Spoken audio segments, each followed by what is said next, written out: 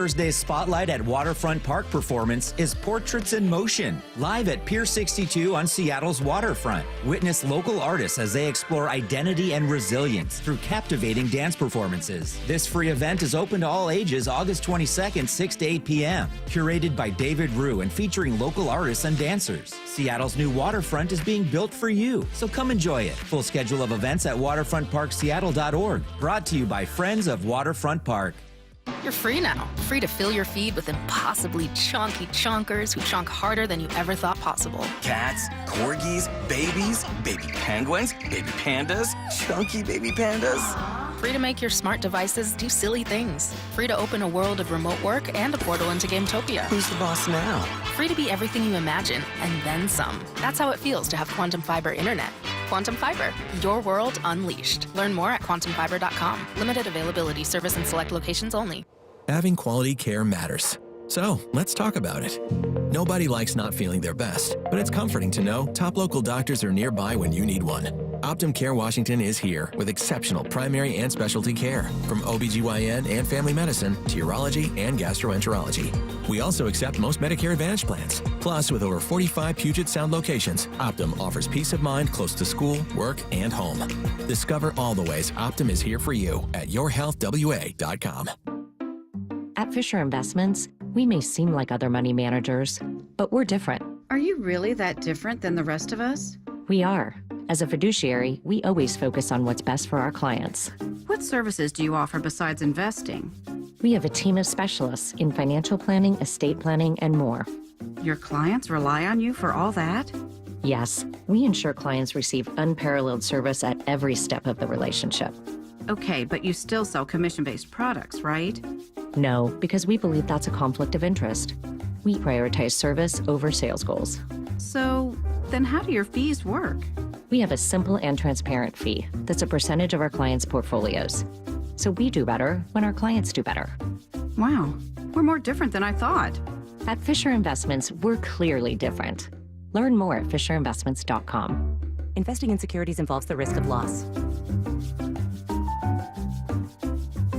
Swing and a well-hit ball to right field, down the line, going and goodbye baseball. Cal Raleigh's 27th home run of the season. You're listening to 710 KIRO AM Seattle and KIRO FM HD2 Tacoma, the home of the Mariners. Seattle Sports Snapshot. Well, the Washington Commanders finally made it official. What everybody seemed to already know is Jaden Daniels will be their starting quarterback. Head coach Dan Quinn made that announcement today. The second overall pick in April, had been working with the first team exclusively in training camp for the past 3 weeks, so not exactly a secret, but they did make it official today. Meanwhile, Colt McCoy is calling it a career. He wrote "Thank you football" on social media with a video summarizing his career and said he's excited for the next chapter. Two-time finalist for the Heisman Trophy in his collegiate career. He's 37 years old.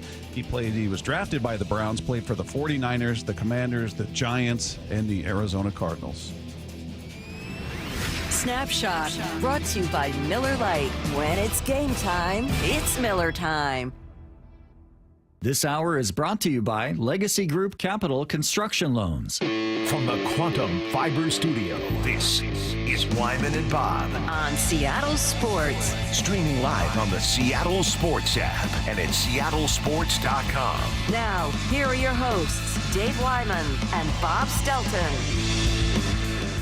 Welcome, everybody. It's Wyman and Bob. This is Seattle Sports on 710 and seattlesports.com on a beautiful Monday. Hopefully, everybody had a great weekend out there. We've got much to discuss. The text line is there for you at 866-979-3776, powered by Mac and Jack's Brewing Company.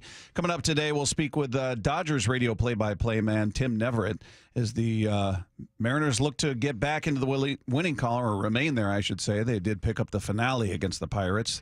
Thank goodness. So we'll see what they can get done against the Dodgers in this three-game set. He'll join us at 3 o'clock. Ryan Divish will join us at 4 o'clock, talk some Mariner baseball with him, get the latest. So stick around for that. Meanwhile, Seahawks preseason rolls on as they lose to the Tennessee Titans. Really not the point in that one. But, Dave, you were there watching it in all of its glory. What stood out to you? Well, there was a lot. I think I think I finally got my finger on what is different about this defense. And what it is, and it's just a word, but urgency. And so, for example, the way you look at the way they attack the line of scrimmage against the run, specifically, I'm being very specific here, but that's the difference. That's what I'm seeing. Somebody said something about like they're tackling in pairs or something like that. That didn't really make sense to me. It just means to me that there are more guys there on the spot, when there's a tackle to be made. So just the way that they fly around the field. But it's, another word I would use is attack. And that's what's different about this defense. And the person I thought that played that way the most was Derek Hall. Mm-hmm. Derek Hall just attacked the edge, and then you saw a couple of times where he makes a big hit, and then Trey Brown comes flying up from the outside, and he makes a tackle. And so I've been trying to get my finger on it because everybody's always asking, what's different about this defense? And I don't think there's anything magical about it. I just think that it's inexcusable if you aren't flying to the ball. I remember I did a football 101 where I put Levante David up, and there was a spot that he needed to get to fulfill his responsibility in the defense. And he just turned and flew out there, and it was like a 20-yard run for him to get there, but he knew that was his job and that's what he had to do. And I think this would be very different if you had the same inside linebackers that you did last year in this defense. There's a lot of learning there. I mean, look, Bobby's got his own style. Same thing with Jordan Brooks. But when you have to turn and run to the C gap and be kind of a crash dummy in that situation, I don't know that would be the style of defense that would fit those guys. But it fits these guys. And Tyrese Knight, is a great example of that. But just, in general, the other thing I saw with the defense, we've talked about coverage in the middle of the field. Guys are going and looking receivers up, and that's a huge difference from last year. There's no more dropping back 10, 12, 15 yards and then looking for somebody, looking at the quarterback, trying to read his eyes. So yeah, there's lots of good stuff that you're seeing from the defense, starting to kind of understand what the difference is. Because I think, look, that was the biggest problem last year. Obviously, offense, and we'll get into all of that. But to me, it was like I could finally put my finger on what is different about this defense, and it's about attacking and getting to your gap and securing it in the best way possible. So, and more, I thought more last year, linebackers kind of looked more like, hey, we're here to make tackles. And they did. They made lots of tackles. But where are the tackles? And, sometimes you have to be really aggressive in taking on a guard or a tackle or a center. So, yeah, that was – and they're very disciplined about that. And if you don't do that, they're going to pull you out of the game. I mean, Mike McDonald is a very direct coach. He knows exactly what he wants done. And that's fairly specific, but I think that's what everybody wants to know. Like, what is the difference between this defense? Why was Mike McDonald's defense so good last year?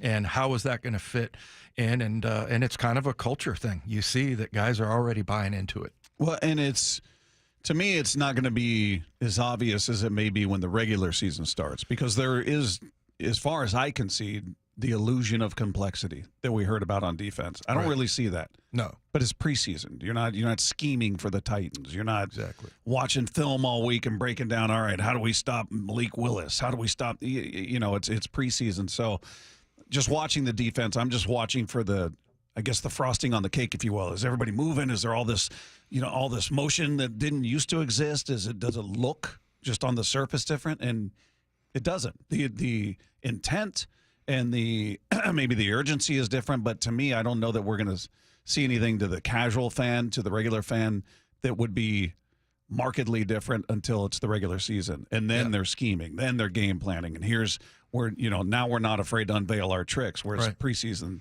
they're keeping everything very vanilla. No, absolutely. They absolutely are. And that's what you want to do, because, again, you don't want to scheme some kind of a blitz where a guy gets a sack. You want to see a guy fight for it.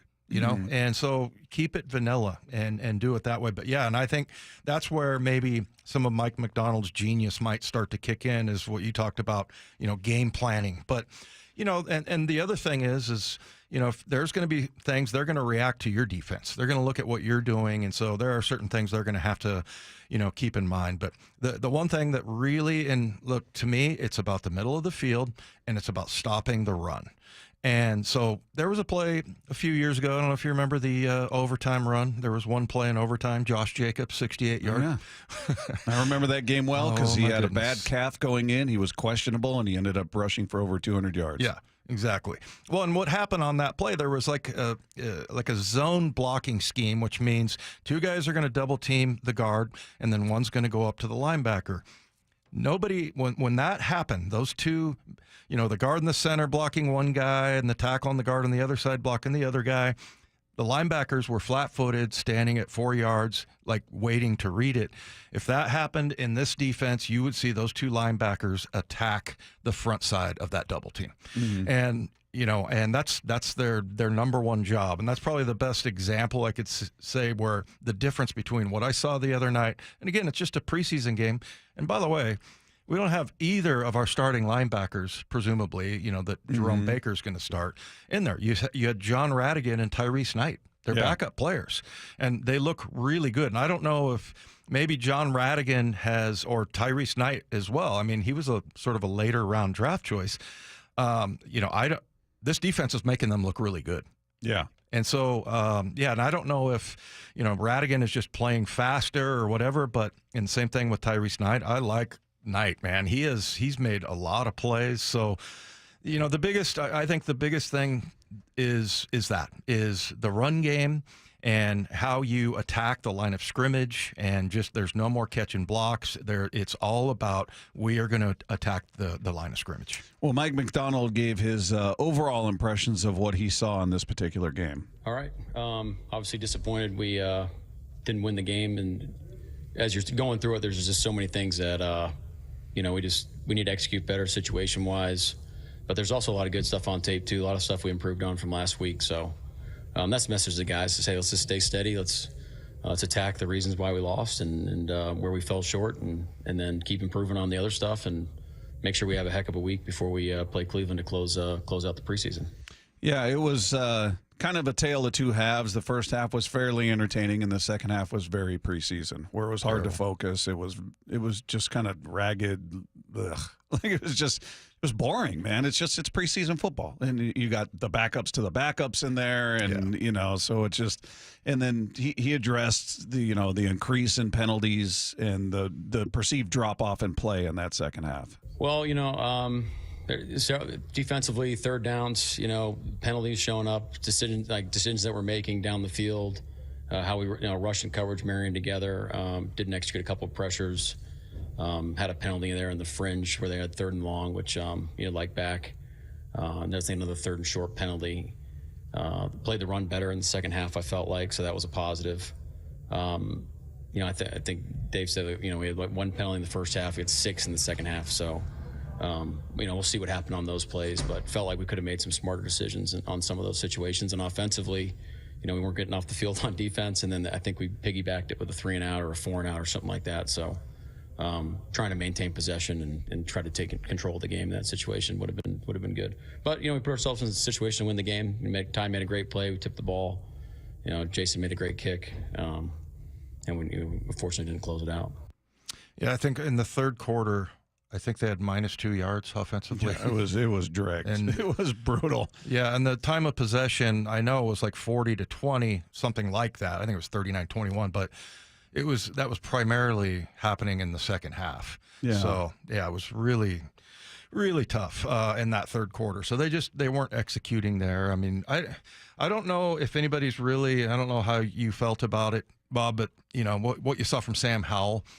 I mean, there was the one throw, I think it was to Cody White, that reminded me of a Brock Purdy throw, and I think what it was cover 2, and the corners on the outside, and the safeties in the middle, and he kind of thread the needle there with that seam route that he threw. It kind of reminded me of Brock Purdy when you see him throw those passes in between the zones.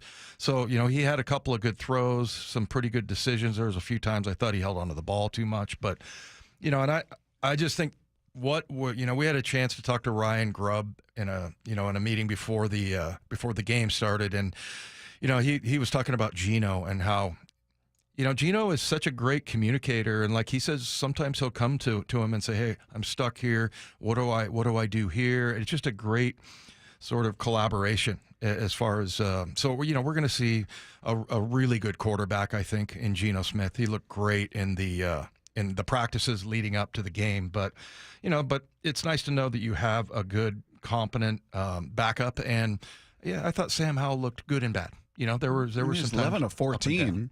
He was pretty efficient, and that touchdown pass was beautiful. Yeah. That was a beautiful ball. So, you've seen him do things really, really well. And I agree with you on Purdy. I think he's got a stronger arm than Purdy. Yeah. He seems to have some zip on the ball. And, does he? He's got very little time, even though last year he threw the ball more than anybody in the league, but in time in this situation under his belt. So, he's a guy that you feel – if he gets thrown in there, I've got confidence he can make plays. Is he a guy you could run with for 3-4 weeks, 5 weeks, and expect that you're going to win games? I'm not sure. We'll find out. But, he's not giving me any reason to go, oh, God, they're going to put Howell in the game. Geno's hurt. Right. I don't have that sense of dread with him. Is there anybody, before we move on to Mariners and all that, is there anybody you look at and go, man, this guy played his way onto the roster? He was probably a bubble guy, because that's kind of what you're seeing in the second half and some in the first half. But second half is really guys fighting for their spot on the team. They're not competing to be the starter as much as they're just, hey, I'm just trying to get on the team here. Yeah. Anybody stand out to I know it's only 2 games, but you only have 3. Well, I don't know if anybody that's watched the broadcast, this might be chalk, but Brady Russell, because they talk about him so much. I mean, Mike Robb and Bennett, they love him. And he really had a bunch of the one catch I think they ruled out of bounds. Oh, no, he dropped it. He got one he dropped. Yeah, he had it in his hands. Yeah. They were trying to figure out if he had possession, and then he lost it on the exchange. He was trying to tuck it and just dropped it. Yeah, and then he had like a toe touch catch. Yeah. And here's the other thing about him. I think, you can use him on special teams.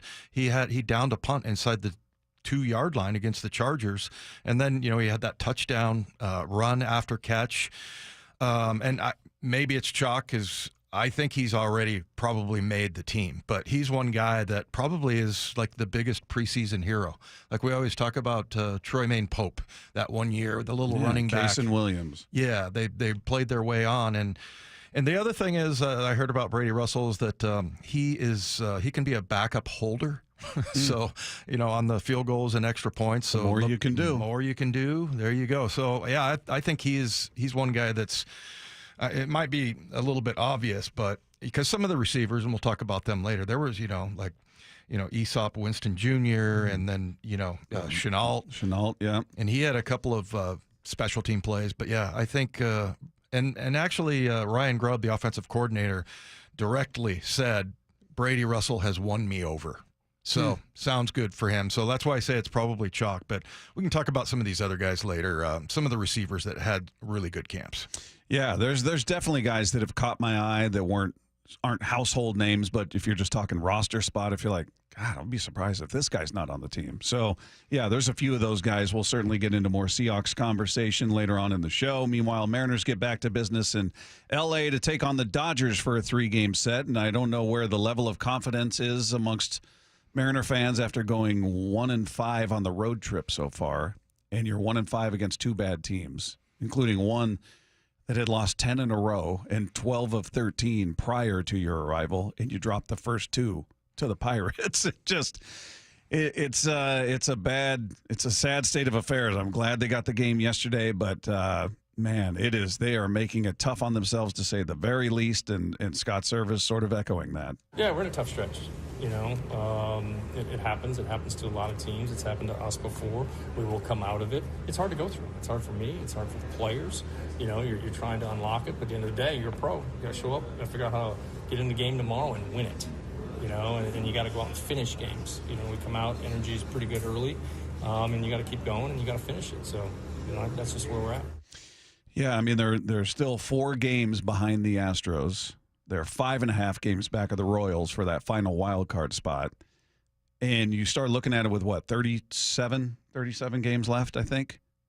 Games are running out. And I feel like, much like we were talking about with the Seahawks roster, where guys in the second half are playing for your spot on the team. You're playing for your job.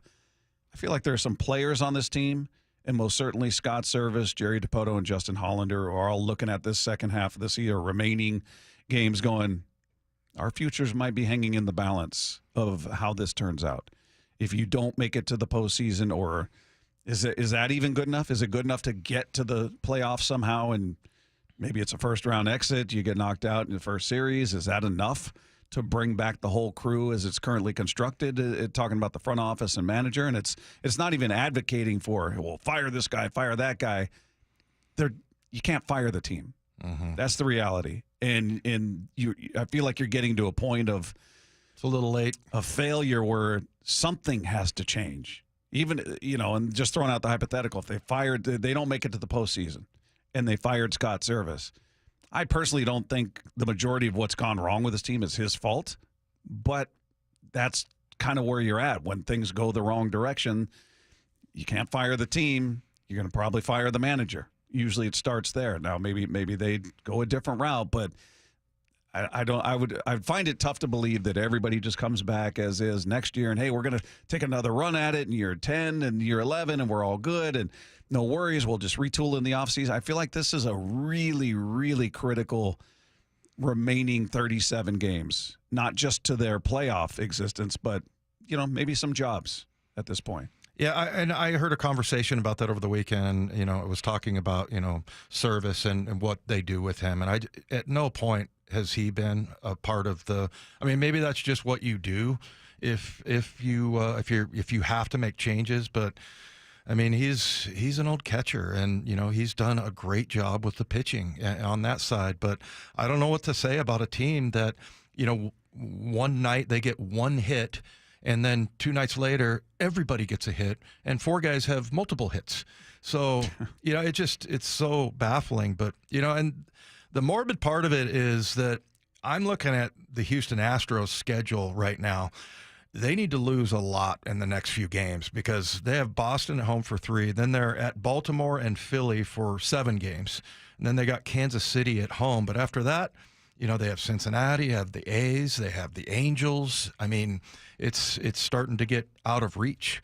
So, yeah, I mean, I'm going to not only be rooting for the Mariners, and this will be obviously a tough series for them against the Dodgers, but got to keep my eye on the Houston Astros because hopefully, especially on this road trip to Baltimore, Philly, 2 of the best teams in Major League Baseball, you're hoping that they lose more than they win. Yeah, it's hopefully something from yesterday's game where everybody got a hit, as you said, and some with multiple hits.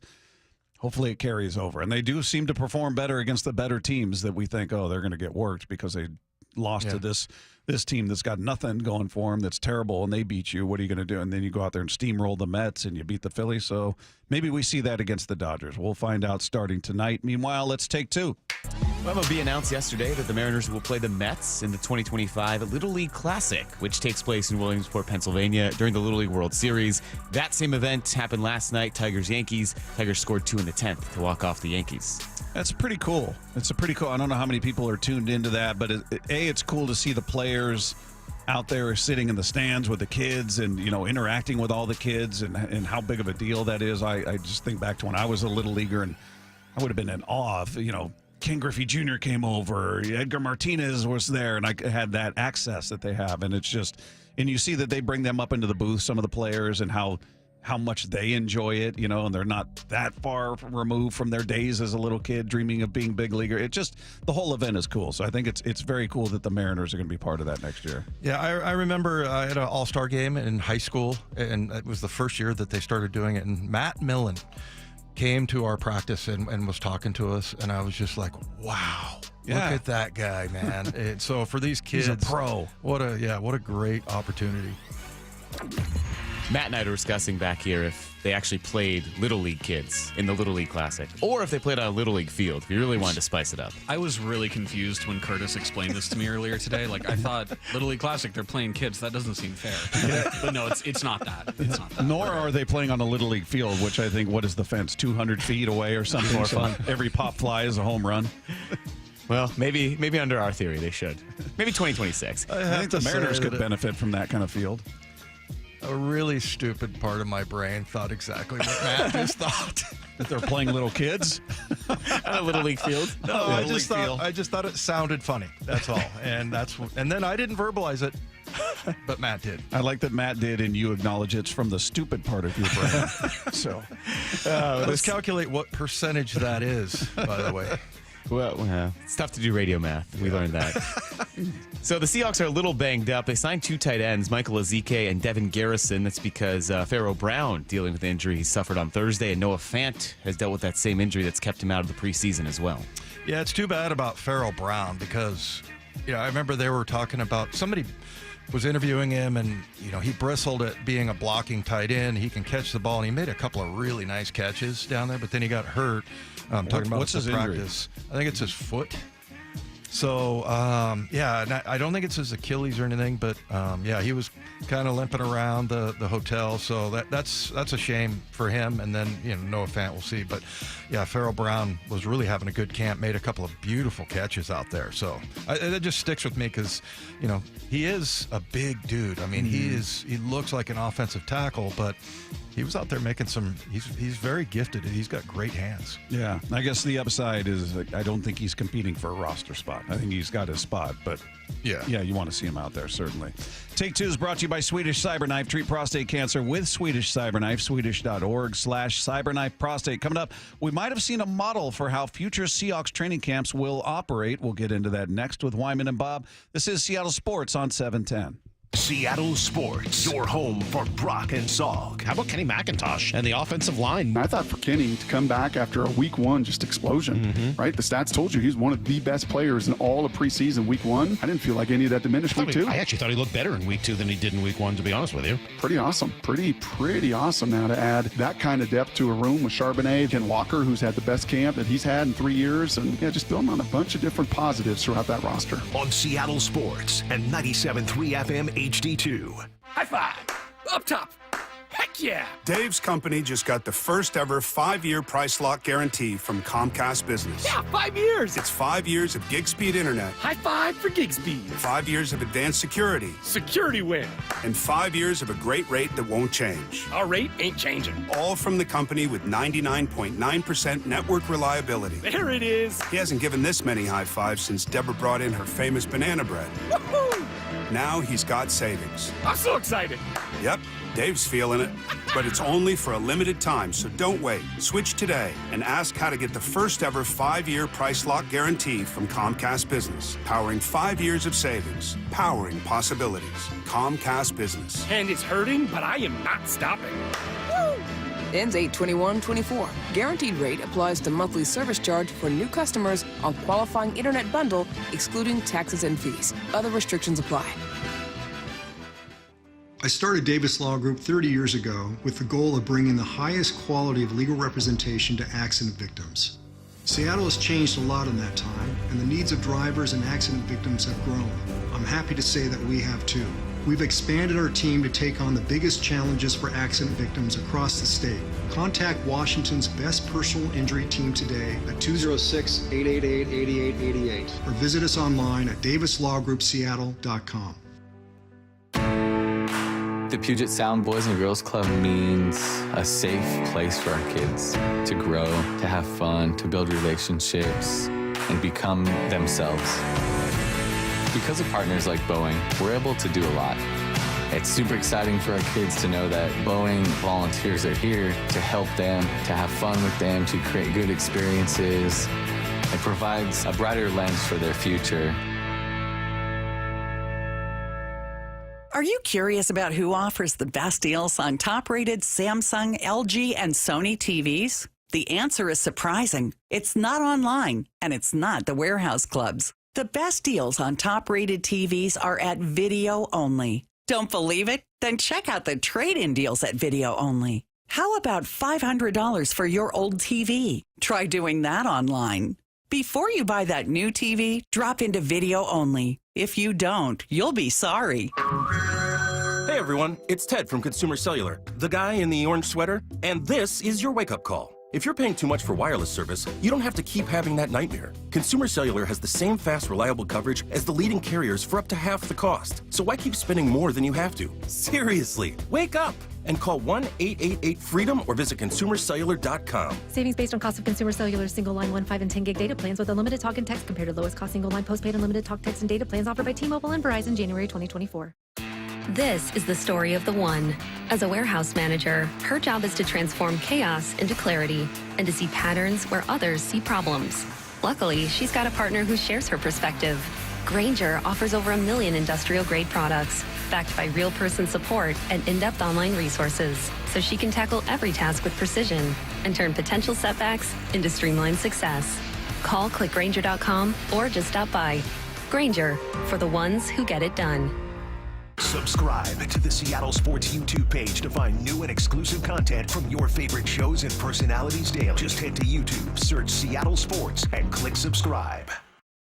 At Shane Company, we'll help you create a ring as unique as your love story. We have the biggest selection of diamonds in all shapes and sizes, and center stones in an array of colors, including sapphires in blue, pink, green, lavender, and more. Just the other day, a couple picked out a blue sapphire that perfectly matched her eyes, and they left knowing her ring was truly one of a kind. That's what happens at Shane Company. Come check us out. You might just fall in love with something unexpected. Shane Company, your friend and jeweler.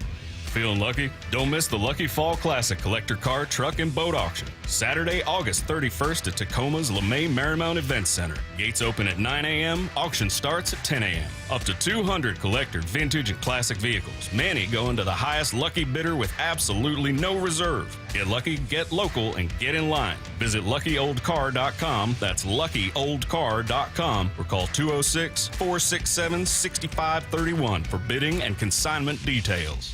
Between his hobbies and decades of work in a boatyard, Philip had put his body through a lot. I'm an avid fly fisherman and an avid skier. It takes its toll. Not to mention one other thing. I had a near-fatal motorcycle accident. Absolutely obliterated my lower left leg again. Philip couldn't live with the pain anymore, so he decided to see Dr. Mark Wagner, MD, at Seattle Sports and Regenerative Medicine for stem cell therapy. Listening to all these radio spots, I said, what do I got to lose? What was your experience like with Dr. Wagner? What I was so impressed with Mark about is that how often you have a surgery like this, and the guy calls you the next day to see how you're doing. I can't say enough good things about the guy, honestly. And how are you feeling now? I have no pain, none. Zero. Wow. So would you recommend stem cell therapy to others? I'm a fan, believe me. I'd recommend it to anybody. Before you choose surgery, consider stem cell therapy with Dr. Mark Wagner, MD, at Seattle Sports and Regenerative Medicine. Schedule your consultation at drmarkwagnermd.com. This hour is brought to you by Legacy Group Capital Construction Loans. From the Quantum Fiber Studio, you're listening to Wyman and Bob. Weekdays 2 to 7. On Seattle Sports and 97.3 FM HD2. Coming up at 3 o'clock, we'll speak with the radio voice of the Los Angeles Dodgers. Tim Neverett will join us on the program as we get you set for the Mariners' three-game series with the L.A. Dodgers. Meanwhile, Seahawks I was going to say they got the job done. They didn't get the job done. They lost, but nobody really cares about that. I couldn't even remember the score until I looked this morning. I know. You know what? I went down on the field to film the thing for afterwards, and I was like, I forgot the score. Luckily, they still had it out there. But well, now you could look at the score and go, well, if that kicker does his job and doesn't miss the extra point, they tie. Yeah. And I had him number 10 on my list of important. See, so that's how important it is. See, he doesn't do his job, they lose. I blame him. That's what you're taking away from that? That was my takeaway. I would think you are being punished for putting special team players on that. But they were all marveling at the majesty of Michael Dixon and his punting ability on the broadcast. So he was on my list as well. Meanwhile, after seeing this whole week, joint practices, then you go to the preseason game, it seemed like, just reading people's responses to it, looking at it, and listening to Coach Mike McDonald, it feels like that's not going to be an anomaly, that this could be the norm moving forward. And he was asked how he thought the whole trip in Tennessee went. I'd say overall, net positive. I mean, a lot of the things we came just same things, Bob. We said why we wanted to come down here. Fortunate to come out relatively healthy. Felt like we got great work with really all ones, twos, and threes, and special teams. Great to go against somebody else, like we said, and then it was cool just to spend time with one another. It would have been great to put an exclamation point on it and come out with a win, but just kind of leaves us hungry for more moving forward. So, but net positive for the whole week. I'll put this in a net positive way. Most that I can is that he is pretty loath to give away praise. Like he's not like he's a tough grader, I think, and I think that's a really good thing. And so because to me, I was like, wow, no, I thought it put them in such a good position, especially if you've got an all new coaching staff and a lot of new players, that you got a chance to go out there and do full speed situational things. And coaches know all the situations that you get into. And, a preseason game doesn't really take you there. Like a preseason game, you start the game and it goes the way it goes. But when you have these practices, you're like, hey, coach, can we work on this? Can we work on that? And they did even punt coverage. And of course they were doing the kickoff and kickoff return. It wasn't like it looked full speed to me, but all the blocking and everything was full speed. They just weren't taking guys to the ground. Nobody's getting blown up. But yeah, I think Mike saying a net positive is like, another coach saying, man, we got a ton done here. And I think he was pretty happy with the whole thing, but I think he's hard. He's got high standards. Yeah. And I like that. In a joint practice, when, say, Gino completes a pass to DK over the middle and he starts running, they're not tackling to the ground. So what do? Do they just, same thing we see in practice, they'll just kind of touch him and plays over? Yes. Okay. But the thing I noticed is like during the other part of the play, from the snap to that point that you talked about, it's faster.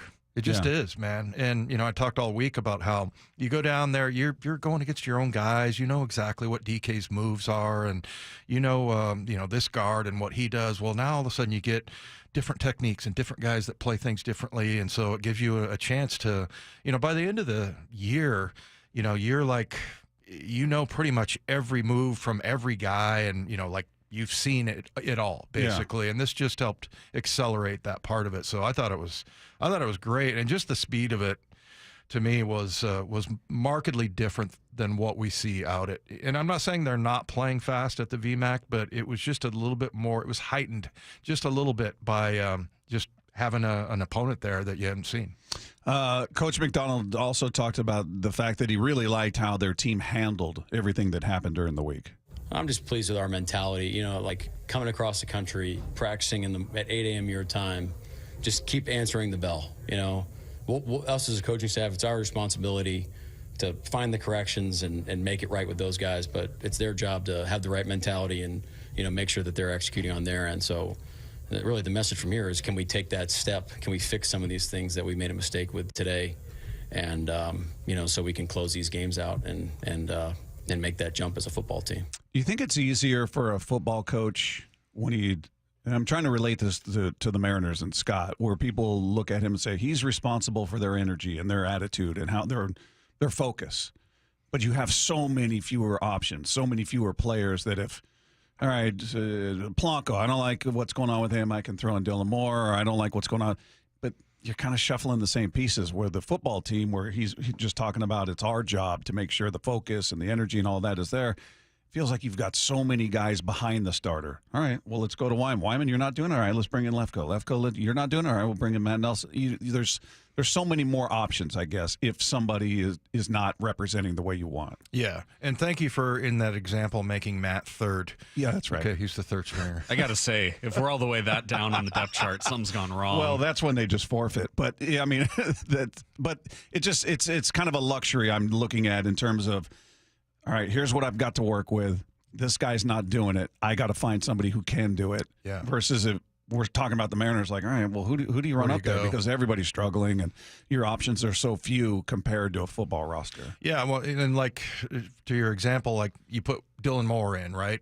But you only have like one or two of those guys, right? Whereas, the backups in the NFL are pretty good. And like you said, you have a lot more choices. So, yeah, but Yeah, it was. I thought it was really interesting as far as just getting to know Mike McDonald a little bit just by listening to him. I don't think I spoke a word to him, but just because he's so damn busy. But yeah, again, like I said, I think he's a tough grader, and he does it in a way that is, it's not like he's being a jerk about it. You know, and I said that before. Like he'll be a tough grader, but he's not gonna scream and yell at anyone or anything like that. He's just very blunt about it. So, but yeah, man, I'll tell you what, it's hot down there. You've lived in humid places, right?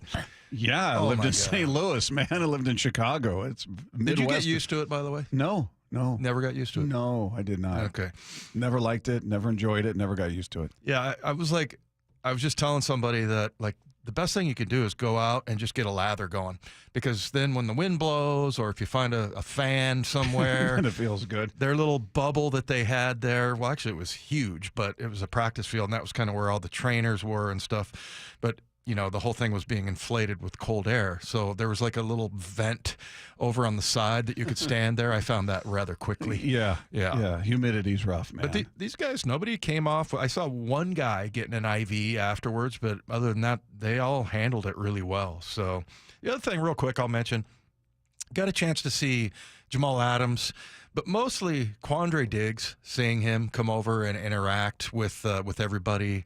You know, he came over, got a chance to say hi to him. He's carrying his little girl over there, and he just, you know, you could tell there's a lot of love for Quandre Diggs, and wish him well. But it was kind of bizarre to see those two guys over there in Oiler Oilers going old school. You see Lefko's head snap up. Even Nelson's giving you the stink eye on that one. Did you see that? Even I know enough to know that was ridiculous. Okay, I'll bet you don't know that the Titans used to be the Oilers. Now you do. I don't know that. Okay. He still gave it. That didn't stop him from giving you the stink eye. Yeah, so why don't you zip it? Gladly. God, I've missed Matt. Matt, is it feeling neutral? You know it's not. Yeah, but yeah, and to your point, yeah, they're just, baseball is different in that way, and that's what's so frustrating about it, because you're like, oh, okay, the guy's not performing in football, okay, put the next guy in, that's fine, you know, and yeah, it's just, there's not much to choose from. You know, especially when everybody goes cold, and you get one hit. Yeah, so. That's exactly right. That's exactly right. We'll talk more Seahawks as the show rolls on. Coming up, so much to complain about. We're going to try to squeeze it all in. What's bugging Bob? Coming your way next with Wyman and Bob. This is Seattle Sports on 710. Seattle Sports, your home for Bump and Stacy. Our confidence in the Seahawks defense is growing. Is it just scheme and how he was using guys that made your confidence grow? It's the scheme and the execution of the scheme, like the discipline of the players. It just feels different. It's tight out there. Guys are where they're supposed to be. They're flying to the football. There have been more turnover opportunities in the last 2 games than I remember in the last 3 or 4 games. And it seems like everyone is where they're supposed to be. You still got to make plays, but that's a great place to start. On Seattle Sports and 97.3 FM HD2. Motorcycle riders, Bob Stelton here. I love this time of year. The weather's nice. I'm out on the bike as often as possible. And knock on wood, I've never been in an accident. But maybe you have. And if you have, you need to call 1-800-LAW-TIGERS. First of all, your case evaluation is completely free. They don't get paid until you get paid. And they should be the first call you make after a motorcycle accident. And I'll tell you why. Because they fight for you, the motorcycle rider, and your family to get you the compensation you deserve. With over 20 years of experience, they're going to handle your case with the respect and dignity you deserve. The insurance company wants to get away with paying out the lowest settlement they can as quickly as they can. With the Law Tigers, you don't have to handle your motorcycle case alone. So why should you hire Law Tigers after an accident? They can help you get your motorcycle and gear repaired or replaced. Law Tigers knows how important your motorcycle is to you, so after you've been in an accident, give them a call at 1-800-LAW-TIGERS. They will get you the help that you need. Again, that's 1-800-LAW-TIGERS or lawtigers.com. The Law Tigers, Washington's motorcycle lawyers, Mateer Law Firm, LLC.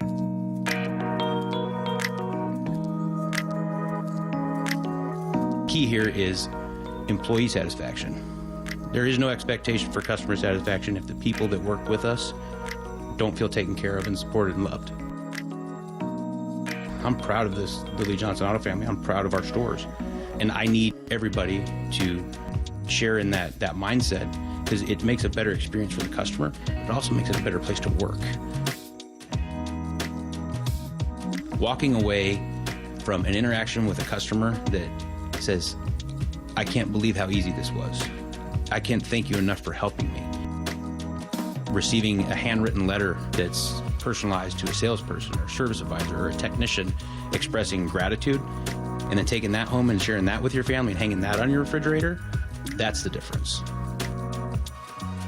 The LJ way is the Lee Johnson Auto family. You know, there's still time to get your roof done this summer with Riverside Roofing's quick quote at riversideroofingllc.com. Enter the details of your project and you're only 60 seconds away from starting on a new roof. At Riverside Roofing, the roofing company you can trust. Did you know about the Senior Farmers Market Nutrition Program? You can get an $80 benefit card to spend at local farmers markets. Use it to buy seasonal fruits, vegetables, and honey. Just bring your new SFMNP card with you when you shop. When you make a purchase, the grower will scan your card. Then you'll confirm the purchase with your PIN. You're all set. Enjoy those tomatoes. Thank you, I will. Find participating markets, local contacts, and more info at seniorfmnp.com. That's seniorfmnp.com. Increase leads and get more customers. We create tailored digital marketing strategies that deliver results. So on your next campaign, aim higher. Go to aimyourdigital.com and get started today. aimyourdigital.com. Having quality care matters to everybody. So, let's talk about it. Optum Care Washington is healthier primary and specialty care. Your doctor can connect you to the care you need with top clinicians in more than 55 specialties, including podiatry, orthopedics, sports medicine, and spine specialists. And if you ever need ENT, breast, or colorectal surgery, you can count on board-certified surgeons. For top local doctors focused on you, connect with Optum at yourhealthwa.com. For Down Territory, going inside the game. What Michael Bumpus. I like this. More quarterbacks should start doing this. Every day at 11:15 and 1:15 on Bumpin' Stacy.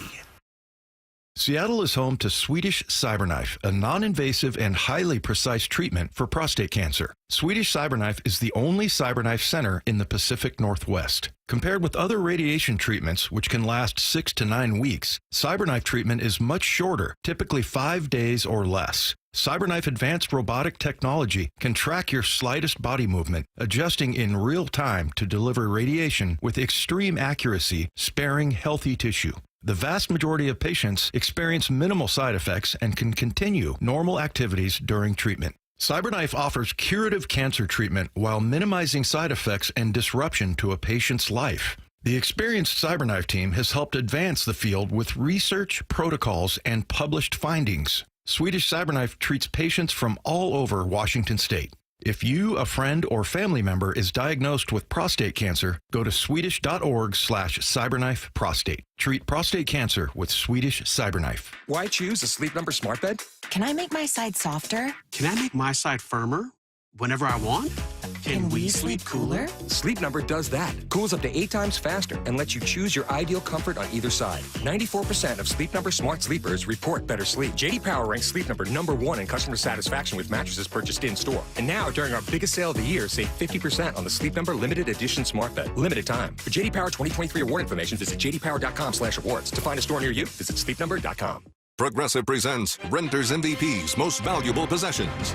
Today's MVP, Tom Kelly's carbon fiber mountain bike. Because more than riding his carbon fiber mountain bike, Tom loves telling people about his carbon fiber mountain bike. Friends, family, even a local barista knows about his carbon fiber mountain bike. And that's why Tom's carbon fiber mountain bike, if you haven't heard about it, is today's MVP. Keep your most valuable possessions protected by bundling your renters and auto insurance with Progressive. Progressive Casualty Insurance Company affiliates and other insurers not available in all states. What's bugging Bob? It could be traffic. It might be Angels fans. I hate you. I hate you. I don't even know you. And it's definitely Stephen A. Smith. I got a lot of problems with you people. It's time to find out what's bugging Bob.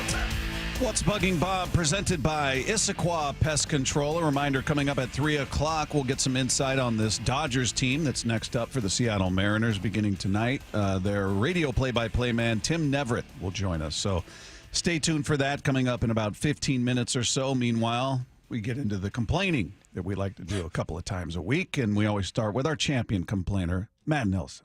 Hi, Bob. Hi, Matt. Last week, I made a series of very unfortunate decisions. They were good decisions in the end, but they were unfortunate. I just have to say, Lefko's cracking up behind you already. So does he know this story? I don't know if he does. Is it what you wrote down pre-planned on Friday? No, I was going to save that for later. Okay. So he knew about pre-planned that. his complaining on Friday in case we needed to get to it. So on Friday, we had a very specific situation where if there was a rain delay, we would have to come back on. So I just put a bunch of stuff down on the show sheet in case we did. And one of those was What's Buggin' Bob. Just a few plans, but I'll get to those later. Okay. This I had forgotten about, but did want to talk about. So a comedian I love and have listened, Jimmy Pardo. He's the host of this podcast, Never Not Funny, that I've been listening to since I was in high school.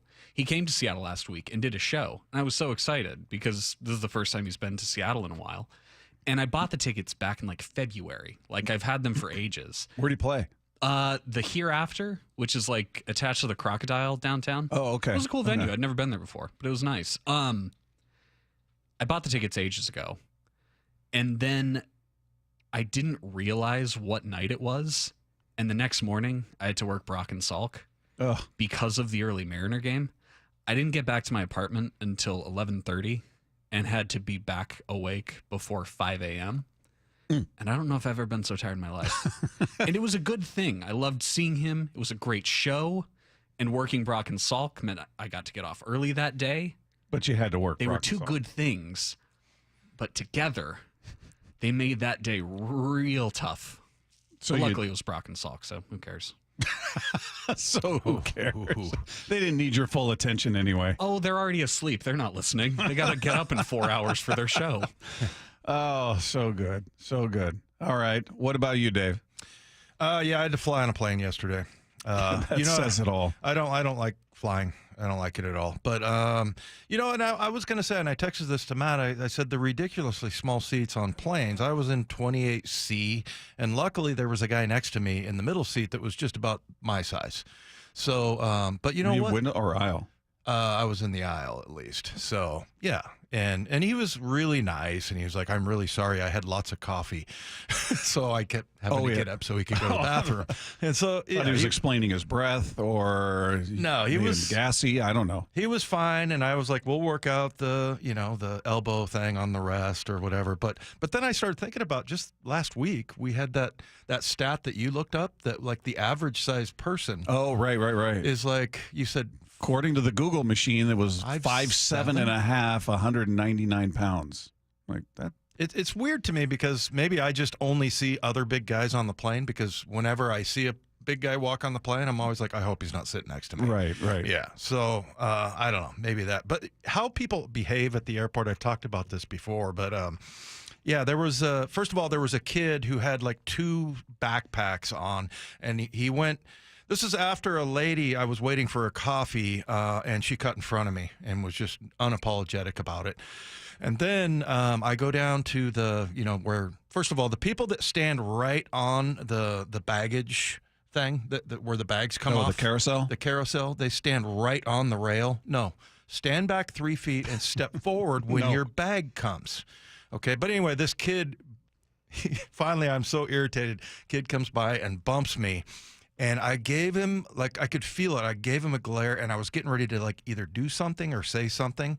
And so much so, and I didn't. I turned away. But one of some old Seahawk fan goes, you probably haven't been hit that hard since you were playing days, huh?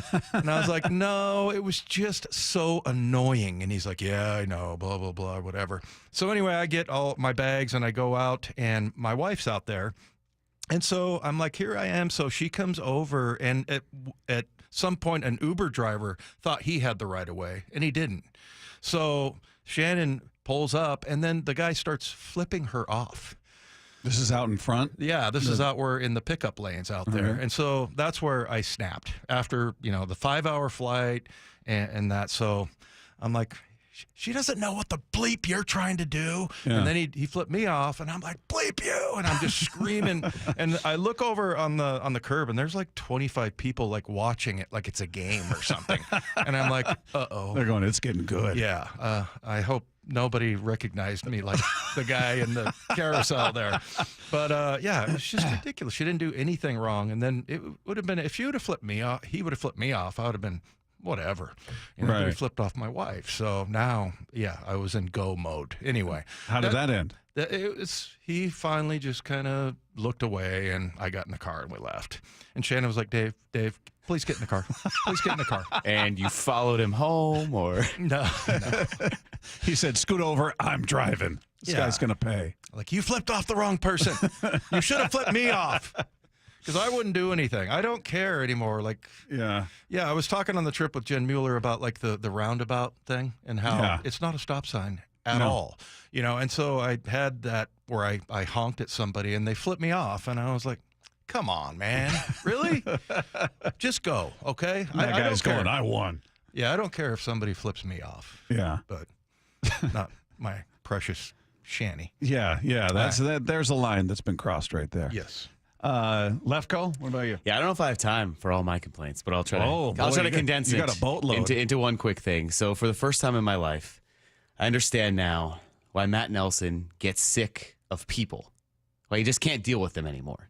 Why he hates everybody. Well, you know, I had enough of people for the first time in my life, and I couldn't believe it because over the weekend, I had to do the touristy things of trying to go to Bainbridge Island on a Saturday in the summer while driving over. And that is the worst thing I could ever recommend. So never do that again. So with a combination of the waiting, the other people you're dealing with, and then just the constant surge of, you know, you take the plane traffic, extrapolate it over to a ferry where it's delayed and people are annoyed. Yeah, that wasn't fun. But if you want another hour of this, I can continue. Maybe later in the day, later in the week. I'll save some other complaints for later in the week about people being terrible and annoying.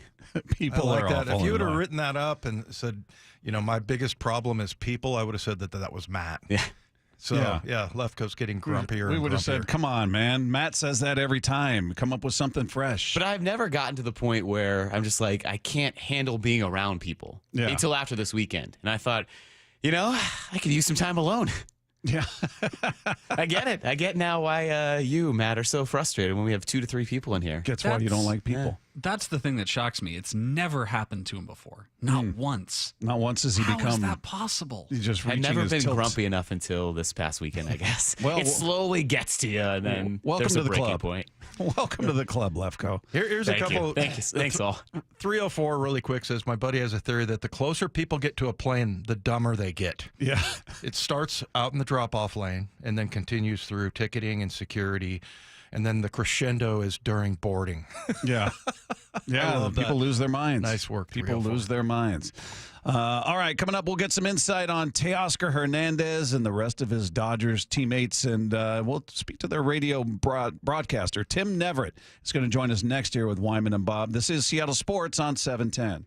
It's a new era for the Seahawks. These players love to play for them. We're trying to push the envelope, trying to win on the margin. That's the only way to go about it, to win in the NFL. There's a person that we can believe in. And Seattle Sports will take you behind the scenes as the team gets ready for the 2024 season. This is a new coaching staff and a new philosophy. You know, we got a genius as the head coach, just having the whole team buy in, and we all football geniuses. That's what it feels like for real. We are Seattle Sports, the home of the Seahawks.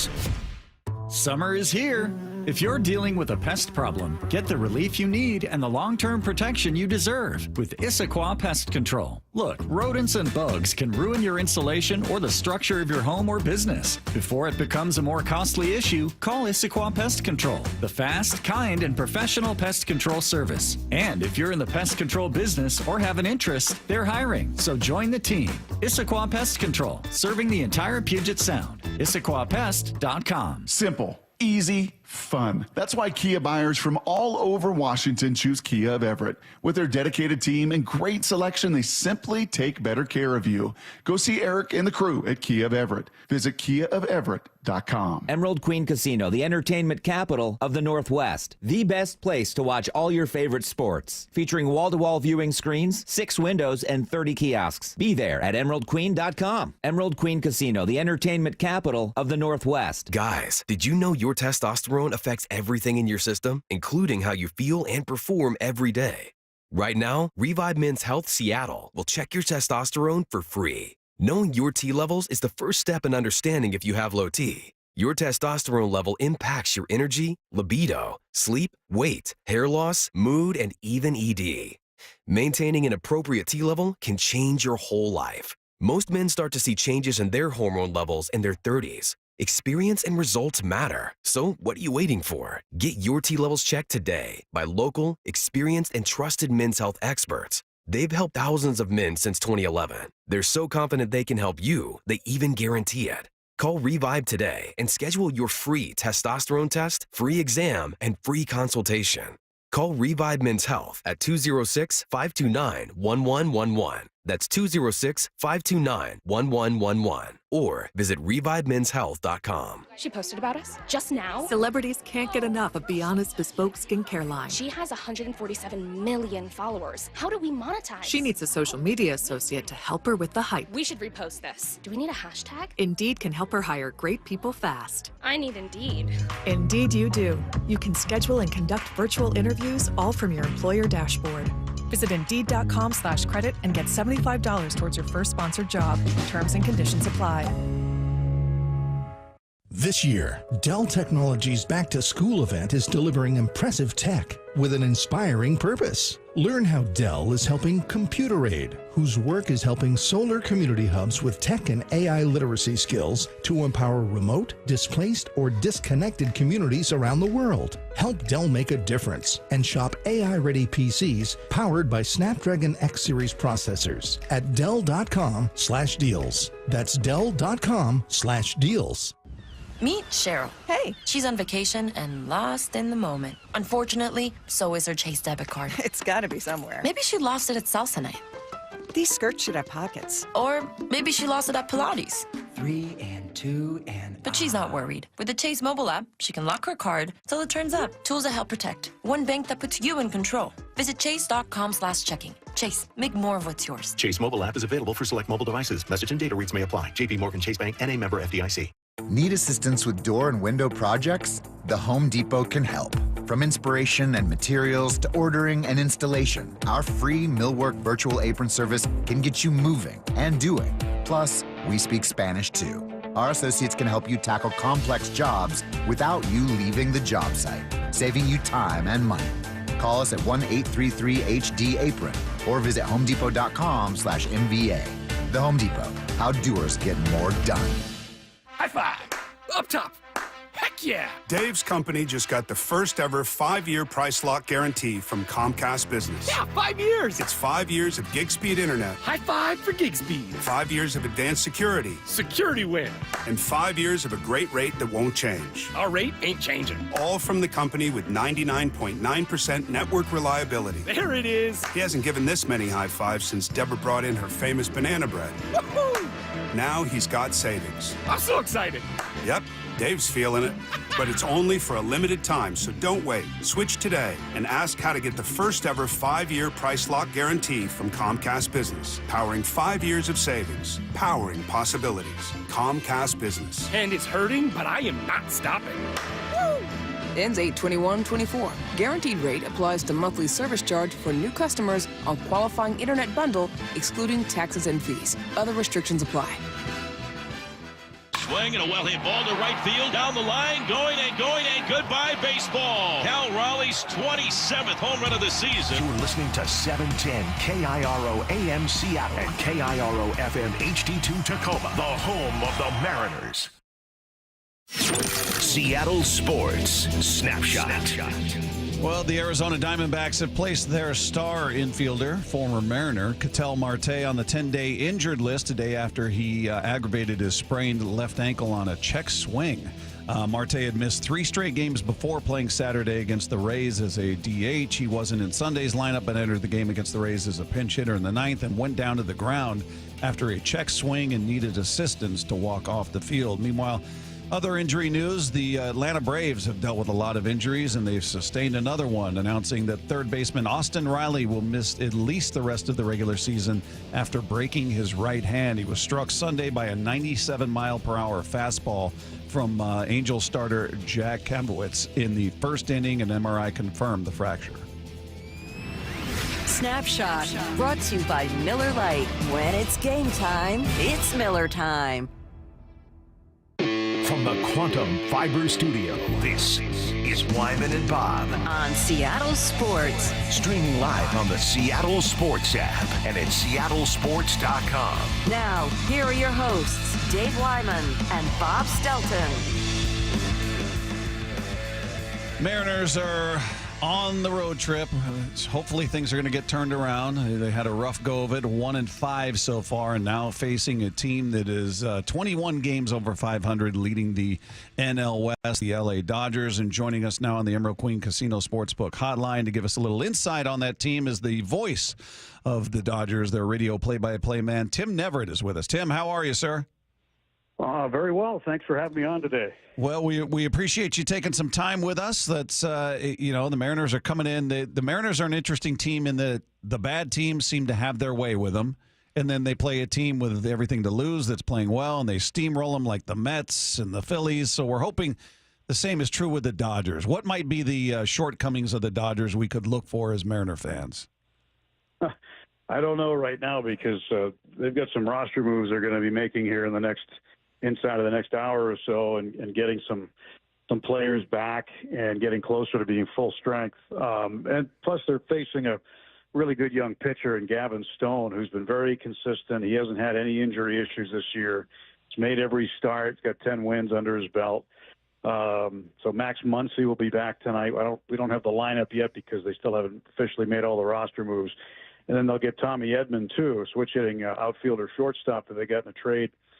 When they traded for him, he was with the Cardinals. It was part of a 3-team trade, but he was injured. And so it took him a little bit to get him ready to go, and he's ready now after a very good rehab stint in AAA. So we're expecting to have him in the lineup tonight as well.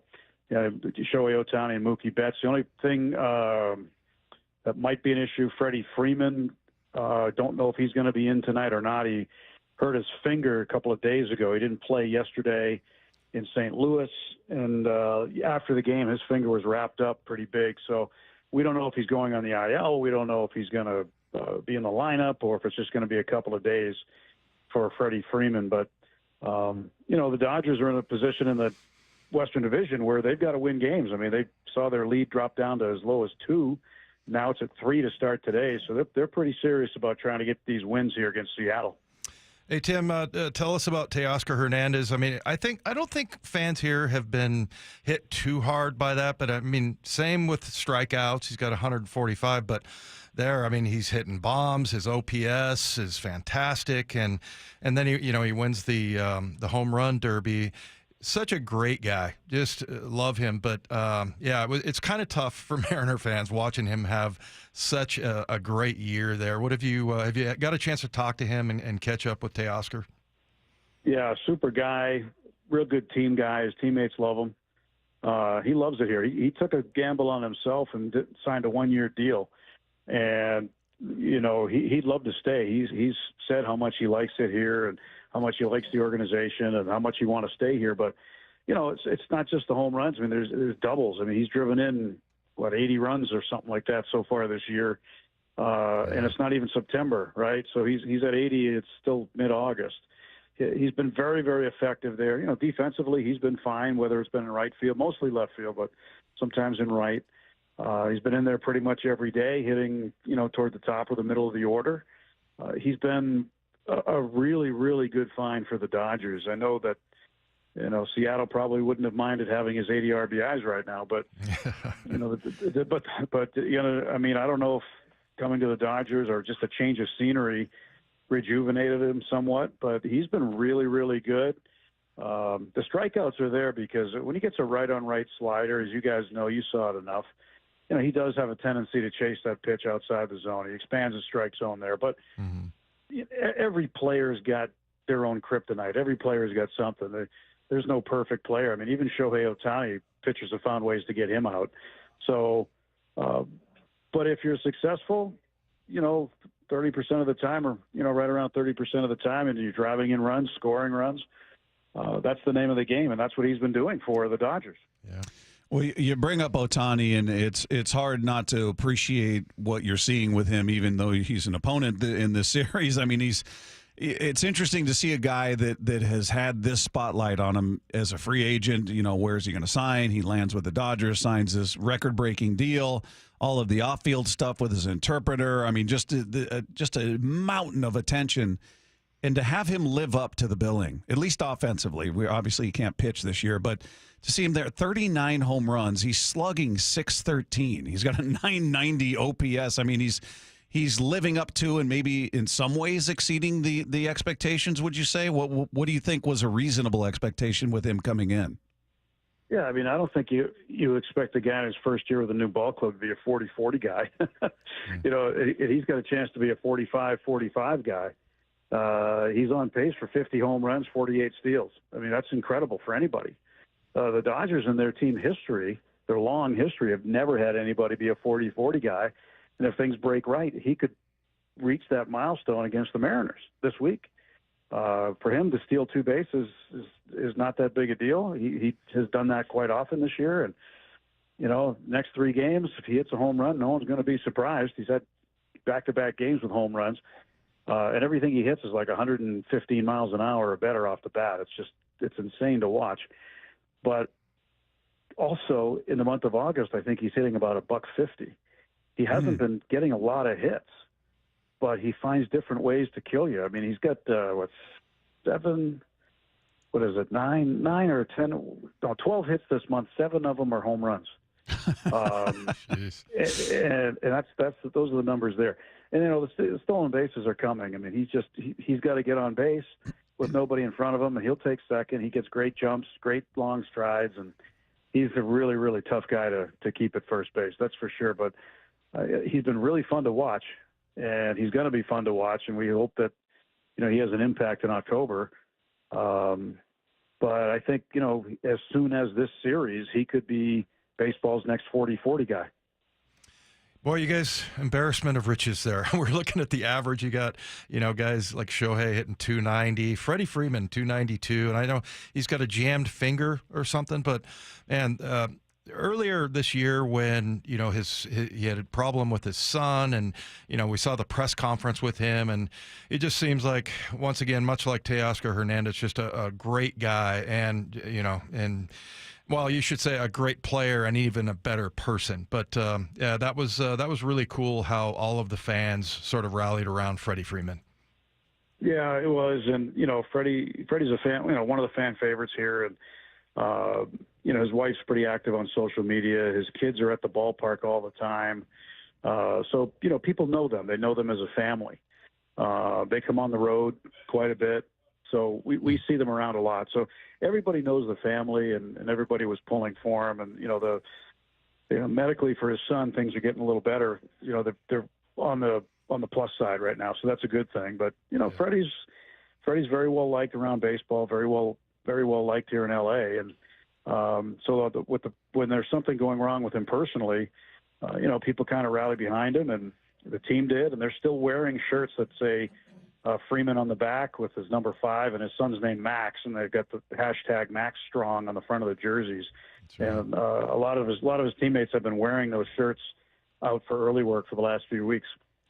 Hey, one other position player I want to ask you about before we touch on the pitching there, and that's Mookie Betts, who I've said repeatedly is my favorite non-Mariner. I love this guy. He is just such a tremendous player, whether he's shortstop, second base, right field, center field, wherever you want to put him, the guy is a plus.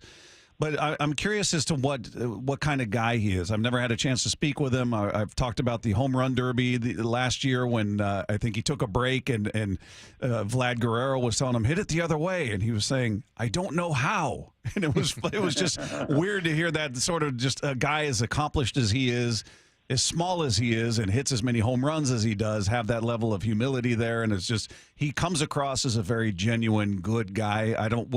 What kind of a person do you find him to be in your interactions with him?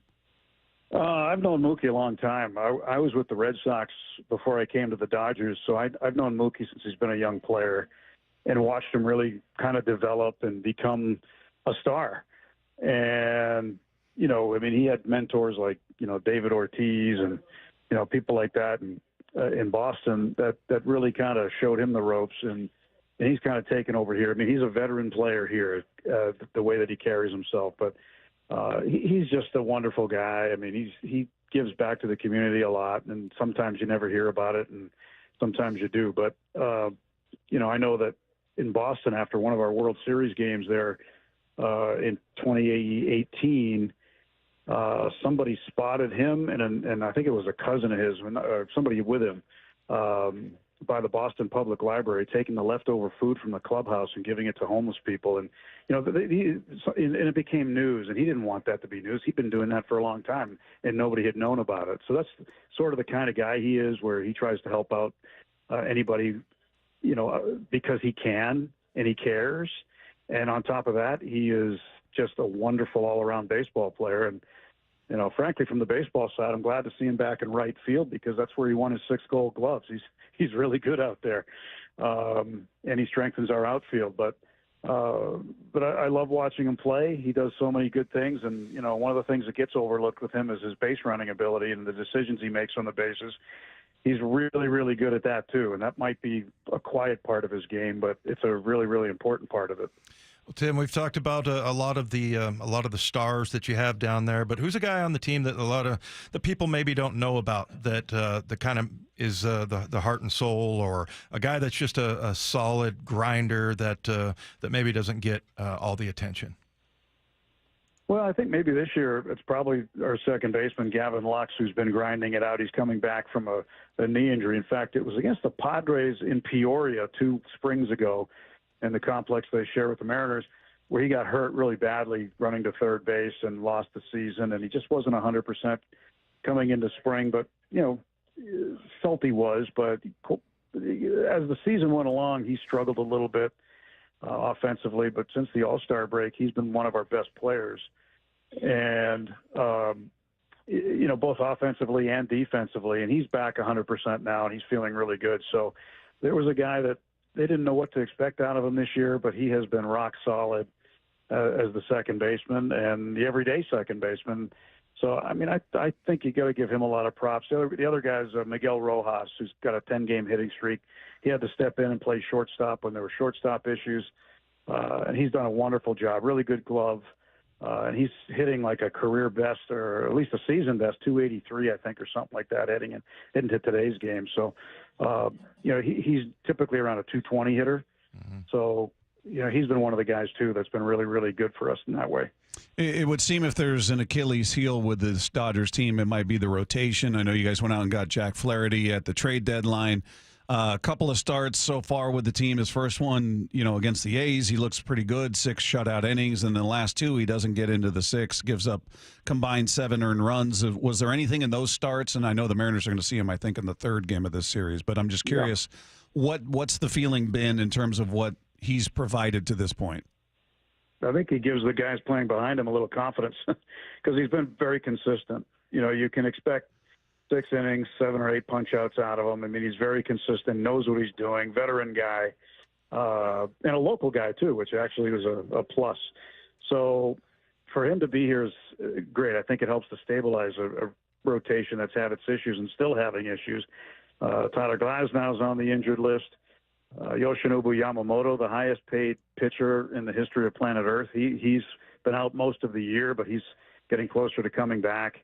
And those are 2 guys that we really need for October, to have those guys going well. Flaherty helps out. And then Clayton Kershaw, we didn't know what to expect out of Kersh, but, yesterday he had another great outing. A really good outing yesterday. Looked like regular old Kershaw from, his peak times.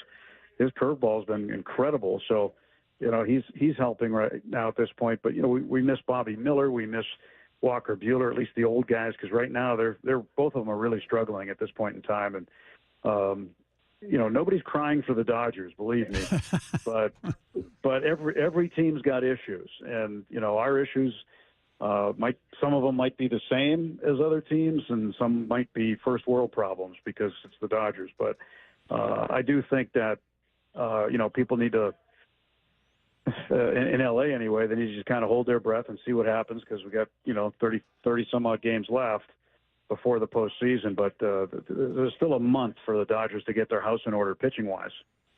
Hey, Tim, when you look at the Mariners, kind of a scouting report, obviously rotation really good.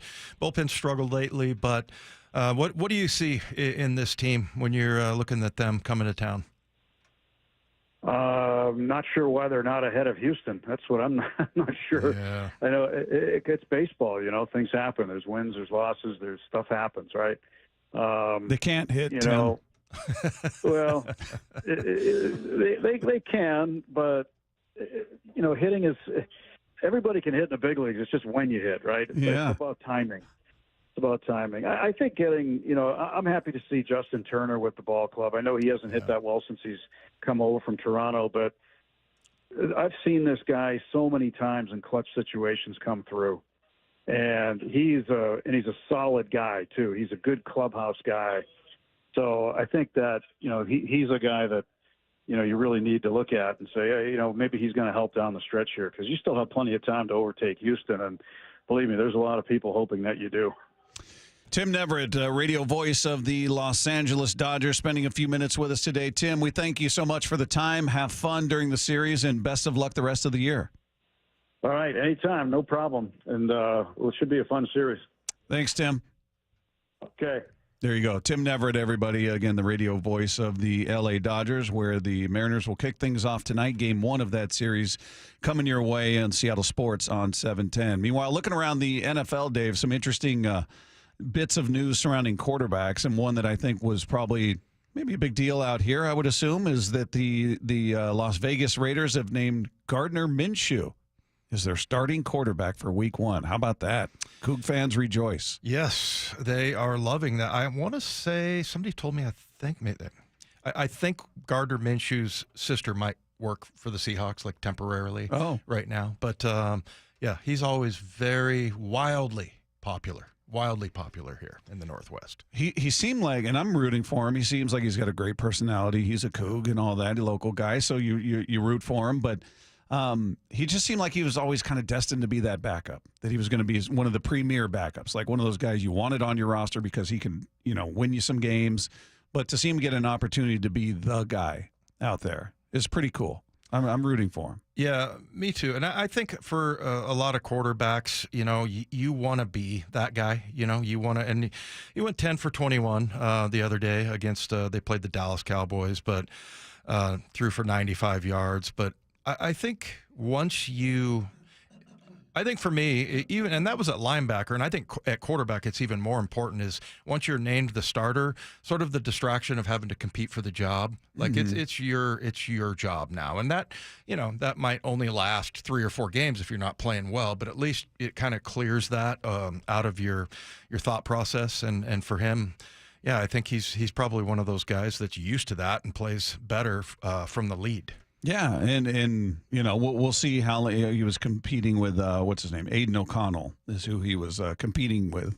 Yeah. So we'll see if he can sustain it and remain the starter for the entire year. That'd be great. He signed what did I say in the story? He signed actually a pretty nice deal. He's on his 4th team after signing a 2-year, $25 million contract, including $15 million guaranteed with the Raiders on March 14th. So good for him, man. That's very cool to see. Other news surrounding quarterbacks, the Commanders officially named Jaden Daniels as their starter, which rookie quarterbacks, I mean, everybody's got a different theory as to how they should handle it. Should they sit for a year? Should they be in the mix and get thrown out there in the deep end? He's getting thrown in the deep end there. Yeah, he definitely is. And I think, I was listening to Bump talk about, his analysis of Jaden Daniels, that it kind of looks like he's playing college football at the pro level. I mean, that same thing with Caleb Williams. I was looking at highlights of him, and guy looks like he's been in the NFL for 5 years. So Jaden Daniels, I think he might be the most exciting, kind of fun to watch quarterback. So yeah, that was, and sometimes giving him that confidence, just like with Gardner Minshew. But it doesn't sound like it's being done because, hey, this is our first round draft choice. He's shown a lot in camp from what I understand, and just his leadership. And then, he's just one of those guys that he's so fun, kind of like Lamar Jackson, kind of that style of quarterback, and it's fun to watch him. One other bit of news as it pertains to quarterbacks, local guy, obviously Michael Penix Jr. He didn't play at all in the Falcons preseason game against the Ravens. And apparently, according to head coach Raheem Morris, he's not going to play again in the preseason. He's not competing for the job. It's Kirk Cousins is the guy there, so you'd think he'd be getting reps in the preseason as the young guy coming in, but here's what Raheem Morris had to say. We seen enough last week of Michael Penix and the live stuff, and now we had the chance to mitigate him in practice. And we give him a bunch of live stuff out there in practice that you do everything that you would do in a game other than get hit. But, we feel really good where we're at with Michael. We feel really good where we're at with the other guys that we set, and we treated that the same way. But Mike showed us last week enough that we don't have to play him in the preseason. That seems odd, right? Isn't that where you usually play? You're not going to run your starter out there most often, unless you're the Chiefs. But if it's not Cousins getting the reps, wouldn't you want the guy you look at as your potential future franchise guy to be getting those reps? Yeah, that's very strange. Everybody looks at the preseason differently, and we've talked about like Sean McVay, that he won't play any of his starters, and I think most of the good reps that you want to see are in a like I said, when you get into a preseason game, it goes the way it goes, and sometimes preseason games are crappy for for coaches and for players that want to see all these different situations, and they would rather do it in like a controlled environment. And that's what I was talking about with the joint practices, which I wonder, and it was Salk that brought this up, that I wonder if the NFL might go that way, just because, maybe do more joint practices instead of, and maybe even in place of preseason games. I mean, there's the tickets to the game that you would give up there, but yeah, owners might have a little issue with that. But that there weren't a ton of people in Tennessee. Not a ton of people at any of them. I was watching the 49ers game last night for a bit. The stadium's not close to full. Same with the Packers game.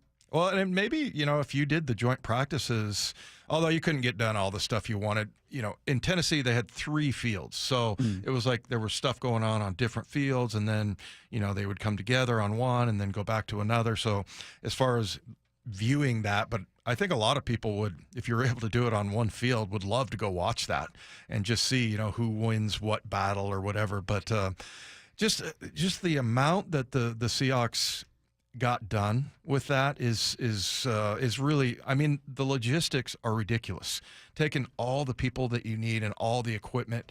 I think the Seahawks have like a 747 now that that has lots of cargo space, so they can obviously get that done. I don't know if they drive trucks down there or what, but just the work that they were able to get done and just what I saw, I would think coaches would be a huge fan of it. And like you said, it's been, 1991? Since the Seahawks have done it, yeah. Yeah, they did it. And you know what? I didn't remember that. I was telling Rabel, no, that never happened. Was I there? And I was there, but I wasn't playing. Oh. So and then I jogged my memory. Like, yeah, I guess I was there.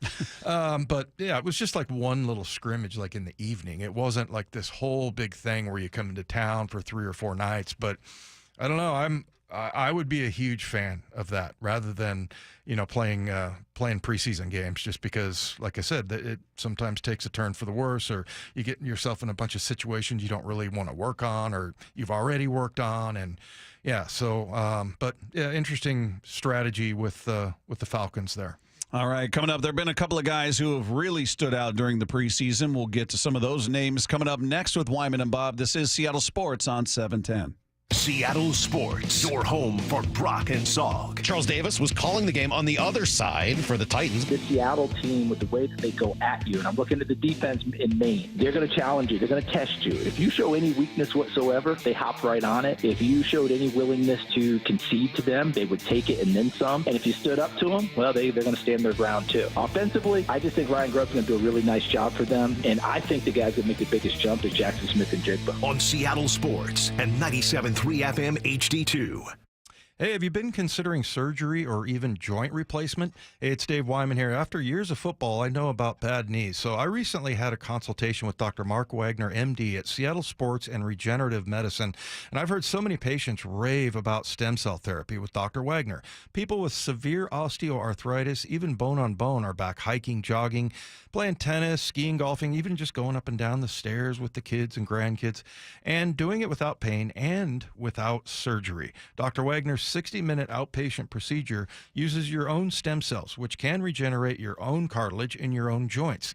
Dr. Mark Wagner is a board-certified Seattle physician with over 30 years of experience, and he's performed over 20,000 stem cell procedures. And he's one of the few doing it the right way. So whether it's a shoulder, hip, elbow, ankle, wrist, or knee, before choosing surgery, see Dr. Mark Wagner first. Get the facts, then get back in the game at drmarkwagnermd.com. Two things you're looking at when you're shopping for a new car or SUV: choice and exceptional deals. Visit our friends at Mazda of Everett and you'll be satisfied with both. Which Mazda moves you? Find out at Mazda of Everett. Choose from over 600 new Mazdas in stock, and right now they're offering 0% financing on all new Mazda CX-5s, CX-30s, CX-50s, and CX-90s on approved credit. Need more reasons? They also treat you like family and want you to drive away happy. See for yourself at MazdaofEverett.com. Play virtual golf on the best courses in the world and compete against your friends with Top Tracer. Mention KIRO in the golf shop and get 25% off 30-hour Top Tracer value cards valid through August. Enjoy Top Tracer at Jackson Park, Jefferson Park, and Inner Bay in Seattle. Metallica in the round. M72 World Tour. Live from the 50-yard line of Lumen Field. 2 nights, 2 different sets. Friday, August 30th, 2024 with Pantera and Mammoth WVH. Sunday, September 1st, 2024 with Five Finger Death Punch and Ice 9 Kills. Get access to preferred tickets with your city card. Single-day tickets on sale now at Ticketmaster.com. Metallica, presented by Blackened American Whiskey and Liquid Death. I don't want to dig up my yard if I don't have to. That's why I hired O'Neill Plumbing. They're Seattle's trenchless plumbing pros. All rooter, all trenchless, always professional. O'Neill Plumbing since 1917. What's wrong? My travel rewards card didn't earn enough miles for my vacation. Are you crying? Are you crying because of that other credit card? Uh-huh. Well, switch to the Capital One Venture card. Venture lets you redeem miles on any travel purchase. Really? Yep, and you earn unlimited double miles on every purchase every single day. The Capital One Venture card. What's in your wallet? Terms apply. See CapitalOne.com for details. Mom, meet Sarah. From first-time Nana moments. Welcome to Flight 101. To annual girls trip moments. Your can't-miss moments are worth protecting against RSV. If you're 75 or older or 60 plus with a chronic condition like asthma, COPD, heart disease, or severe diabetes, you're at higher risk of landing in the hospital from RSV. And there are no prescription RSV treatments. Check eligibility and schedule your RSV vaccine at vaxassist.com. So where should we go next? Sponsored by Pfizer. Subscribe to the Seattle Sports YouTube page to find new and exclusive content from your favorite shows and personalities daily. Just head to YouTube, search Seattle Sports, and click subscribe. Roof now, pay later. Hi, I'm Sam Thomason, owner of State Roofing. Take advantage of our 0 down, 0 payments, and 0 interest for up to a year. We've partnered with leading lenders to make the replacement or repair of your roof affordable. Flexible financing options are available to take the worry out of an unexpected expense. Call us today at 866-ROOF-ROOF to schedule a free no-obligation estimate or visit us at stateroofing.com. That's stateroofing.com. State Roofing, the best roof you'll ever need. Have you recently tried to get a loan to buy a piece of real estate? Are you tired of dealing with banks, credit unions, and their endless guidelines? Wouldn't it be nice to go back in time when we had common sense lending? Hi, I'm Scott Riereka, CEO of Legacy Group Capital based in Bellevue. We are one of the largest local private portfolio lenders in Washington. We've helped thousands of home buyers and real estate investors reach their financial goals by leveraging the Legacy Common Sense borrowing platform. What that means is we lend our own money, we make our own decisions. If your deal makes sense, we'll get it done. Whether you're purchasing a new piece of real estate or refinancing an existing loan, bridge loans, construction, or regular home loan, it doesn't have to be as difficult as banks and lenders make it. If you're trying to grow wealth through real estate acquisition, come talk to the experts in private lending. Call 425-635-4700 or LegacyG.com. Legacy Group Capital, your common sense lender. LegacyG.com. You're free now. Free to fill your feed with impossibly chunky chunkers who chunk harder than you ever thought possible. Cats, corgis, babies, baby penguins, baby pandas, chunky baby pandas. Free to make your smart devices do silly things. Free to open a world of remote work and a portal into Gametopia. Who's the boss now? Free to be everything you imagine, and then some. That's how it feels to have Quantum Fiber Internet. Quantum Fiber, your world unleashed. Learn more at quantumfiber.com. Limited availability, service in select locations only. Wyman and Bob. From the Quantum Fiber Studio. Weekdays 2 to 7. On Seattle Sports and 97.3 FM HD2. Our thanks to Tim Neverett, voice of the LA Dodgers, who joined us in the previous segment. In case you guys missed that conversation, you're just tuning in. You'll be able to find it on the podcast page after the show at seattlesports.com. Just click the podcast tab, scroll down to our picture and click on that, and it's right there waiting for you after the show, as it is each and every day. And don't forget, click subscribe. That is the key to the entire thing. Meanwhile, preseason continues. It's it's a little hit and miss for me, Dave. I feel like as time goes on, as I get older now in my 30s, that I don't love the preseason the way I used to. I used to really look forward to it, and I was kind of the nerd who was like, yeah, I really like watching the guys competing for spots, and for some reason these first two games, outside of a couple moments with starters and everything else, have been kind of a slog where I was like, ugh, this is so dull. Yeah, well, there are guys that pop, and we're going to talk about those guys, but I'm just thinking of just preseason in general when you were talking about, well, maybe they'll go to joint practices instead of that, which I can't imagine owners giving up any revenue, but who knows? I would be in favor of that. Don't you think they would find a way to generate? Unless they revenue? had joint practices on the home field somewhere and charge fans to come in. I don't know. I don't know how they would do it, but because they make that part of the season ticket package, right? You pay for season tickets. That includes the preseason. And people complain that they're the same rate because and you don't see a lot of the starters. Even less, it feels like every year. So, but meanwhile, despite the boring nature of some of it, some guys have certainly stood out, and you brought up Tyrese Knight, the rookie linebacker, that if there was a criticism about any of the Seahawks draft picks, it was about him. And I didn't really hear it about his skill. It was more about where he was picked. Like he was projected to be this. What was he? Fourth round? Was he a fourth-round pick? I can't. Yes, he was. Yeah, he was the first pick, or their first pick in the fourth round. So the complaint wasn't his ability; it was more that they felt like he was overdrafted. That he was they could have picked him up later. But anyway, he's a guy who's popped to me. You brought him up earlier, and Mike McDonald was talking about him, and you talked about McDonald not easy for praise. He's not a guy who's just throwing praise on everybody, but he had some nice things to say about Tyrese Knight and his tackling ability. I told you, he makes tackles. Didn't want to believe me. But I know, very pleased with the tackles. Time to step it to the next level, communication-wise, blitz, coverage, play recognition. It's almost like, hey, man, you're not a rookie anymore. Like, you gotta grow up fast. You got to be ready to go if your number's called. So, hey, let's go, man. Let's not be settled with making tackles in the preseason. Yeah, it's interesting. First of all, I think if you were to ask Mike McDonald to coach one position, you can only coach one position. He'd coach the inside linebackers, I think. And they have Kirk Olivadotti, who's the linebacker coach. But I think that's like his area of expertise is there.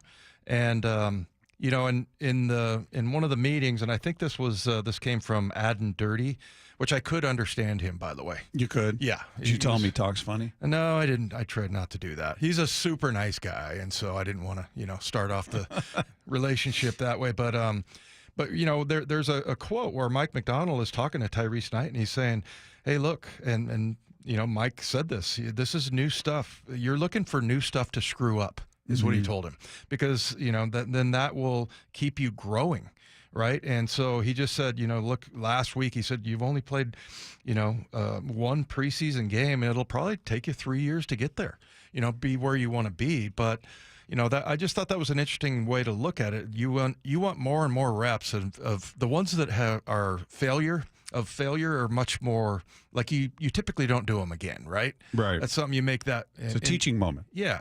Exactly. And I think that's what we've talked about with Mike McDonald. He's a teacher. But yeah, you look at what Knight has done. The thing that stands out to me first and foremost is that he has a really good ability to find the ball, even when there's like motion and misdirection and pulling guards. Like he seems to be in the right spot, and we saw he's had some pretty big hits too. So, you know, he's right up. And why that position is so important is that you look at, you know, John Radigan or Therese Knight have been either 1-2 or 1-3 in tackles. You know, that's what Derek Hall had he's had a really good preseason, but, you know, and he's up there as far as the tackles go. But you look at your two inside linebackers, and they're two guys that we haven't really seen.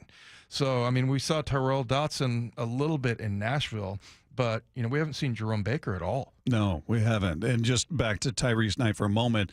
This is him talking about what it is he thinks he needs to improve on. I say just, diagnosing the plays better, just, expanding my vision, stop trying to see too much, just focus on my keys ahead. So I just say, honestly, just read all the plays better. So kind of an all-encompassing. Well, I mean, it's kind of funny because he said the thing he needs to work on is the thing I said I think he does the best. So that indicates that he's probably a perfectionist because, you know, he's done a pretty good job with that. But yeah, I mean, and you know, the other thing is John Radigan. I think a lot of people are like, you know, it's maybe just because he's been here for a while or whatever. He just looks faster, and to me, it looks like this defense really benefited him.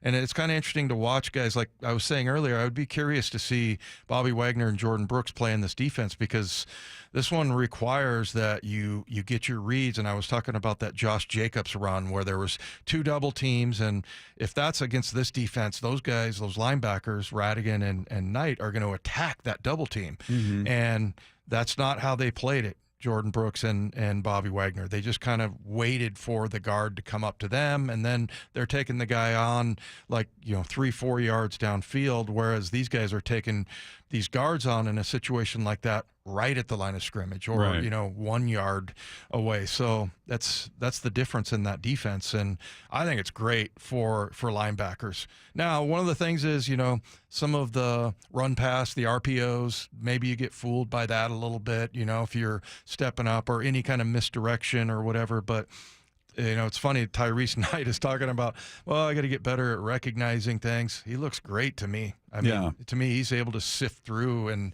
not fall for fakes and things like that. Which is good to see if Jerome Baker's not ready to go. We'll see what happens there. But quickly before we move on, one other guy that has caught everybody's eye, and glad to know this because he's a guy you and I talked a lot about off the air last year. It's kind of, what's going on with him? He's presumably healthy. He's not even getting any time out. That's Kenny McIntosh, running back out of Georgia, and he's getting a fair amount of reps, and he's making the most of them. He looks really good out there. I mean, I love what he's done with the opportunities he's getting. Something like this carry. Varner in motion, left to right, handoff straight ahead. McIntosh explodes straight upfield into Tennessee territory across the 35 to the 34.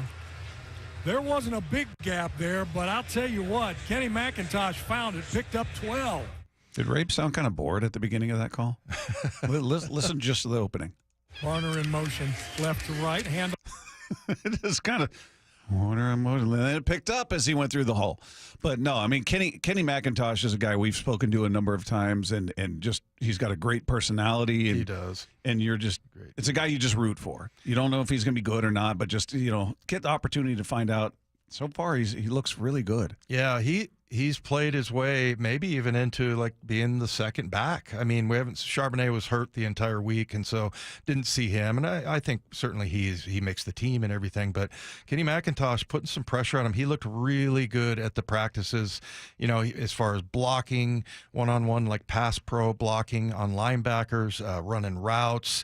And just, you saw a couple of those gaps that he ran through were just the width of his shoulder pads. And I saw him right before the game at the meal, and I was like, man, you've had a great week. And he's like, there's more to come tonight. I'm going to show you. And I'm like, all right, here we go. And, he ends up so far in the preseason, I think he's run 8 carries for 46 yards. He's got a couple of he's got 86 yards in the 2 games, 3 catches, 20 yards. So, I mean, and he's done some things on special teams. This is going to be really exciting. This is one of those guys that, coming out your second year, he is an entirely different player. Yeah, it's good to see that. I really love that he's kind of popping and people are talking about him, and hopefully he's going to have an opportunity this year. All right, coming up, this past weekend might have marked a very big change for Julio Rodriguez. We'll tell you what we're talking about next with Wyman and Bob. This is Seattle Sports on 710.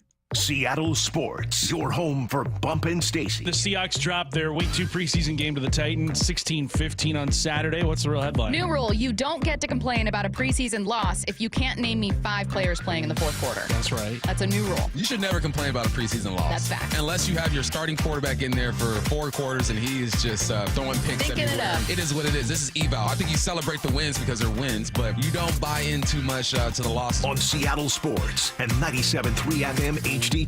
Summer is here, and now's the time to break through those weight loss frustrations. Hey, it's Dr. Coogan with Eastside Weight Loss Clinic, and we have a proven system that can help you lose weight and get healthy. No drugs, no side effects, no calorie counting, no exercise. Just teaching you the simple steps to become a fat-burning machine and keep it off long term. Remove the stress of trying to do this on your own and picture being down 20 to 30 pounds in just 60 days with our help. At Eastside Weight Loss Clinic, we know the secret for fast and lasting weight loss using real healthy foods and lifestyle changes. Schedule your free consultation online at eastsideweightlossclinic.com. At least for me, no matter how good a weight loss plan is, no matter how good the food tastes, I need a level of accountability. I need somebody watching and monitoring me to make sure I'm actually sticking with it. Our program has successfully helped thousands of people lose up to 10 to 20% of their body weight in 60 days. You can start our program in person in Kirkland or virtually from anywhere you live. Schedule your free phone consultation today by calling 425-588-0080 or eastsideweightlossclinic.com. Dr. Ryan Coogan, D.C. Results may vary. For over 111 years, Pacific Lamp and Supply Company has been your #1 lighting specialist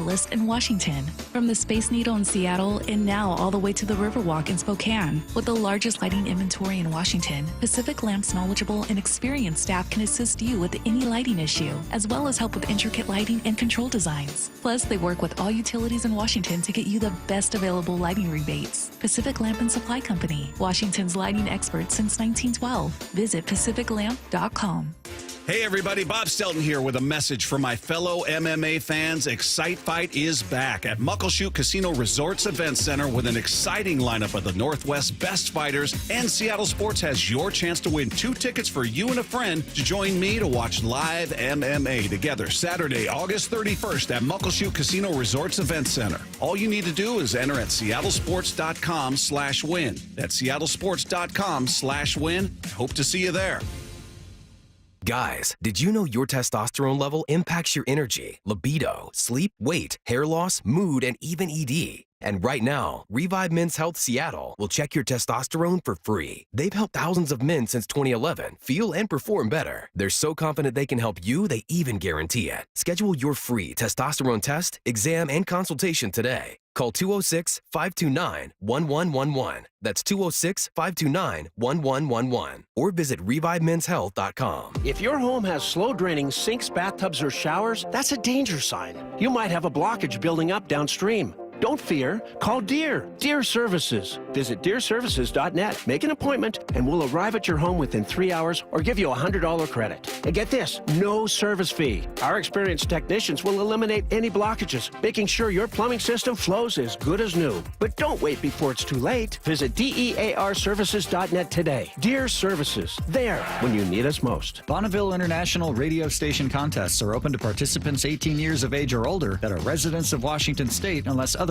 specified. Employees or agents of the station, Bonneville International Corporation, other area radio stations, or any entity associated with the contests are not eligible to win unless the station otherwise specifies at its own discretion. Persons who have won in the last 60 days from a station contest or event may not be eligible. Full general contest rules are available on seattlesports.com or in person at the station during regular business hours. We are Seattle Sports, the home of the Seahawks, Mariners, and everything Seattle sports. Watch your favorite show live at seattlesports.com. Hey, Bob Stelton here, and have you heard that metal roofs are all the rage? A metal roof lasts longer, it's more eco-friendly, and is a great option for adding solar panels. Asset Roofing is leading the local push in metal roofing, and they can even offer metal roofs for up to 30% less than their competitors. You're either hiring a liability or you're hiring an asset. Head to AssetRoofingCo.com. Certified work that's never in doubt. Asset Roofing, excellence is on the house. Looking for fine jewelry this fall? Good news! Seattle's favorite jeweler for more than 40 years now has 2 locations in the area. Come visit us in our beautiful new store with the biggest selection at South Center Square in Tukwila. Create your own engagement ring with the widest range of diamonds and gemstones and discover unique, fine jewelry designed by our in-house team. No matter your budget, our friendly team is here to help guide you in finding that perfect piece that speaks to you. Visit ShaneCo.com to find your closest store and hours. We can't wait to see you. Shane Company, your friend and jeweler. Send off summer with thousands in savings at Kendall Chevrolet of Marysville. Whether it's a new 4-wheel-drive Chevy Silverado or a new all-wheel drive, all-electric Chevy Blazer. Shop Kendall Chevrolet of Marysville and save up to $3,500 off and get 5.9% APR for up to 84 months on any new 2024 Chevy Silverado, half-ton or heavy-duty. Or get a $7,500 federal tax incentive when you lease a new all-wheel drive 2024 Chevy Blazer EV. Use it as a down payment and pay no money out of pocket. Rugged, proven performance of a Chevy Silverado, or the perfect balance of size, range, style, and value in a new Chevy Blazer EV. Stop by Kendall Chevrolet of Marysville today. Chevy, together, let's drive. Kendall, let's start something great. VIN number RG254034. All financing at approved credit. Price does not include taxes, title, or license. A negotiable documentary service fee up to $200 may be added to the sale price of the vehicle. Subject to prior sales, see dealer for details. Offer expires 9/3/24. Wyman and Bob. From the Quantum Fiber Studio. Weekdays 2 to 7. On Seattle Sports and 97.3 FM HD2. Mariners get back to business in Los Angeles, taking on the Dodgers. Game 1 coming up tonight. You'll hear it right here. Seattle Sports on 710. Meanwhile, you know, the trip got off to a disastrous start, Dave. They lost 5 in a row. You got swept by the Tigers. You faced the Pirates, who had lost 10 in a row, 12 of 13, and they took the first 2 games from you. And you have a game where you have one hit. One. We had the pleasure of talking about that. Ugh. One. It still stings. But so on the heels of that 5th loss, where you couldn't feel worse about it, Adam Jude wrote a story, I believe it was Adam Jude wrote it, about Julio, who's not been known to be one of the vocal leaders on this team. That's been Cal, that's been J.P. Crawford, to a lesser extent Mitch Haniger, now that he's back. And Julio's he's the face and he's the star and all of that. But apparently he voiced his opinions because he was particularly angry because he struck out with the bases loaded to end the game. Now, to his credit, he's out there battling through an ankle injury that has clearly compromised him. When you watch him run, it's not the same Julio. I mean, he's straight line, he does okay, but it takes him a long time to slow down. He's not just stopping, he's kind of winding down and protecting that ankle, still DHing. He's not playing defense. By the way, I think he's got a 5-game hit streak. He's played in 6. He's played in 6 games since he's been back. First game was terrible, 0 for 5 with 5 Ks.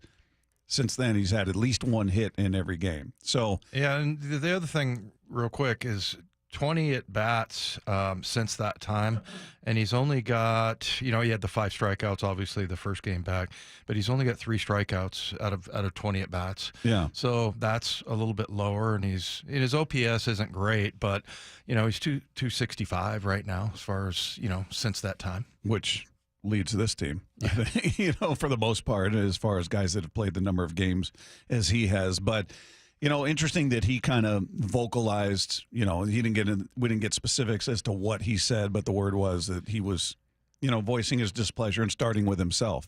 And that's what leaders do. And that's, it's good to see still, he's 23 years old, man. He's still just a young guy. He's in his 3rd season and, showing respect and deferring to the veterans, but kind of sounds like he's slowly assuming part of that role along with Cal, along with JP. And initially, he didn't talk to media after the game. He wanted to go cool off, I think, talk to people, and then came back and spoke with the media. And he talked about just, that particular loss was a tough one to handle. I mean, obviously, I feel like I'll always say, like, we got business to take care of, and obviously you always want to respect everybody, but there are some losses that are just tougher than others, depending who you're playing, and that's just what I believe. That's his nice way of saying there's no way we should be losing to the Pirates and the Tigers. You respect everybody, but come on, man. You feel like we're a playoff caliber team. You don't lose to a team that's scuffling that badly. Maybe you drop one when Skeens is going. You could say, all right, you get the next two, you win the series. That didn't happen. And he just said they need to be more consistent, and that's what good teams do. They just play more consistent ball. I mean, I just feel like I don't want to talk about, like, having a hot streak. I just feel like we want to – what I would like to have is just, like, a consistent, footing that you say, okay, this is what the Mariners got, and that's just it. Like, I just feel like really good teams don't have streaks. Really good teams have really good teams every single day, no matter what, if they lose or win. And I just feel like that's what I believe. I don't want no streak. You know what? Maybe you should talk more because I like what he says. But where are you with?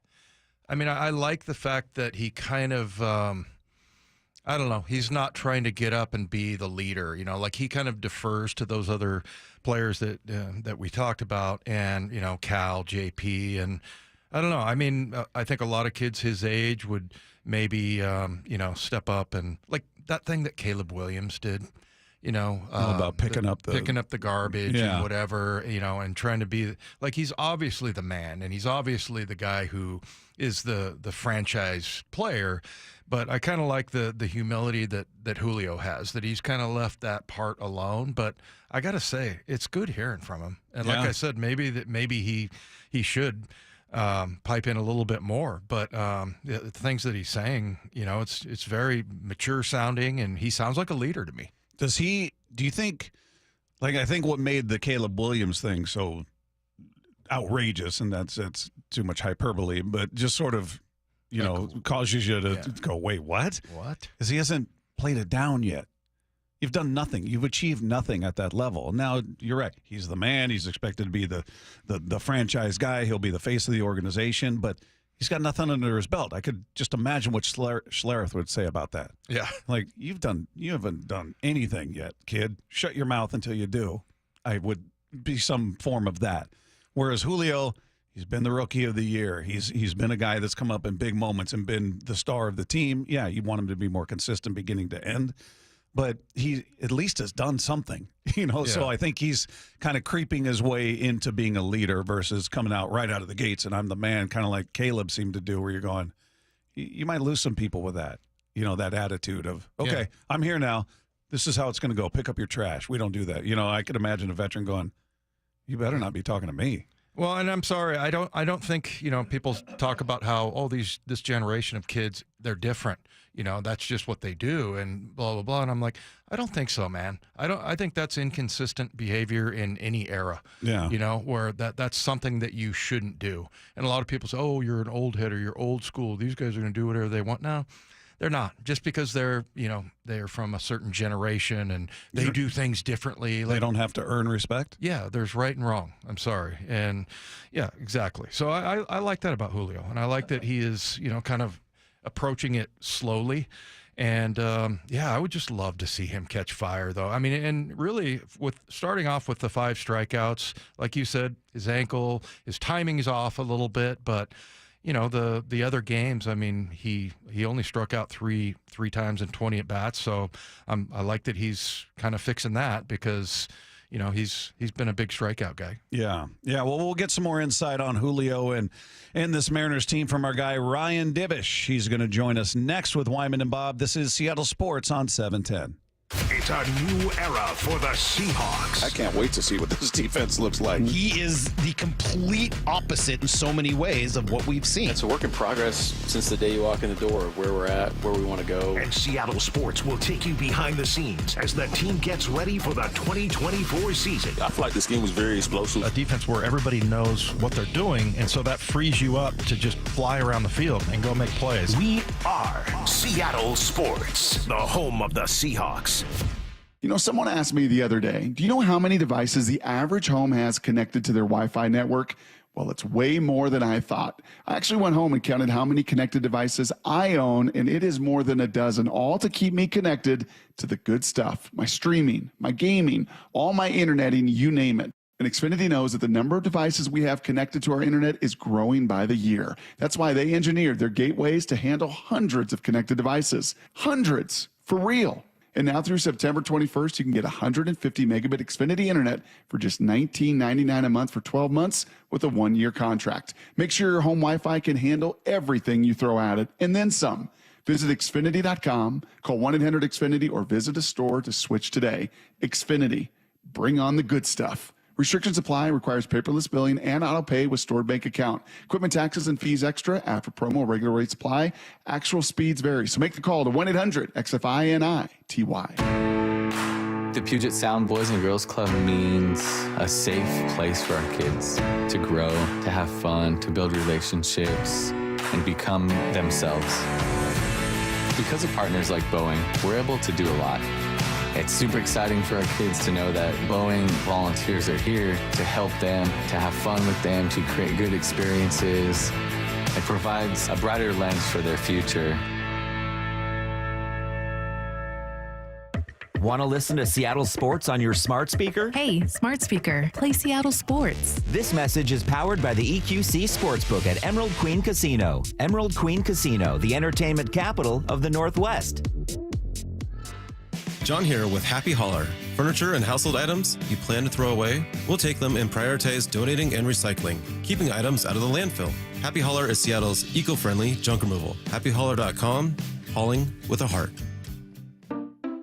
At Fisher Investments, we may seem like other money managers, but we're different. Are you really that different than the rest of us? We are. As a fiduciary, we always focus on what's best for our clients. What services do you offer besides investing? We have a team of specialists in financial planning, estate planning, and more. Your clients rely on you for all that? Yes, we ensure clients receive unparalleled service at every step of the relationship. Okay, but you still sell commission-based products, right? No, because we believe that's a conflict of interest. We prioritize service over sales goals. So, then how do your fees work? We have a simple and transparent fee that's a percentage of our clients' portfolios. So we do better when our clients do better. Wow, we're more different than I thought. At Fisher Investments, we're clearly different. Learn more at FisherInvestments.com. Investing in securities involves the risk of loss.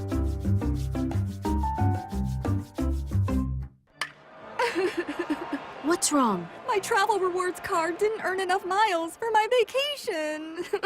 Are you crying? Are you crying because of that other credit card? Uh-huh. Well, switch to the Capital One Venture card. Venture lets you redeem miles on any travel purchase. Really?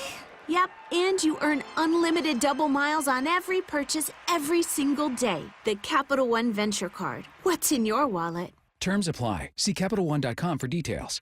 Get in zone, AutoZone. Welcome to AutoZone. What are you working on today? Starting trouble. No one likes that. We can get you set up for some stronger starts. You might just need a fresh charge, and we can take care of that free of charge. But if it is time for a new battery, we've got replacement batteries that'll fit your needs, starting at just $79.99. That's what makes us America's #1 battery destination. Get in zone, AutoZone. Restrictions apply. What does the Seahawks jersey mean? It's football. Drops back, has time, loads up, throws. It's intercepted! Does he keep his feet in? He does! Seahawks ball! It's community. The stands are rocking right now. Nobody has left this place. It is pandemonium. It's Seattle. This is your jersey. This is the Pro Shop. The Seahawks Pro Shop has the largest selection of Seahawks jerseys. Come try one on at the Landing in Renton or at Lumen Field. Having quality care matters. So, let's talk about it. Nobody likes not feeling their best, but it's comforting to know top local doctors are nearby when you need one. Optum Care Washington is here with exceptional primary and specialty care, from OBGYN and family medicine to urology and gastroenterology. We also accept most Medicare Advantage plans. Plus, with over 45 Puget Sound locations, Optum offers peace of mind close to school, work, and home. Discover all the ways Optum is here for you at yourhealthwa.com. Swing and a well-hit ball to right field, down the line, going and goodbye baseball. Cal Raleigh Riley's 27th home run of the season. You're listening to 710 KIRO AM Seattle and KIRO FM HD2 Tacoma, the home of the Mariners. Seattle Sports Snapshot. Well, Oklahoma State coach Mike Van Gundy laying down the gauntlet apparently has had enough of the distractions that go along with this new era of college football. Some would call him an old head, Dave, but with everything to navigate like the transfer portal and the NIL deals, he has drawn the line. His quote, "I told the players there's no negotiating now. Portal's over, all negotiations history. Now we're playing football, just coaching and playing football," as he gets them focused for the August 31st opener at home against South Dakota State. Meanwhile, I guess the Astros are getting a bit of good news. Veteran Justin Verlander scheduled to come off the IL and start the finale of their 3-game series against the Boston Red Sox on Wednesday. Snapshot brought to you by Miller Lite. When it's game time, it's Miller time. From the Quantum Fiber Studio, this is Wyman and Bob on Seattle Sports. Streaming live on the Seattle Sports app and at seattlesports.com. Now, here are your hosts, Dave Wyman and Bob Stelton. You know, Dave, when your team goes 1-5 on their road trip and they do it against poor teams, the guy you want to talk to make you feel better about it and sprinkle some sunshine and tell you everything's going to be okay and hug you a little tighter is with us now on the Emerald Queen Casino Sportsbook Hotline. Covers the Mariners for the Seattle Times. Our buddy Ryan Divish is here. Do I have that right, Ryan? Yeah, something like that. I don't know. I mean, I wasn't there. It was Adam Jeet's fault. You know, he's the one that was on that trip, not me. Divish, if you were there, you would have turned over the meal table and thrown some Gatorade jugs around, probably. Get the guys in the shower. I mean, I would have been mad. It's one thing if they lose, but it's when they lose slowly. That's what bothers me. I don't care if they win or lose. Just do it quickly. So I can get out of there, you know? It just took too long. Somebody asked me, somebody goes, well, you're not a fan of the team? And no, I go, I'm a fan of outs. I'm a fan of outs. After they happen, if every game's 1-0, I'll learn to write it that way. Well, let's talk about Julio for a moment, because Dave and I were just talking about the story that came out that he kind of stepped up into that leadership role, at least on the heels of that 5th loss, and he ended the game with a strikeout and the bases loaded. And I know you weren't there, but did you get a sense of what his message was? Maybe not the exact verbiage, but a sense of what it is he may have said. And part 2 of that is this a guy who's slowly creeping into that leadership role that maybe as a young guy he kind of deferred to the older guys in the clubhouse, and now he's feeling that sort of responsibility? Yeah, I mean, I listened to what he had to say, and it was, it was what needed to be said. At times I think I wish he would do it more often, but I think he's always been deferential to the players and to the older players and the veterans, and I think that's a very respectable thing. But when you're the most talented guy on the team and you make the most money, you also have to kind of step up sometimes, and the times when you fail are the times when you really need to step forward, because it's a sign of respect that you respect your teammates. Like, hey, you know what? I didn't do it here. I didn't come through on this. Go talk about it. Being willing to talk about your failures sometimes is probably more important than talking about your successes. And so I think that was pretty big. I listened to it. I thought, what he said was pretty spot on. I mean, I think, it's not like these guys like how they're playing and like the up and down where they score 10 one time and then get, shut down for 3 straight games. They hate it probably more than the fans do. But, this is kind of who they are. They've been this way basically for, for 2/3 of the season. And I mean, it's hard to sit there and say that they're going to get significantly better, but I don't think that anybody's asking them to get significantly better. You're asking them to get 1 run a game better, usually. Yeah, well, and I'm with you, Divish, that, I like that that's who he is. I mean, I think he's being himself, but the fact that, as you said, he's deferential to some of the other leaders, and I liked what he said, and I, again, I think he's just being himself, and if that's who he is, because being young and having that much money and, being promoted that much, I really actually admire him for not stepping up and trying to be, a lot of guys try to force themselves into that position because of, where they were drafted or how much money they're making. And I find that very admirable. Yeah, I mean, it's like you can tell when it's fake. You know what I mean? Like, yeah, it's kind of some of the things, like, not to beat on a dead horse here, but like with the Winker stuff, sometimes when he would stand there and do one thing, you'd say that's just eyewash. That's not what that. He's doing it because people are watching.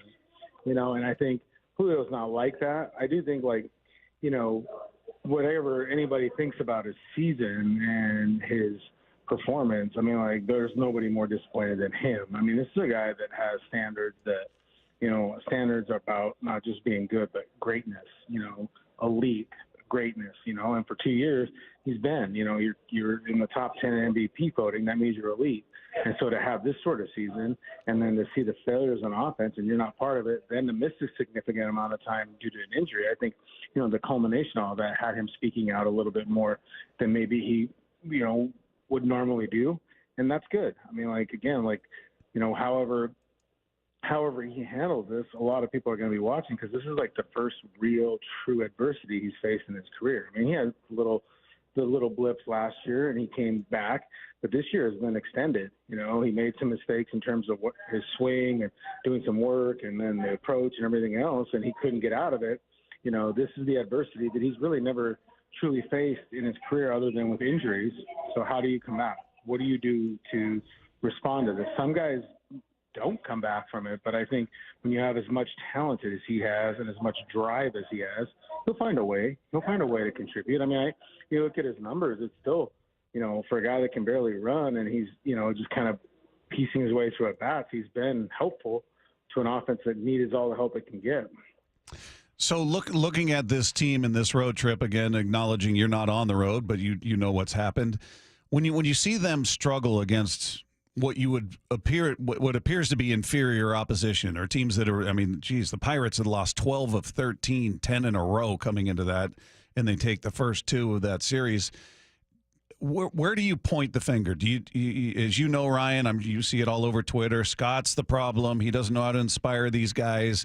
We've talked about it before. He can't get in there and hit for everybody. You've got hitting coaches. You've got pitching coaches. Yet, when there's a team failure, I guess you look at the manager. So how much of the onus do you put on him when we see what we've seen on this road trip? Well, I mean, ultimately the onus falls on him just because of his title. It's not, he's not the hitting coach. He doesn't hit for them. He's not the pitching coach or whatever. Like, if they fail, he's the manager of all that goes on. So it falls on him. He's ultimately responsible, but it doesn't mean like he's responsible for the performances. You know what I mean? Like, he doesn't have direct hand in the performance. He's not giving Julio batting tips. He's not, they have an overall philosophy and an idea. So yeah, I mean, like, at the end of the day, if anybody has to wear it and take the blame, it'll be him because that's how it works. I mean, he knows that. I mean, every manager figures that they don't really end their managerial stint with a team on their own terms. It usually is somebody telling them to get out. Kind of like I kind of figure with my job as well. Like, I figured that they would tell me to get out before I decided to get out. So I think, like, you look at where they're at, they haven't played well. I mean, like, to me, it's they still play hard. It doesn't always like it when they don't hit. It doesn't look like they're playing hard. They play hard. They put in the work. Like, I've seen teams that don't work. I mean, I try and tell people this all the time. I've covered 7 different managers. I've covered the team since 2006. I saw bad teams. I saw lazy teams. I saw teams that didn't work. I saw teams that didn't care. I mean, like, the people are like, oh, how can he not inspire him? I'm like, they're in the playoffs. They're pushing for the first division title since 2001. They sat there and told everybody that they believe they could win the division title when nobody else thought they could. He didn't have to motivate them. They should be able to motivate themselves. If he has to motivate them, if he has to sit there and turn over tables, then they've already lost. I mean, that's the thing. What we've seen is that, like, from a talent perspective and from a roster perspective, like, the margin from them being really good to being the Detroit Tigers or the Pittsburgh Pirates are the 5 guys in the starting rotation. That's the difference. I mean, those 5 guys that you can toss in Munoz, that's what's the separator. I mean, you could argue that they're closer to being the Tigers than they are the Dodgers, in terms of talent and in terms of production. Mm-hmm. So that's where I kind of look at it. I mean, the team, logically, if you looked at all the projection numbers, they were projected to win 84, 85 games. I don't know that you add the other pieces, Rosarena and Turner, maybe their production level offsets the down production from Julio or whatever, but they're on pace to win 84, 85. The failures of this team to hit weren't the hitting coach. It wasn't like, the manager's philosophy. It was, you got guys in here that, you needed them to be at or above levels they've been in their career, or, somebody like JP coming off a career year. Well, when they don't replicate it, then the overall takes a hit. So, I mean, I think that's the way I kind of look at it. It's a sum of the parts, but at the end of the day, Scott is the manager of those parts and trying to make them go. So if they have to do it, then they will. Like, people sit there and say, oh, you're defending him, or, like, being around it. And I know you guys have been there, being around it every day and seeing it every day. Like, to me, especially in baseball where there's so much downtime, the manager's main job is to get guys to play hard and put in work to prepare. This team does that. They've always done it. I mean, it's probably, sometimes I think to their detriment that they work, they put in too many hours trying to, work their way out of it, when maybe sometimes you just need to, like, take a break and, like, just take a mental break from it all. But these guys sit there and they believe in grinding and, working it out. And it's not like football or basketball. Like Griffey once said, the defense controls the ball. They have the ball. It's the only sport that does that. You can't dictate everything on an opposing team, on an opponent with your offense when you don't control the ball. Sometimes it's better. But it is suspect how bad they played against some of these teams. They play down to the other team's levels, and that's not something you want. I mean, we'll see what they do here. Will they play up to the Dodgers level? It's hard to say. But, I just didn't think, some of those games are just awful execution with runners in scoring position. But they didn't even also have enough runners on base, It's a bad offensive team right now. Divish, I don't know if you've gotten a chance to talk to Justin Turner, but guy has done pretty much everything you can do in baseball. I know that, he's not hitting right now as well, but, we hear stories about, guys, just seeing him interviewed, he just seems like such a wise guy, and I don't mean a wise guy. I mean, he just seems very smart, and he just, sounds like he could have an effect on this team. What do you think about his addition, and what have you noticed about him? Yeah, I mean, I think they would love him to hit a little bit more than he has, but I mean, from like the whole veteran presence and trying to get guys off of, their failures and trying to just get them to push through and being that guy, he's really good at it. I mean, like, you look at him and you'll see, he doesn't need the money because he's made a lot in his career. And if you've seen Instagram, he's doing very well in his personal life too. I don't know that he'll be a hitting coach, but I mean, like, he's a guy that, would be great at it because he had to retool everything. He had to break down his swing. He had to redo everything because it wasn't working. He was DFA, like, he was spare parts and then made himself into something. So if you can't find inspiration or advice from that sort of guy, then you're just not trying. And I think, he's been a very good influence on these guys. You see him talking to all the guys, but, it also helps if he hits a little bit. He's been a little banged up. I mean, he got bad knee, banged up his knee a little bit, took the ball off a hand. I think that bothered him more than people understood and more than he let on. But, I mean, that's kind of where we're at in the season. I mean, nobody's hurting worse probably than Cal Raleigh right now. So he's up there still trying to produce as well. So, Ryan, just back to service and his responsibility here. We're talking about 37 games left in the regular season. And if this team fails to reach the postseason, are we looking at, I feel like it's service and maybe Jerry and Justin are all looking at this as maybe jobs are on the line. I can't imagine them missing the postseason and them running it back with the same crew, same management, and saying, hey, we're just going to go at it again in the offseason. And as we've said a million times, you can't fire the team, and it usually falls on the manager, fair or unfair. So do you feel like Scott is managing for his job at this point, and maybe a lesser extent Jerry and Justin, fingers crossed in the booth up there, hoping for the same thing? Well, I mean, yeah. Again, ultimately, the responsibility falls on those guys. I mean, from everything I've been told is like that Scott and Jerry are in the final year of their extension. They have option years for next year, so we could make the decision otherwise. Justin has a different extension because he signed his last year, so I think he's got under contract for 2 more years. But to me, it's like, like somebody was saying, well, he won on Sunday, that saved his job. Well, if he really felt like it, what does one game mean? What is it? This team, I mean, when they were really struggling early, were you right in obits? I mean, like, there have been 3 times, I think, in Scott's tenure where I've pre-written stories about him being let go, because of just where the team was trending and sometimes how baseball minds work. Now that the Mariners ownership and Dipoto and everybody else has been very loyal, and they've kind of assessed the situation as everybody's fault and not just one person. But, I mean, like, at some point, like, if it just continues, do they shake it up? Do they not?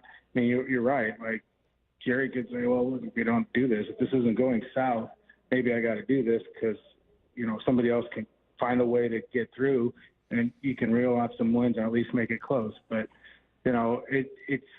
it's a very interesting situation that they're at this point, because, on June 10th or whatever it was when they're 10 games up, you didn't think, you're thinking about when are they going to announce their extensions? Yeah. Because they're going to roll into honestly, like, they're going to roll into the postseason and they'll find a way to win the division because they were rolling along. I mean, it took epically bad offense and some, a crazy run from the Astros to kind of do this. I mean, it reminds me, I think you guys, was it 2018, or was it 16, or was it 18? They were up like 11 games for the second wild card spot, and then Oakland played like 70 baseball the rest of the way, and they just sort of stayed, and they had a bunch of guys get hurt. They had the Cano suspension and everything else, and then, Oakland caught and passed them. I mean, that's kind of what it feels like. But this was a 10-game lead for the division title. And, I mean, those things just don't come around. And you're getting historically good pitching. I mean, like, the amount of quality starts that they've, tossed away this year. I would use a different word, but we're on radio. The number of quality starts that they've tossed away this year is pretty embarrassing on a lot of levels. And it's just because they cannot find a way to score 4 runs a game. It is mind-boggling how difficult that has become for them. And I think at some point it just becomes like a mental block. They get too early. They'll get a couple runs early. Saw in Pittsburgh, saw in Detroit, and then they just don't add. It's like, I don't know what happens. I don't think they relax, but I think they just don't add. And, whether it's pitchers adjusting to their approaches or whatever, but then, then they start to see the strikeouts late in games, runners in scoring position, all that other stuff. When this team gets up, a decent lead early, they have a way of kind of adding. But they just don't when they get behind, or they only score a couple. Like you get 1 run, bases loaded, 1 out, and you only get 1 run on a bases loaded walk, and all of a sudden you see the pressing go in, and they start to struggle, and that's the problem. Yeah, I don't think there's a more frustrated fan base. All the things you just mentioned, the quality starts, and and then also the clock ticking on those guys getting to arbitration or free agency or whatever. The other thing is Houston. I don't think there's a hotter team in Major League Baseball right now. They're 9 of their last 10. And the one loss, by the way, was a 5-4 loss to the Chicago White Sox. But they got Boston, they've got Baltimore, Philly, Kansas City coming up here.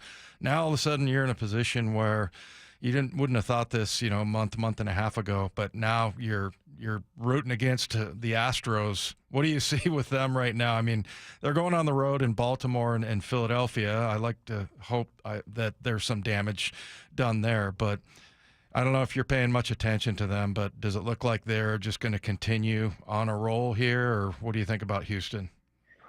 I mean, they're doing this without Kyle Tucker and Justin Verlander. I mean, like, half the rotations on the IL, they're doing with guys, you say Kikuchi, all of a sudden looks like Sandy Koufax. I mean, like, what the hell is going on here? I don't know. I mean, they've really given you no reason to think that they're going to take a step back other than the schedule. That's the thing, is like the Mariners have played, 6 against the Angels, the Tigers for 6, the Pirates, and I think they've won maybe 4 of those games. Like they have wasted games against inferior opponents by playing poorly. yeah, it's nice. They swept the Mets. That was great. Everything looked great. But, you got to – sometimes it's like people are like, oh, yeah, you beat a bad team. What does that matter? Sometimes it's more about beating the teams you should than beating the good teams. Like go out and take 2 of 3. You take 2 of 3 from all the teams that you're better than, at least from a record standpoint. That leads to a lot more wins than, playing so sporadically and having such uneven performances that you don't know what type of team shows up. I watched every game. I'm here at Dodger Stadium wondering, I don't know what we're going to see tonight. It's not like, the Dodgers are throwing all their aces against them. The team's going to hit. The Mariners can pitch. The Mariners should be able to hit, or shouldn't they? You never know. You thought that the Mariners should hit against Pittsburgh and against Detroit. They can't. If a team throws a bullpen game at them, it looks like they've never seen a pitch before. It's crazy.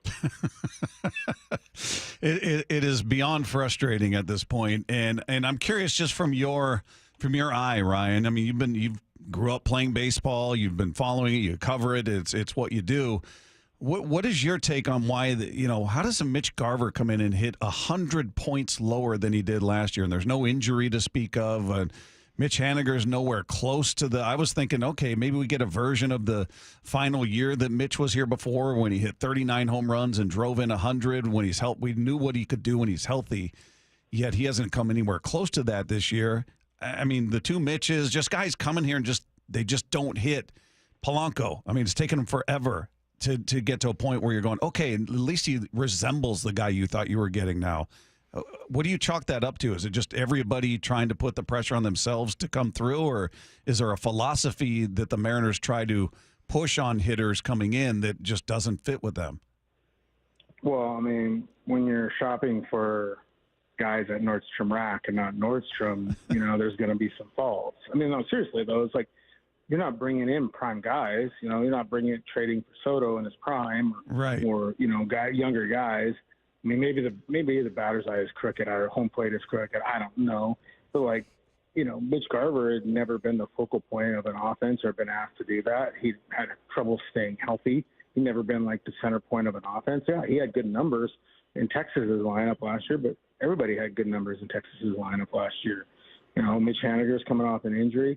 We're several years removed from when he had his big year. And the one thing, with the exception of the steroid era, Father Time is undefeated. You get older, the bat slows down. It's harder to stay healthy. It's harder to be productive. I think, Mitch was hot early. They played him a lot. He started to fatigue, and he had some swing issues. Garver got behind, and they get caught up in their numbers. Nobody wants to bat 200. Nobody wants to bat 187. And you get caught up chasing numbers. It was funny. Adam Frazier talked about that in his year here because he was in his contract walk year. He wanted to put up big numbers. He came to Seattle and he realized that, he dug himself a hole, and he said, the best thing that happened to me was that I just stopped caring about the numbers and, what's going to happen to me after this season, and just focused hey, whatever we have to do to win, because my numbers are going to be my numbers and I can't fix them. Some of these guys always hold out hope. I get hot here, I get hot there. No, they're at the point now. Your numbers are going to be, you're that's why people are talking about Mitch Garver. Oh, he's given up because he says he's not going to bat 200. No, the math says it would be very hard for him to get over 250 or 220 or anything like that. You're batting 170. The math and the number of plate appearances you have and the number of times you're going to play, which has been reduced. The math says you're not going to get over 200. So, these guys know. I think that's part of it, is not sometimes, the philosophy. It's when you're getting these players. The Mariners were shifting around money trying to get these players and trade for them. Well, there's a reason why Jorge Polanco wasn't brought back to Minnesota. He was available. There's a reason why Mitch Garver was available on the market for what he was paid for. Similarly, Luke Raley was a guy without options and was largely the Rays viewed him as a platoon player only. So you're limited. So who you get and where they're at in their career is also as important as, is a direct factor into what's going to happen when they get here. And then you throw in it's really hard to hit in Seattle early in the year. It's a bad recipe. Yeah. Good stuff, Ryan. Ryan Divish of the Seattle Times with us, talking Mariner baseball. Ryan, as always, we appreciate the time. Have fun out there in L.A., and let's hope next time we're talking it's about a run that this team has gone on, and we're excited about a postseason run. That'd be even better, right? All right. Yeah. Yeah, I'd like to be a little more sunshine every once in a while. I don't know if I have it in me, but I'll give it a try. Probably not, but we'll take whatever we can get, Divish. All right. We appreciate it, man. Thanks, man. There you go. There's Ryan Divish joining us from L.A. talking Mariner baseball. Coming up, we're starting to get a better sense of how the Seahawks might utilize the new kickoff rule. We're going to get into that next with Wyman and Bob. This is Seattle Sports on 710. Seattle Sports, your home for Brock and Salk. How about Kenny McIntosh and the offensive line? I thought for Kenny to come back after a week one, just explosion, right? The stats told you he's one of the best players in all of preseason week one. I didn't feel like any of that diminished week two. I actually thought he looked better in week two than he did in week one, to be honest with you. Pretty awesome. Pretty awesome now to add that kind of depth to a room with Charbonnet, Ken Walker, who's had the best camp that he's had in 3 years, and just building on a bunch of different positives throughout that roster. On Seattle Sports and 97.3 FM HD2. Well, you guys have heard me talking about the meeting I had with Anthony, the owner of Asset Roofing, and in that meeting he was talking about metal roofs for residential homes. Not something I had seen or really ever considered. I've certainly seen them on industrial buildings, commercial buildings, but for residential homes, and he got me educated, talking about how it is taking off, and it's hard to keep up with the demand at this point, and it made sense after he told me why. First of all, they're eco-friendly. Second of all, they have almost twice the lifespan of a traditional roof, and they can be made in any color to match your home. So it made sense that they've become very popular. And on top of that, Asset Roofing is leading the charge in metal roofing. They can even offer metal roofs for up to a 30% discount over their competitors, and I'll tell you how. Asset Roofing cuts each metal panel in-house. They do it there at their headquarters. It's not being shipped in from out of state or out of the country where it's prefabricated. They do it right there, custom to each job, so that in turn speeds up the production process and it saves you, the customer, a bunch of money. So if you're redoing your roof this year, check them out. Reach out to Asset Roofing. Just get a quote. No charge on that. Get a quote on a metal roof.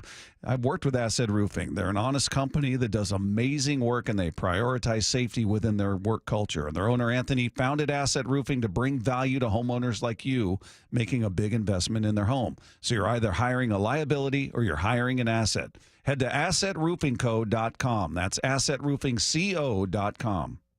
Need assistance with door and window projects? The Home Depot can help. From inspiration and materials to ordering and installation, our free Millwork virtual apron service can get you moving and doing. Plus, we speak Spanish too. Our associates can help you tackle complex jobs without you leaving the job site, saving you time and money. Call us at 1-833-HD-APRON or visit homedepot.com/MVA. The Home Depot, how doers get more done. Meet Cheryl. Hey. She's on vacation and lost in the moment. Unfortunately, so is her Chase debit card. It's gotta be somewhere. Maybe she lost it at salsa night. These skirts should have pockets. Or maybe she lost it at Pilates. 3 and 2 and... But she's not worried. With the Chase mobile app, she can lock her card till it turns up. Tools that help protect. One bank that puts you in control. Visit chase.com/checking. Chase, make more of what's yours. Chase mobile app is available for select mobile devices. Message and data rates may apply. JP Morgan Chase Bank, N.A. member FDIC. Big Trees is Washington's premier tree sales and transplant company. With over 30 years of experience, Big Trees provides trees of all sizes for residential and commercial projects. Our 30-acre nursery features thousands of trees and hundreds of varieties that thrive in our Pacific Northwest climate. For hours, directions, and to see our wide selection of trees, visit BigTreeSupply.com.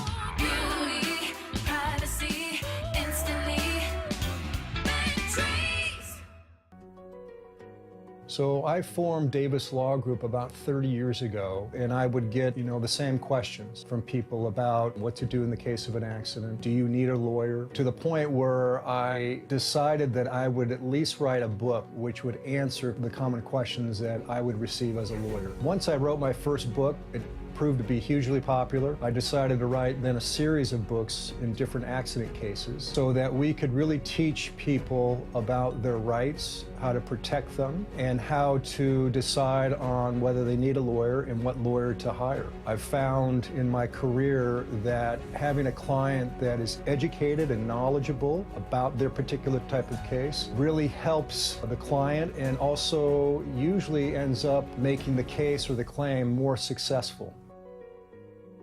To get your free copy of any of my Washington accident books, visit WashingtonAccidentBooks.com.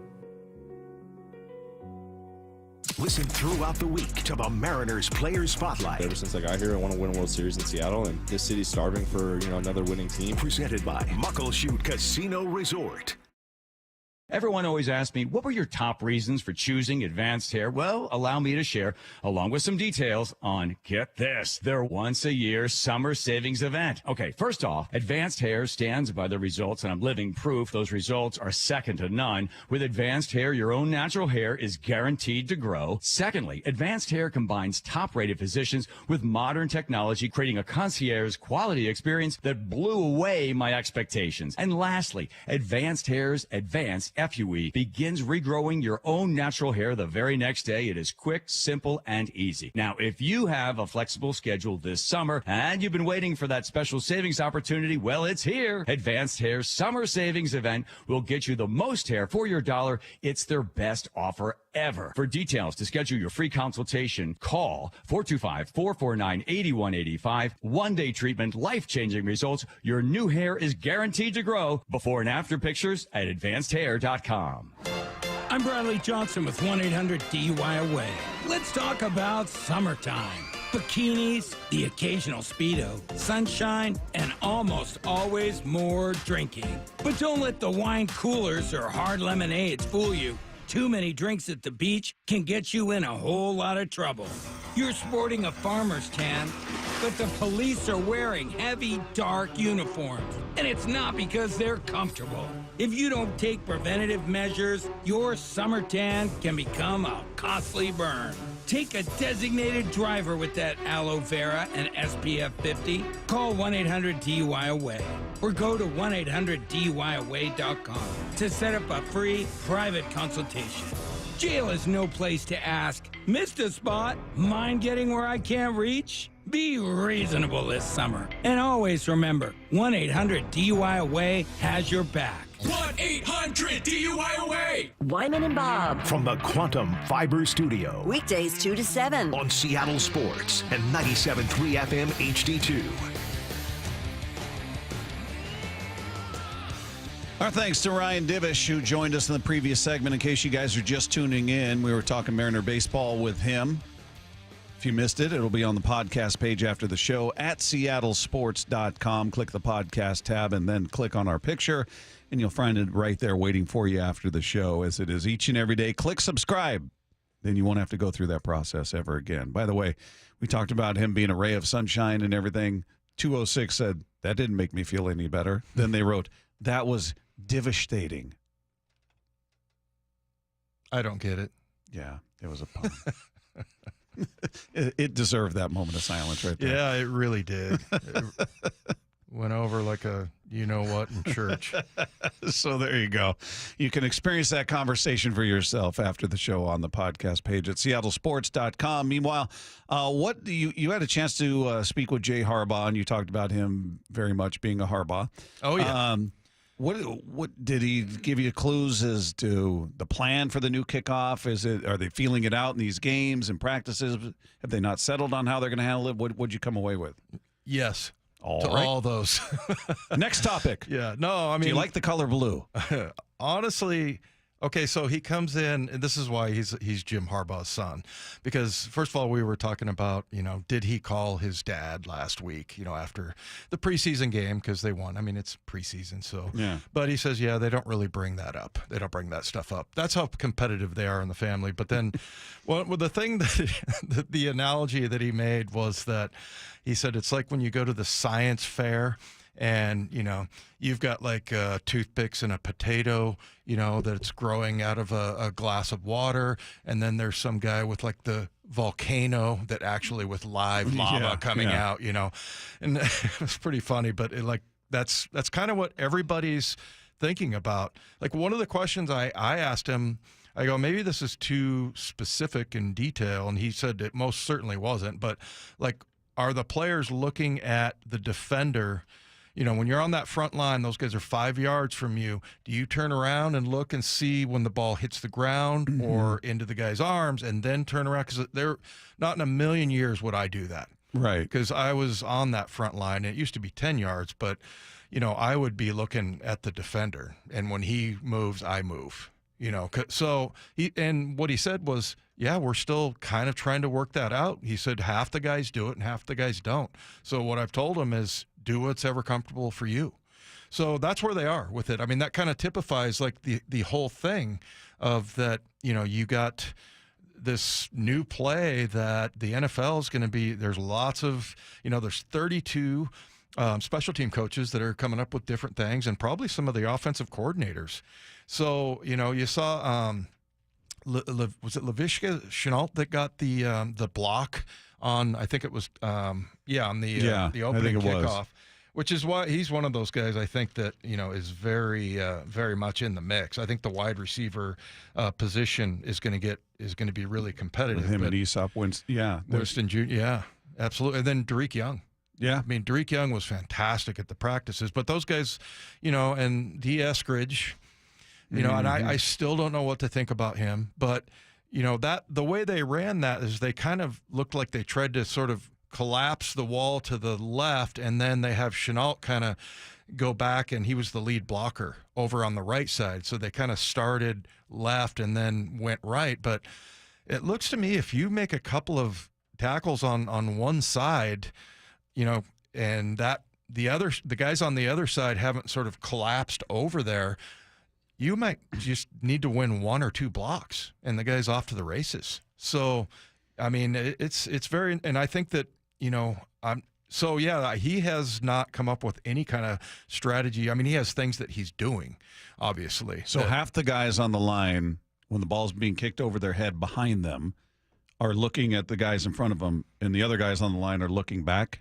at the receiver? I don't know. There's two guys, typically that are like another 5 yards back. Okay. Yeah, and I don't know if they're doing that, but he doesn't have any rule on it. He's like, whatever you're comfortable doing. Because don't you think if somebody's 5 yards away from you, I don't want to turn all the way around, watch that ball hit, and then turn back and locate the guy. This guy smashing you in the face. Yeah, that's what I would think. Maybe they could have one designated guy on the line who's watching and just says, now, or it just gives you a signal or something where everybody else is looking straight ahead. Somebody brought that up, but then, what about when the crowd noise starts to, mid-season? So, yeah, there's lots of questions. And honestly, if you were in that meeting, you could ask any question, and it would be a good question because everybody is trying to figure this out. So, but yeah, I think that there's going to be some innovation, and maybe, what about like a throwback?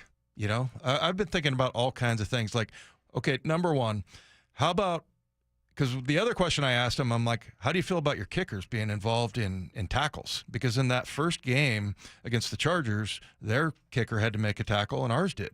You don't want those guys. They're not built for that. Yeah. So I'm wondering, like, what if you got a guy that can just blast the ball that's like a DB or a linebacker? Maybe he was a kicker in high school or something. I used to kick off in high school, so maybe you get that. Then you get an extra cover guy, right? I mean, or a guy that's like a safety because obviously he's way back behind where the line is. He said that's the other thing, too, that even for the kicker, it's hard visually. Like your whole life you've been kicking off and the kickoff team follows you up to the line. Right, now they're in front of you. Yeah, and so it's just optically kind of different. But it is weird to see the ball get kicked and you got these two lines facing each other and they're not moving. Yeah. It's like, wait, play get blown dead? What happened? It's an odd look until you get used to it. Who came up with that? I mean, the whole idea, I don't know. So, yeah, there's lots of different things that can happen. And like I said, I wouldn't be surprised if maybe, some kind of a throwback or you have guys looping around or a reverse or something like that. I mean, there's all kinds of different stuff. But, getting it downed and letting it, down it in the end zone, you're out to the 30. It's pretty damn good. It's pretty good field position. And then the other thing is you get past, like I said, that first line and you get out to the 40. I mean, I was going through and looking at the average starting point, like at the end of the year when you get or into the game, you get that booklet with, all the stats in it. And the Seahawks are better as far as average starting position. So, and I think you're going to see more scoring because of that. So, I had it written down here somewhere, but I know that Seahawks 29-yard line was the average starting point. Titans was 22-yard line, and then last week Seahawks average starting point was the 32-yard line, and the Chargers were the 21-yard line. Yeah, I couldn't find it in my notes, but I had sent it to Lefko, and he put it on the show sheet. Thank you. That didn't work at all, Mike, and that's my fault. But yeah, I mean, that's very that's kind of those hidden yards, that you talk about. Because if you look at percentage chance to score, obviously the closer you are to shorter their field end zone. Yeah. So I think it can be really like you could have a team that maybe isn't as good as everybody thinks just because their average starting point is better. So there'll be a lot of stuff that will sort of ravel from this whole thing of, how do you approach it? And mostly to me, it's about, what about the personnel? I mean, what if you put a bunch of offensive linemen out there? Now you got smaller guys that are coming down and maybe putting a move on a guy, but like if there's a blocking battle between an offensive guard and a DB, you're probably going to win that one. I would hope. So, yeah. All right, coming up, there are some interesting quarterback decisions coming to light around the NFL. We're going to hear about that when we sweep the dial. Coming up with Wyman and Bob, this is Seattle Sports on 710. Seattle Sports, your home for Bump and Stacy. Bo Nix finished with a near-perfect passer rating. What's the real headline? Bo Nix, once the Seahawks defense gets to him, it'll be throw picks. I wonder why Curtis is laughing so hard. I mean, maybe there was a ghostwriter. 50 is a ghostwriter for all them New York rappers back in the day, right. man. So he's and we're both named Curtis. There you go. That's a really good point. I did that without knowing I did that, Curtis. Thank you. Wow. He's just assisting everyone out. John Stockton over here. On Seattle Sports and 97.3 FM HD2. Seattle is home to Swedish CyberKnife, a non-invasive and highly precise treatment for prostate cancer. Swedish CyberKnife is the only CyberKnife center in the Pacific Northwest. Compared with other radiation treatments, which can last 6 to 9 weeks, CyberKnife treatment is much shorter, typically 5 days or less. CyberKnife advanced robotic technology can track your slightest body movement, adjusting in real time to deliver radiation with extreme accuracy, sparing healthy tissue. And the vast majority of patients experience minimal side effects and can continue normal activities during treatment. CyberKnife offers a curative cancer treatment while minimizing side effects and disruption to a patient's life. The experienced CyberKnife team has helped advance the field with research protocols and published findings. Swedish CyberKnife treats patients from all over Washington state. So if you, a friend, or a family member is diagnosed with prostate cancer, go to swedish.org/CyberKnife prostate. Treat prostate cancer with Swedish CyberKnife. High five! Up top! Heck yeah! Dave's company just got the first ever 5-year price lock guarantee from Comcast Business. Yeah, 5 years! It's 5 years of gig speed internet. High five for gig speed. 5 years of advanced security. Security win. And 5 years of a great rate that won't change. Our rate ain't changing. All from the company with 99.9% network reliability. There it is. He hasn't given this many high fives since Deborah brought in her famous banana bread. Woohoo! Now he's got savings. I'm so excited. Yep. Dave's feeling it, but it's only for a limited time, so don't wait. Switch today and ask how to get the first ever 5-year price lock guarantee from Comcast Business. Powering 5 years of savings, powering possibilities. Comcast Business. And it's hurting, but I am not stopping. Woo! Ends 8/21/24. Guaranteed rate applies to monthly service charge for new customers on qualifying internet bundle, excluding taxes and fees. Other restrictions apply. Have you been searching for a local, trustworthy group of professionals to assist with your mortgage? Hey, this is Brock Heward, and you can count on Tila Mortgage. They've been the go-to mortgage experts in Washington for over 25 years. If you are 62 or older and want to learn more about reverse mortgages, well, Tila can help you decide if it's the right choice for you. If monthly payments are impacting your credit score and just killing your cash flow, Tila can assist you in consolidating your debt with proven programs like a refinance loan or a home equity line of credit, a HELOC, enabling you to maintain your low fixed rate first mortgage. Additionally, if you're purchasing a new home, well, Tila can guide you through the ins and outs of a home loan as well. With hundreds of 5-star reviews, Tila, spelled T-I-L-A, is a trusted source for honest and ethical mortgage advice. Call Tila today at 206-766-8888 or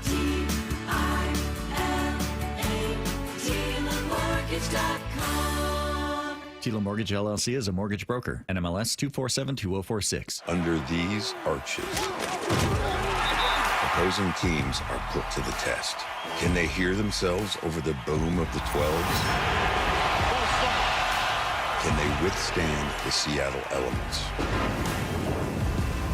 Can they compete against us? Touchdown, Seahawks! This city lives for Sunday.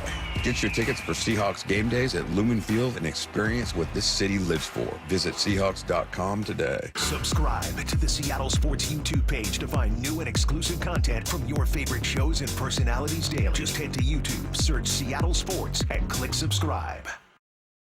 At Shane Company, our engagement rings are the perfect blend of design, function, and beauty, each one a unique work of art. We meticulously craft our bridal jewelry in our jeweler's workshop to the highest standards, expertly setting each diamond by hand, ensuring the structure is perfectly balanced, and sizing everything for the perfect fit. Shane Company offers a free unmatched lifetime warranty because your engagement ring is an heirloom that was made to last. You'll cherish your ring today, tomorrow, and forever. Shane Company, your friend and jeweler. You know, being out of camp this time of year, you get to see some absolute physical specimens. Guys that have trained all summer to be in the best shape of their life. Now, most of us don't have that kind of time, energy, resources, or genetics to look like some of those guys, but we can certainly look our very best with a little help from Eastside Weight Loss Clinic. It's Mike Salk here, and I used that program last year to lose 35 pounds. That's right, lost 35 pounds, and it only took me 8 weeks to do it. Guess what? It wasn't that hard. It wasn't that painful either. Eastside Weight Loss Clinic devised a plan that was right for me. I ate real food that you buy at the grocery store. I lost weight, and I looked and felt my very best. Eastside Weight Loss Clinic is safe, healthy, sustainable weight loss. So schedule a free, no-obligation consultation right now by going to eastsideweightlossclinic.com. Just see if it's right for you. 425-588-0080 is the number, or eastsideweightlossclinic.com. Again, 425-588-0080 or eastsideweightlossclinic.com. Dr. Ryan Coogan, D.C. Results may vary. Feeling lucky? Don't miss the Lucky Fall Classic Collector Car, Truck, and Boat Auction. Saturday, August 31st at Tacoma's LeMay Marymount Event Center. Gates open at 9 a.m. Auction starts at 10 a.m. Up to 200 collector, vintage, and classic vehicles. Many going to the highest lucky bidder with absolutely no reserve. Get lucky, get local, and get in line. Visit LuckyOldCar.com. That's LuckyOldCar.com or call 206-467-6531 for bidding and consignment details. Scanning the airwaves for the most interesting and entertaining stories of the day. Sweeping the dial. Every afternoon at 4:45 with Wyman and Bob. So just one preseason game left. Starting quarterback battles starting to be determined. We heard about a couple of rookies who have been named starters. The Steelers have not named a starter yet, but Dan Orlovsky this morning on Get Up says it's pretty clear who should be Pittsburgh's starting quarterback. Justin Fields should start for the Pittsburgh Steelers. 2 preseason games in 2 weeks to the season. I think it's obvious that Justin brings more good than bad in comparison to Russ. The sacks, I would disagree that they're all on Russ or all on the offensive line, excuse me. Here's my pushback, and the tape is going to say, you know, Coach Tomlin says that's not how we operate. I think that's the biggest issue right now. The Russ that we saw isn't operating this offense, and they're certainly not contenders with the Russ that we saw from this past weekend. I've seen a couple of highlights like on SportsCenter or NFL Network or something, but wasn't Russ like 8 of 10 or something in the game he just played? I know he's had a bad calf, so I don't think he played the first game, but I don't think he threw for a bunch of yards. It looked like, yeah, he's efficient. He didn't light it up in terms of yardage and touchdowns. I don't know how long he played, but I don't really know what's happening there. I guess this is my long-winded point, Dave. Yeah. And Fields is, you and I have talked about it. He's an athlete, and he is very dangerous when he's running the ball. He hasn't dazzled me with his quarterbacking to this point in his career. Well, I'm looking at his numbers. You're right, 8 for 10, 47 yards. He was sacked 3 times for 21 yards. And I'll say this, I would rely on Michael Bumpus. He was talking about this very thing, and he was pretty outraged that Orlovsky, because that's not what he saw at all. He said, you know, he thought, now, it's always a judgment call, like, is it Russ's fault or is it the offensive line's fault? And I think a lot of times offensive line play is misconstrued by many, but yeah, but Bump was like very much like, that's not what I saw. So he thinks Russ has looked better than and he didn't think that you know, those were his fault on a lot of them. So yeah, 2 different opinions there. I mean, I think sometimes the national guys, the thing I've noticed they're really good at, like they could have not been somewhere and say, I'm going to say this, and it sounds like they were actually there. Yeah. So whether or not Orlovsky really watched it or not, I don't know. And I don't really know him, but I do know Michael Bumpus, and I know that he's pretty much an expert and that he's a really good coach, and that I'm going to go ahead and take his word for it. Sweeping the dial. We know now that the Raiders named Gardner Minshew as their starting quarterback, but on Saturday, Antonio Pierce was talking about the Raiders' most recent performance. He didn't seem too excited about either one of his quarterback options. Everybody wants to see a player just take it and say, hey, I'm your guy, like I've been saying from day one. Well, obviously probably not the case, right? So we're going to have to make a decision, and we're going to live with it, and we're going to support whoever that quarterback is for the Raiders going forward, and that decision. Oof, that was not a, hey, this guy has been lights out, and we're really excited about this opportunity for him, and he went out there and took this job. Sound like, all right, well, we're going to make a choice here, and we're going to live with it. It's kind of interesting. Maybe NFL coaches are starting to go that way, because I don't think Mike McDonald's that. I haven't heard him sound like that, but he will be very honest about it, and I love that. And I think it's just because he's just very used to, I'm going to tell you exactly how it is, and hope, he does it in a way that doesn't, I feel like if he would have said that instead of Antonio Pierce, that it would have sounded a lot better, Mike McDonald, but maybe we just got used to Pete for 14 years, and not a knock on Pete at all, but everything was positive. Hey, these guys are battling like crazy, and whoever if he were in that spot, he would have said, hey, Gardner went out there and we love what we saw. I'm so excited. I'm fired up for this guy to get a shot. And he would have been more like that, where obviously we heard Antonio Pierce has a different approach.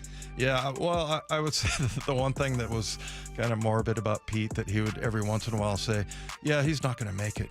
Yeah. And I'm like, oh, that sounds grave. Yeah, it sounds, yeah. Sweeping the dial. So this is kind of a confusing proposal, Dave. Stick with me here. But ESPN put out an article. Dave's going to be the one that has trouble understanding. What he's saying is, typically I would doze off during a play. I had to sneak that one in there. Because you guys never listen, according to someone who's usually on this show. We're a brick wall. What'd you say? You're a brick wall.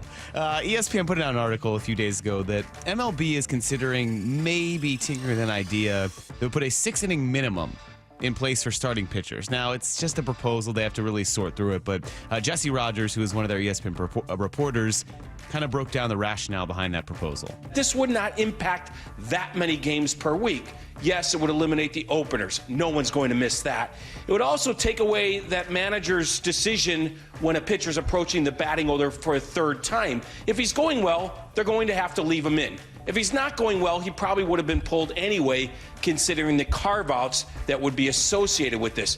100 pitches, or if a pitcher gives up 4 or 5 runs, he can be pulled.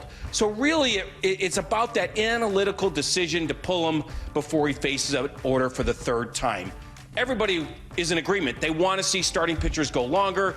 Agents, players, executives, and certainly the league. And they also think it would increase scoring, maybe that third time through the order. There'd be a few more runs put on the board. And it would reduce injuries if pitchers' training habits would change. I guess I'd have to hear more about the motivation for the rule, and he's talking about some of it there, certainly where they think the scoring might go up. But then, in turn, you're going to yank that pitcher if they give up 4 runs or whatever the minimum. I'm trying to figure out how this works and where the benefit is outside of maybe increased offense.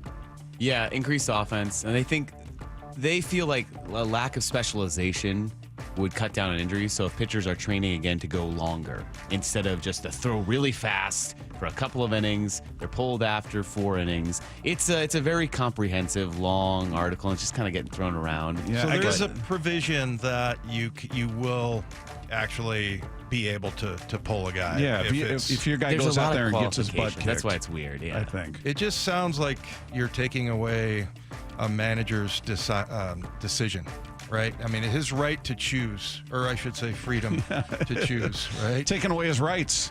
Well, I mean, yeah, that's kind of what it's doing, though. I mean, it's headed that way, and I'm just always like I go with the side of freedom, Bob. Yeah. Freedom to choose. Yeah. And I'd have to read the whole thing. I'd seen the headline and I hadn't read the article, but I'm trying to get what some of the motivation would be outside of, hey, this will increase scoring potentially, but then that manager's going to yank the pitcher unless they put a minimum on how many runs he's given up.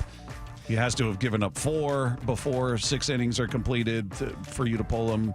But what if he's walked 5, he's given up 3 runs, he's escaped danger, but he clearly doesn't have his stuff. Right. You got to leave him in there, and he's walking. There's traffic every inning, and I don't know. There are a lot of variables there. Of the 30 managers, how many do you think would go, yeah, that sounds like a good idea. I'm for that. I can't imagine any of them, but maybe there's one out there that's not an old head, Dave, that goes, hey, this is a good idea. I don't know. As a manager, I can't see them relinquishing control and saying, well, these are now, I have to abide by a rule that's been implemented that says, even though this guy's got 5 walks and 5 innings and he's escaped danger and he's only given up 3 runs, I have to leave him in there for another inning when he clearly doesn't have his stuff. Yeah. Well, and then the other thing is he might do it and following the rules, and everybody else doesn't really know the rule and goes, well, why did you do that? I mean, it just, to me, I feel like isn't that what a manager's for? I mean, you're taking the bat out of his hand with that decision. Yeah, on some level. I mean, they're already... I don't like it.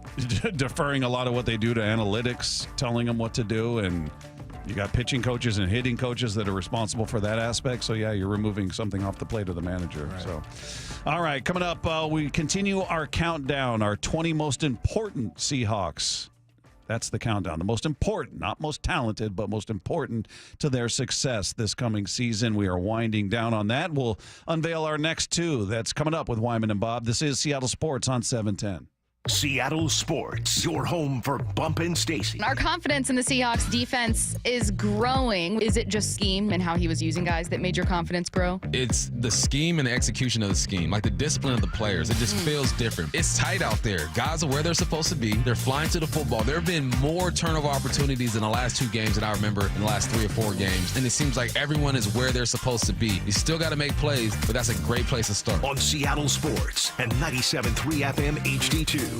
Did you know about the Senior Farmers Market Nutrition Program? You can get an $80 benefit card to spend at local farmers markets. Use it to buy seasonal fruits, vegetables, and honey. Just bring your new SFMNP card with you when you shop. When you make a purchase, the grower will scan your card. Then you'll confirm the purchase with your PIN.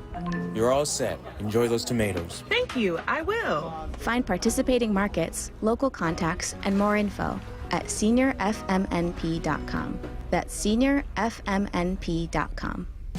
John here with Happy Hauler. We want to help get your unwanted items to those in need. Furniture and household items you plan on throwing away? We'll take them and prioritize donating and recycling, keeping items out of the landfill, and giving useful items a second happy home. Happy Hauler is Seattle's eco-friendly junk removal.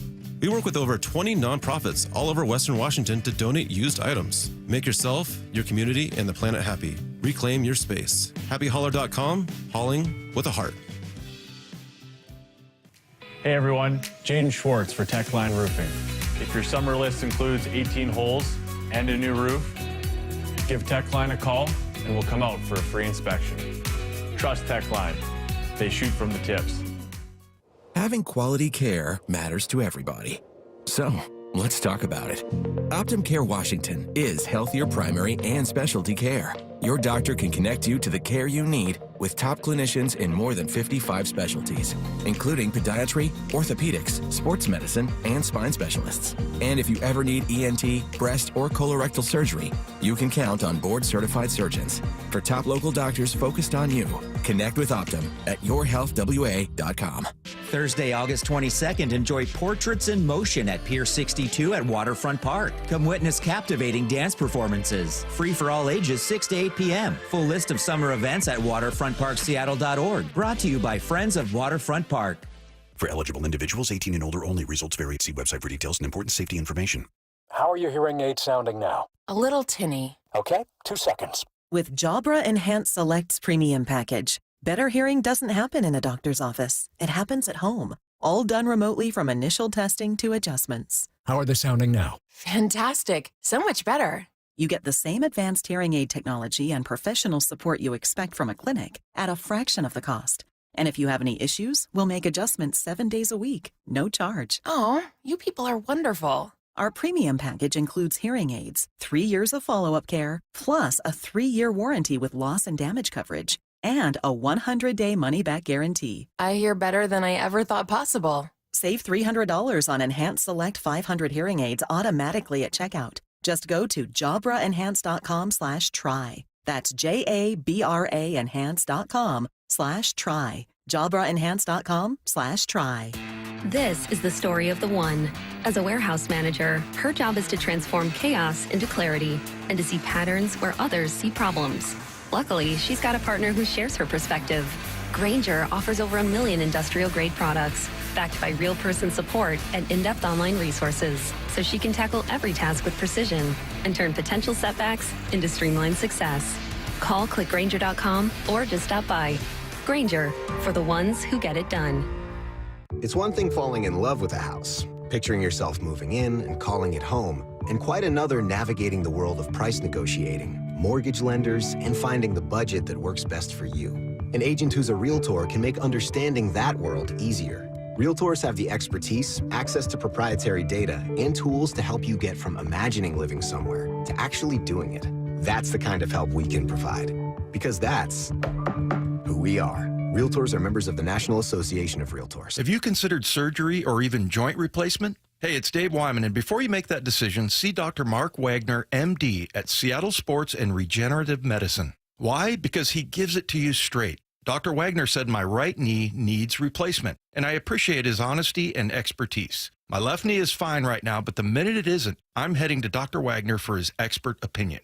I want to avoid another surgery, and I've heard so many patients rave about results from their 90-minute outpatient stem cell procedure with Dr. Wagner. He's a board-certified Seattle physician with over 30 years of experience and has performed more than 20,000 stem cell procedures using a person's own stem cells to regenerate cartilage in their own joints. People with severe osteoarthritis, even bone on bone, are back doing what they enjoy without pain and without surgery. Whether it's a shoulder, hip, elbow, ankle, wrist, or knee, before choosing surgery, see Dr. Mark Wagner first. Go to drmarkwagnermd.com. Swing and a well-hit ball to right field, down the line, going, and goodbye baseball. Cal Raleigh's 27th home run of the season. You're listening to 710 KIRO AM Seattle and KIRO FM HD2 Tacoma, the home of the Mariners. Seattle Sports Snapshot.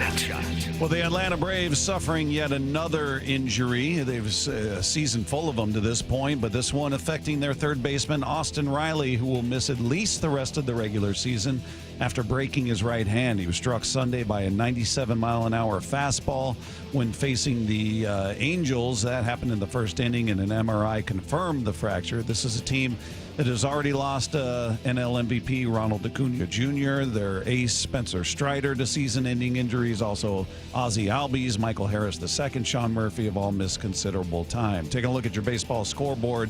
Few games happening as we speak. They're in the bottom of the fifth in Miami with the Diamondbacks up 5-1 over the Marlins. Top of the fourth in Toronto, Blue Jays and Reds tied at 2 apiece. Top of the fourth, Mets out to a 2-0 lead over the Orioles. Other games still to come. Rangers hosting the Pirates. Angels on the road to take on the Royals. It's the Astros playing host to the Red Sox. Twins and Padres in San Diego. A's playing host to the Tampa Bay Rays. And then you've got the Mariners and the Dodgers getting together. Game one of that series. The Mariners send Brian Wu to the hill. You can catch all the action of that one starting at 6 o'clock right here with the pregame show, Seattle Sports on 710. Snapshot, brought to you by Miller Lite. When it's game time, it's Miller time. From the Quantum Fiber Studio, this is Wyman and Bob. On Seattle Sports. Streaming live on the Seattle Sports app and at seattlesports.com. Now, here are your hosts, Dave Wyman and Bob Stelton. So Dave and I have been going through our list. We both went through with great intensity and just a forensic style of analyzation of the Seahawks roster, taking a look at every single possible player at every position and coming up with our top 20 most important players for the Seattle Seahawks upcoming season. And we worked our way all the way up to number 8 at this point. So we started at the bottom despite the protests of Dave Wyman wanting to start with number 1. We started at 20. and worked our way up, and we are at 8, so we will unveil our number 8 and number 7 picks. And I'll start today. My number 8 is a guy we were just talking about during the break, Dave, is running back Ken Walker. I think is hugely important to this team, obviously, to the offense, to establish. If they can establish a great running game, that opens up the passing game, opens up all kinds of options for this offense, and I think he's huge for this team. Now, we were talking about hearing, I think it was Brock and Saul, because they had a promo where they're saying, hey, he's had such a great camp. I to this point, I don't recall hearing his name much. He hasn't played much, certainly in preseason, but I feel like I haven't heard much good or bad about him. Am I wrong about that? No, I don't think so. I think it's probably, maybe Brock and Salk had an interview and, somebody who specifically, you got to give it to guys like Bob Condotta, and Brady Henderson. I mean, they're out there watching every single snap, and a lot of times they're writing down, the stats and, what this guy ran for, even though it's all unofficial. But, yeah, I mean, maybe. But Ken Walker has looked really good. Like his lower body, you can tell he put a lot of time into it. And the things I have seen have been good. But, yeah, you're right. You're not going to see him during the preseason at all. So, and, out in Nashville, saw a lot of good things like the one-on-one stuff. And this is the things where you can, when they have like a coverage little drill where you typically have linebackers on running backs. And then you have like a pass rush drill where it's the same, linebackers rushing and blocking. And he looked really good in the blocking part of it. But, yeah, I would say up until that point, unless you were in Nashville, there wasn't a ton to go off of. But I think he's gotten better, I'm sure, but I don't think there was a whole lot to support that. But yeah, I think he's really important to this team. They got to get a running game going. Well, Gino talked about, and he's a guy who's going to see more of them than anybody out there, said Ken Walker, in his opinion, has improved in many areas this offseason. He's getting better, and he's already been explosive. He's already had all the skill set and everything like that. But the thing I've seen the most from him is his growth off the field. The way he's taking care of his body, his training, his regimen, that's something that, the best ones have, and I think he's taking that to the next level. I think that's going to help him throughout the season, and, his leadership has grown. He's taking charge in that running back room, and just all the things that he's doing, I think is really good. Yeah, I love hearing that. I think that's why I have him in the top 10. I think he's absolutely crucial to their success in establishing the offense that Ryan Grubb wants to run. If you establish a great ground game, it impacts your passing game, as we all know. So, yeah, he's huge. I like the room. We've liked it before, and then everybody gets hurt. So hopefully, fingers crossed, they can stay healthy with him and Charbonnet. And I really love the way McIntosh has looked. But, yeah, that's my number 8 is Ken Walker. Who do you have at number 8? Well, first of all, before we move on, you can't have enough running backs in the NFL. And I was thinking, oh, man, with McIntosh, it's going to be crowded because you got Charbonnet, and then this George Holani kid from Boise looks pretty good. But, yeah, you can't have enough of those guys. So, yeah, it's nice having depth. I got Byron Murphy, the rookie there, because he is very instrumental to play off of Big Cat, Leonard Williams. I think if you have those two guys in there, and then another guy that we heard from Adden Dirty, the defensive coordinator, he was talking about Jaron Reed, and he said Jay Reed just overwhelms a one-on-one situation so far of what they've seen. And so I've kind of forgotten about him a little bit because I've been talking about those two so much. But, yeah, for Byron Murphy, if you have Jaron Reed and he's having a really good year, what do you have, 7.5 sacks, I think, last year? And then, Big Cat has his, best season going. And it's like, who are you going to double team? With those three guys. So I think that's really important for him. And then going back to what McDonald said to Tyrese Knight about how you've got to go out there and fail. So then, and I said this last week that I thought it was really important that he missed that sack last week against the Chargers because, I think that's something he'll probably never do again. The other thing is it's something that probably in college you get a sack there, but in the NFL, just a reminder, it's tougher. You've got to, it's much harder, so you've got to execute. So, yeah, I thought that was important for him. But like McDonald said, you gotta fail, and that's the way that you're going to grow. So don't worry about the failures. But Yeah, I think that's something he's gotten a lot of reps. I didn't see him a lot in the game, but he's looked really good. I think he's going to probably have some growing pains, but you know what? That's the one position, and I'm not joking about it, but defensive tackle, there's not a lot of assignment, you know? Left, right, forward. Yeah. I mean, my buddies like Joe Nash would probably scoff at me for that, but yeah, I mean, I think it's the hardest probably physically. Yeah. I mean, you have to have really good feet, really good leverage, really good hands, and great strength and endurance. I mean, that's why they cycle those guys out where you don't want those interior guys playing more than like 60-65%, because it's one thing running down the field, but when you're pushing for 10 seconds or 8 seconds or whatever a play lasts on a 320-pound man, I mean, who's pushing back? Yeah, that's a lot. Wears you out. I'm assuming you didn't see it because you're on the radio broadcast, but on the TV broadcast, they've got Cliff Averill down there interviewing players during the game, and he was interviewing Uchenna Nwosu and was asking about Byron Murphy. And it was funny because he was like, yeah, man, he's going to be good. He goes, he's light skinned. And I'm going, but I don't get it. What does that mean? And they were both laughing about it. But then he went on. They were apparently it was a joke about something. But he said, that he's really quiet. But man, he's going to be good. He was very complimentary. But I thought it was funny. He goes, yeah, he's light skinned. They both started cracking up, and I was like, I don't get it. It was an inside joke, apparently, I guess, but he was very complimentary of him, as was Marcus Spears, who was breaking down Murphy's first preseason game. This was on NFL Live when they faced off against the Chargers. And Byron Murphy, the defensive lineman for Seattle, was physical with knockback, getting into the backfield, making negative plays, being super active and pushing the pocket into the lap of the quarterback, as you see here. And then the next play, movement. His cat quickness is something that we talked about pre-draft. And then this. Now, he got to finish the sack.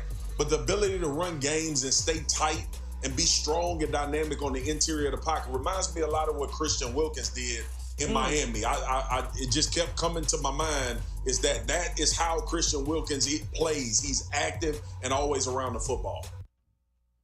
Yeah. I like that. Yeah. So there you go. There's Byron Murphy, a little breakdown, a little outside perspective from Marcus Spears on Murphy.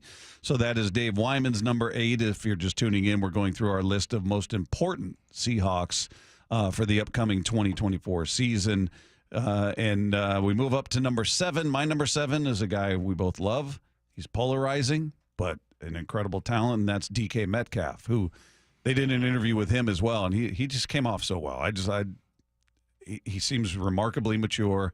He gets it. He talked about, I think Cliff asked him, what would you work on in the offseason? He was just talking about, just to be a better leader and to lead by example out there. And he just, I love the guy. I love the guy, and I think he's just a really unique talent, and he's capable of doing a ton out there, especially if they sort of unleash him, if you will, in this offense, which is what I'm hoping, and then maybe you'll hear more things like this. Dallas in the backfield. Gino from the shotgun with 3 receivers to his right.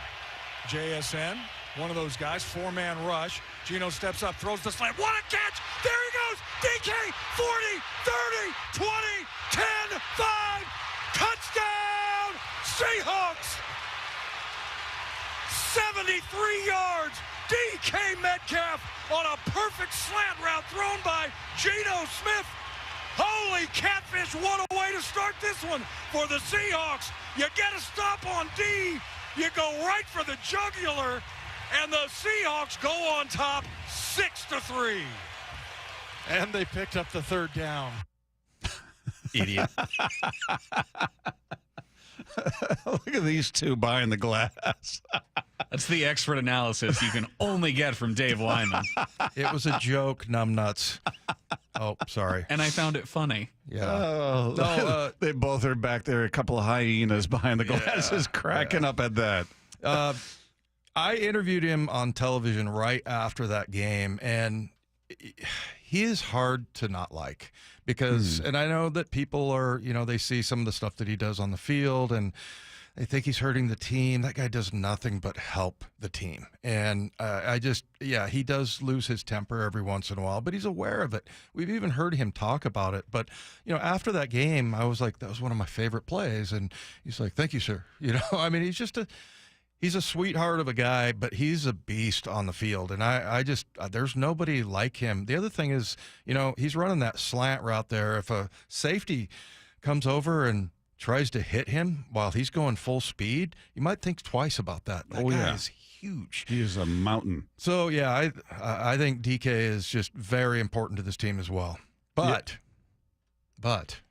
I have JSN at number 7. JSN at number 7. All right. Did you already have DK? I can't remember. Not yet. Not yet. Okay. Yeah. Okay. I was trying not. You want me to tell you where? No, I don't. I just couldn't remember. Okay. If he was Some versions of a list you might, but we count down to down to up. So. Down to up. Yeah. Watch it now. That's true. Mike, you know what I'm talking about. I know. Uh-oh. Okay. Some people might screw up the ordering of lists back here. here. I have something on Mike, but have there been some adjustments to the list here or something? I'm not going to. Some reordering that that's Davis okay. helped me with. So. Some of us just did the list and handed it off. About it. Yeah. Okay. All right. Mike can't pop off to me for, I'm going to say 2 weeks. How about that? There we go. Yeah, JSN, I think, what's so interesting about him to me is that it's kind of hard to put your finger on, like, what is it that he does so well? And I think the reason is because he makes it look so easy. Mm-hmm. It's weird, like watching him run, and I remember him even at Ohio State. I'm like, it doesn't look like he's running that fast yet. He's pulling away from everybody. It's like all the tight ends we talk about that don't look fast yet nobody's catching them. Right.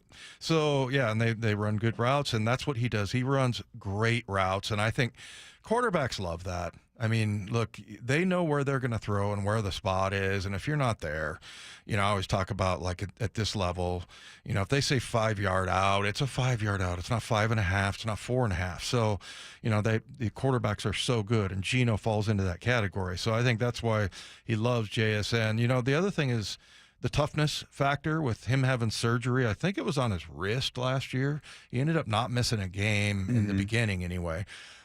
So, yeah, I mean, that guy, and you've got, DK, and you've got, Tyler Lockett. So it's just very, there's going to be, and I heard, Bump talking about how he likes the passing game to the tight ends that they have. And I'm like, man, there's not going to be enough to go around.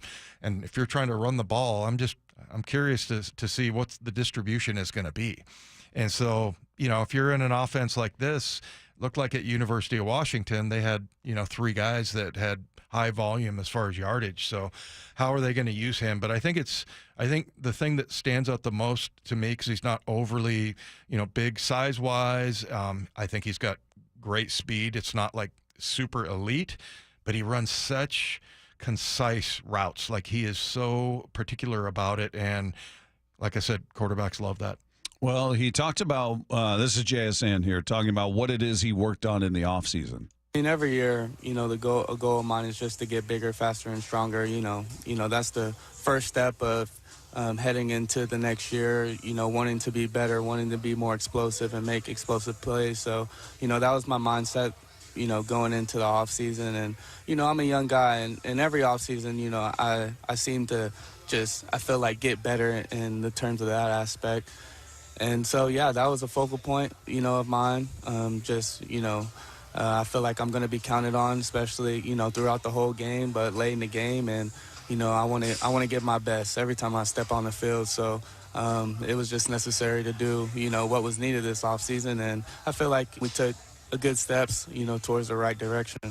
Bob, do you remember when he caught that touchdown against the Eagles on Monday Night Football? Yeah. That was awesome. That was awesome. Yeah. So cool. But, I mean, you look at that, that kind of a catch is so ridiculously hard. And, it was a perfect throw from Drew Lock, but yeah, he did a great job bringing that in, getting his toes down. So I feel like receivers are getting better and better at that every year. I've saw so many of those kinds of plays, especially out at practice against the Titans. I saw Brady Russell do it, a couple of times where, he's running like a corner route, right in the corner of the end zone. He taps his toes down, and then, you see DK doing that all the time. Certainly, probably the master is Tyler Lockett as far as that goes. But, yeah, JSN also really good awareness of the field, and yeah, that was a beautiful play he made.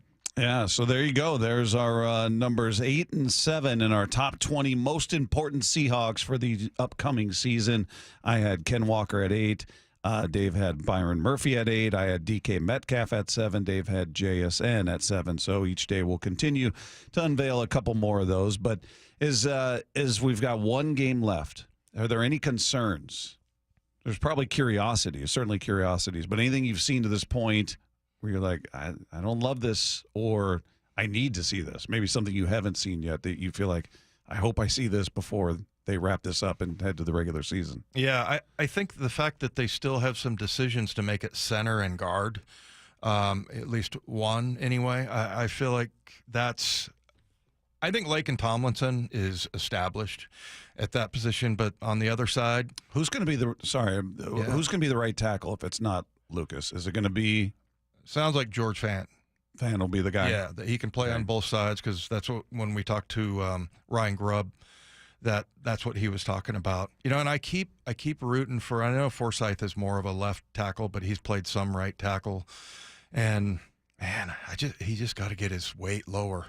He's just so tall. But I think George Fant will be the guy there. So we saw a lot of what's his name?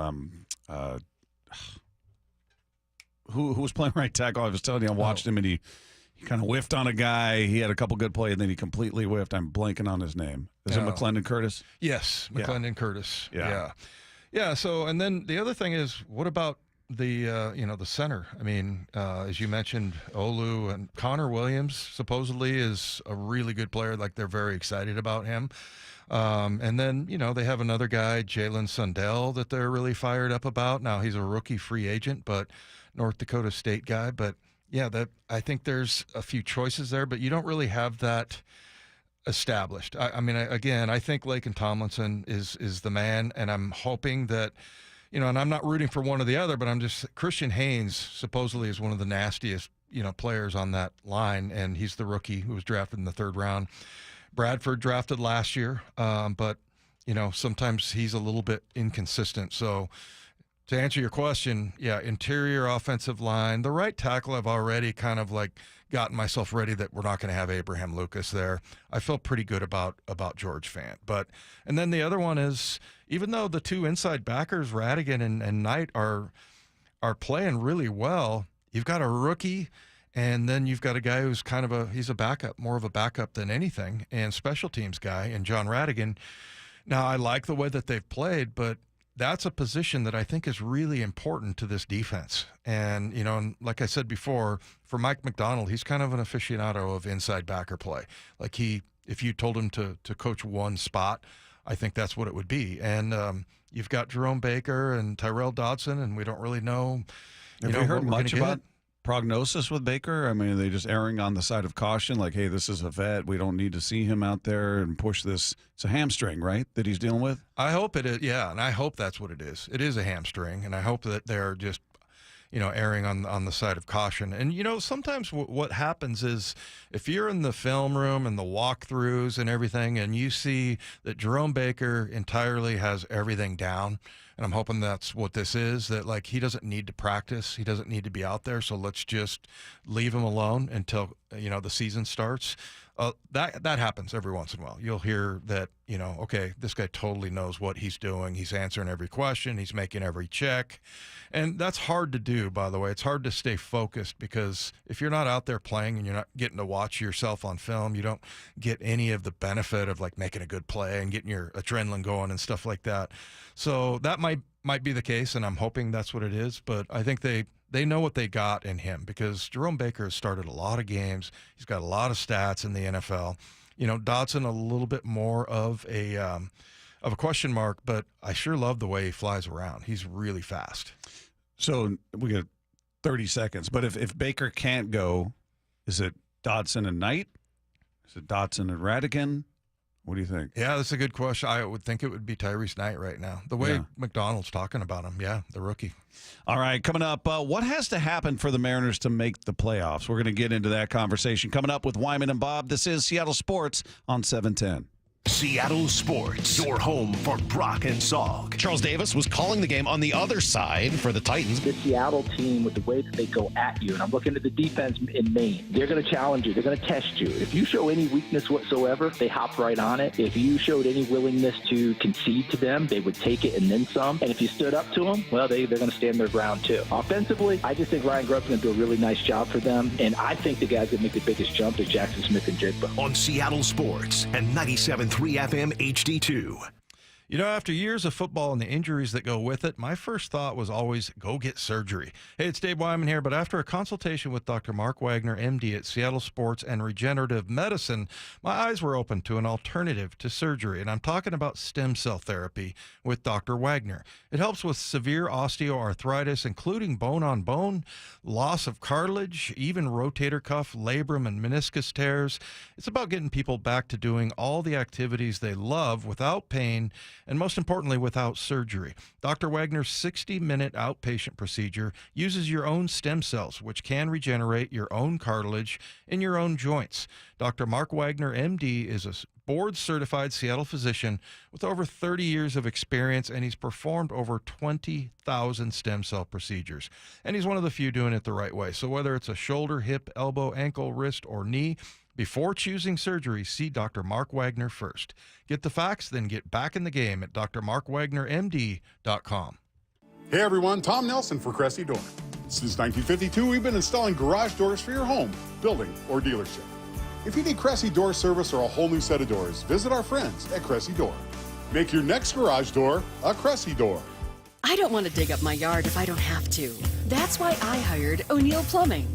They're Seattle's trenchless plumbing pros. All rooter, all trenchless, always professional. O'Neill Plumbing. Since 1917. Paid for by government. Did you hear? A secret hoard of 1932 $10 gold Indian coins have been found. These gorgeous 1932 gold coins are as bright and shiny as the day they were struck, and less than 500 of these gold coins are available. Coin experts are calling the secret U.S. gold coin discovery a once-in-a-lifetime opportunity, and you can own a piece of the hoard. When you call, you are guaranteed a 1932 dated gold coin featuring Lady Liberty with an Indian war headdress and a majestic eagle. With limited availability, you must call now. These 1932 dated gold coins are still in uncirculated condition with brilliant luster that is 92 years of history you can hold in your hand. To learn more, call 1-800-495-6468. Call now and you'll receive a free bonus over a $55 value free with every order. Call 1-800-495-6468 now to secure your 1932 $10 gold Indian coins before they sell out. Don't wait. You must act fast. Call now. When might you be buzzed? When you suddenly love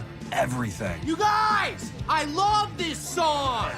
I love these nachos. I love our kickball league. Ugh! I love this guy. What's your name? You know what I'd love? A ride when it's time to head out. If you see a buzzed warning sign, call for a ride when it's time to go home. Buzz driving is drunk driving. A message from NHTSA and the Ad Council. I love your car. Is this real leather? This is the story of the one. As a facility technician installing a new welding station, he knows getting the ventilation right is critical for safety. That's why when questions arise, there's Grainger. Grainger offers detailed technical product information online at his fingertips, so it's easy to find what he needs. Because when it comes to safety, having answers means he and his people can breathe a little easier. Call, click Grainger.com, or just stop by. Grainger, for the ones who get it done. For Down Territory, going inside the game with Michael Bumpus. I like this. More quarterbacks should start doing this. Every day at 11:15 and 1:15 on Bumpin' Stacy. High five. Up top. Heck yeah. Dave's company just got the first ever 5-year price lock guarantee from Comcast Business. Yeah, 5 years. It's 5 years of gig speed internet. High five for gig speed. 5 years of advanced security. Security win. And 5 years of a great rate that won't change. Our rate ain't changing. All from the company with 99.9% network reliability. There it is. He hasn't given this many high fives since Deborah brought in her famous banana bread. Woohoo! Now he's got savings. I'm so excited. Yep, Dave's feeling it. But it's only for a limited time, so don't wait. Switch today and ask how to get the first ever 5-year price lock guarantee from Comcast Business. Powering 5 years of savings. Powering possibilities. Comcast Business. And it's hurting, but I am not stopping. Ends 8/21/24. Guaranteed rate applies to monthly service charge for new customers on qualifying internet bundle, excluding taxes and fees. Other restrictions apply. Can't fix everything for everybody, but you can be there and listen and try to help with what you can. You're there to support them, and that's the best that you can do. Justin Meek. He's the leader and caretaker of the 380 people who consider Lee Johnson their home. This is my life. This is my family's life. The people that work here, they're my family. When something's not right with them, it's not right with us. My wife and 3 kids in the house, there's always something wrong with somebody at all times. And if there isn't, then something's wrong. When you have 388 employees, there's never a day that everything is good everywhere. You have to be okay with that. You have to look at that as opportunities to gain a better relationship with people and help them through what they're going through.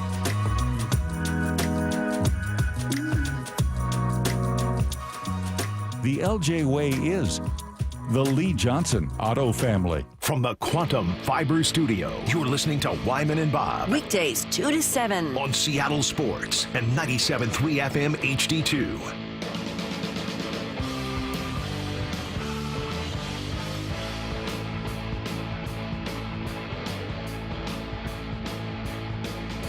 "37 games, Dave.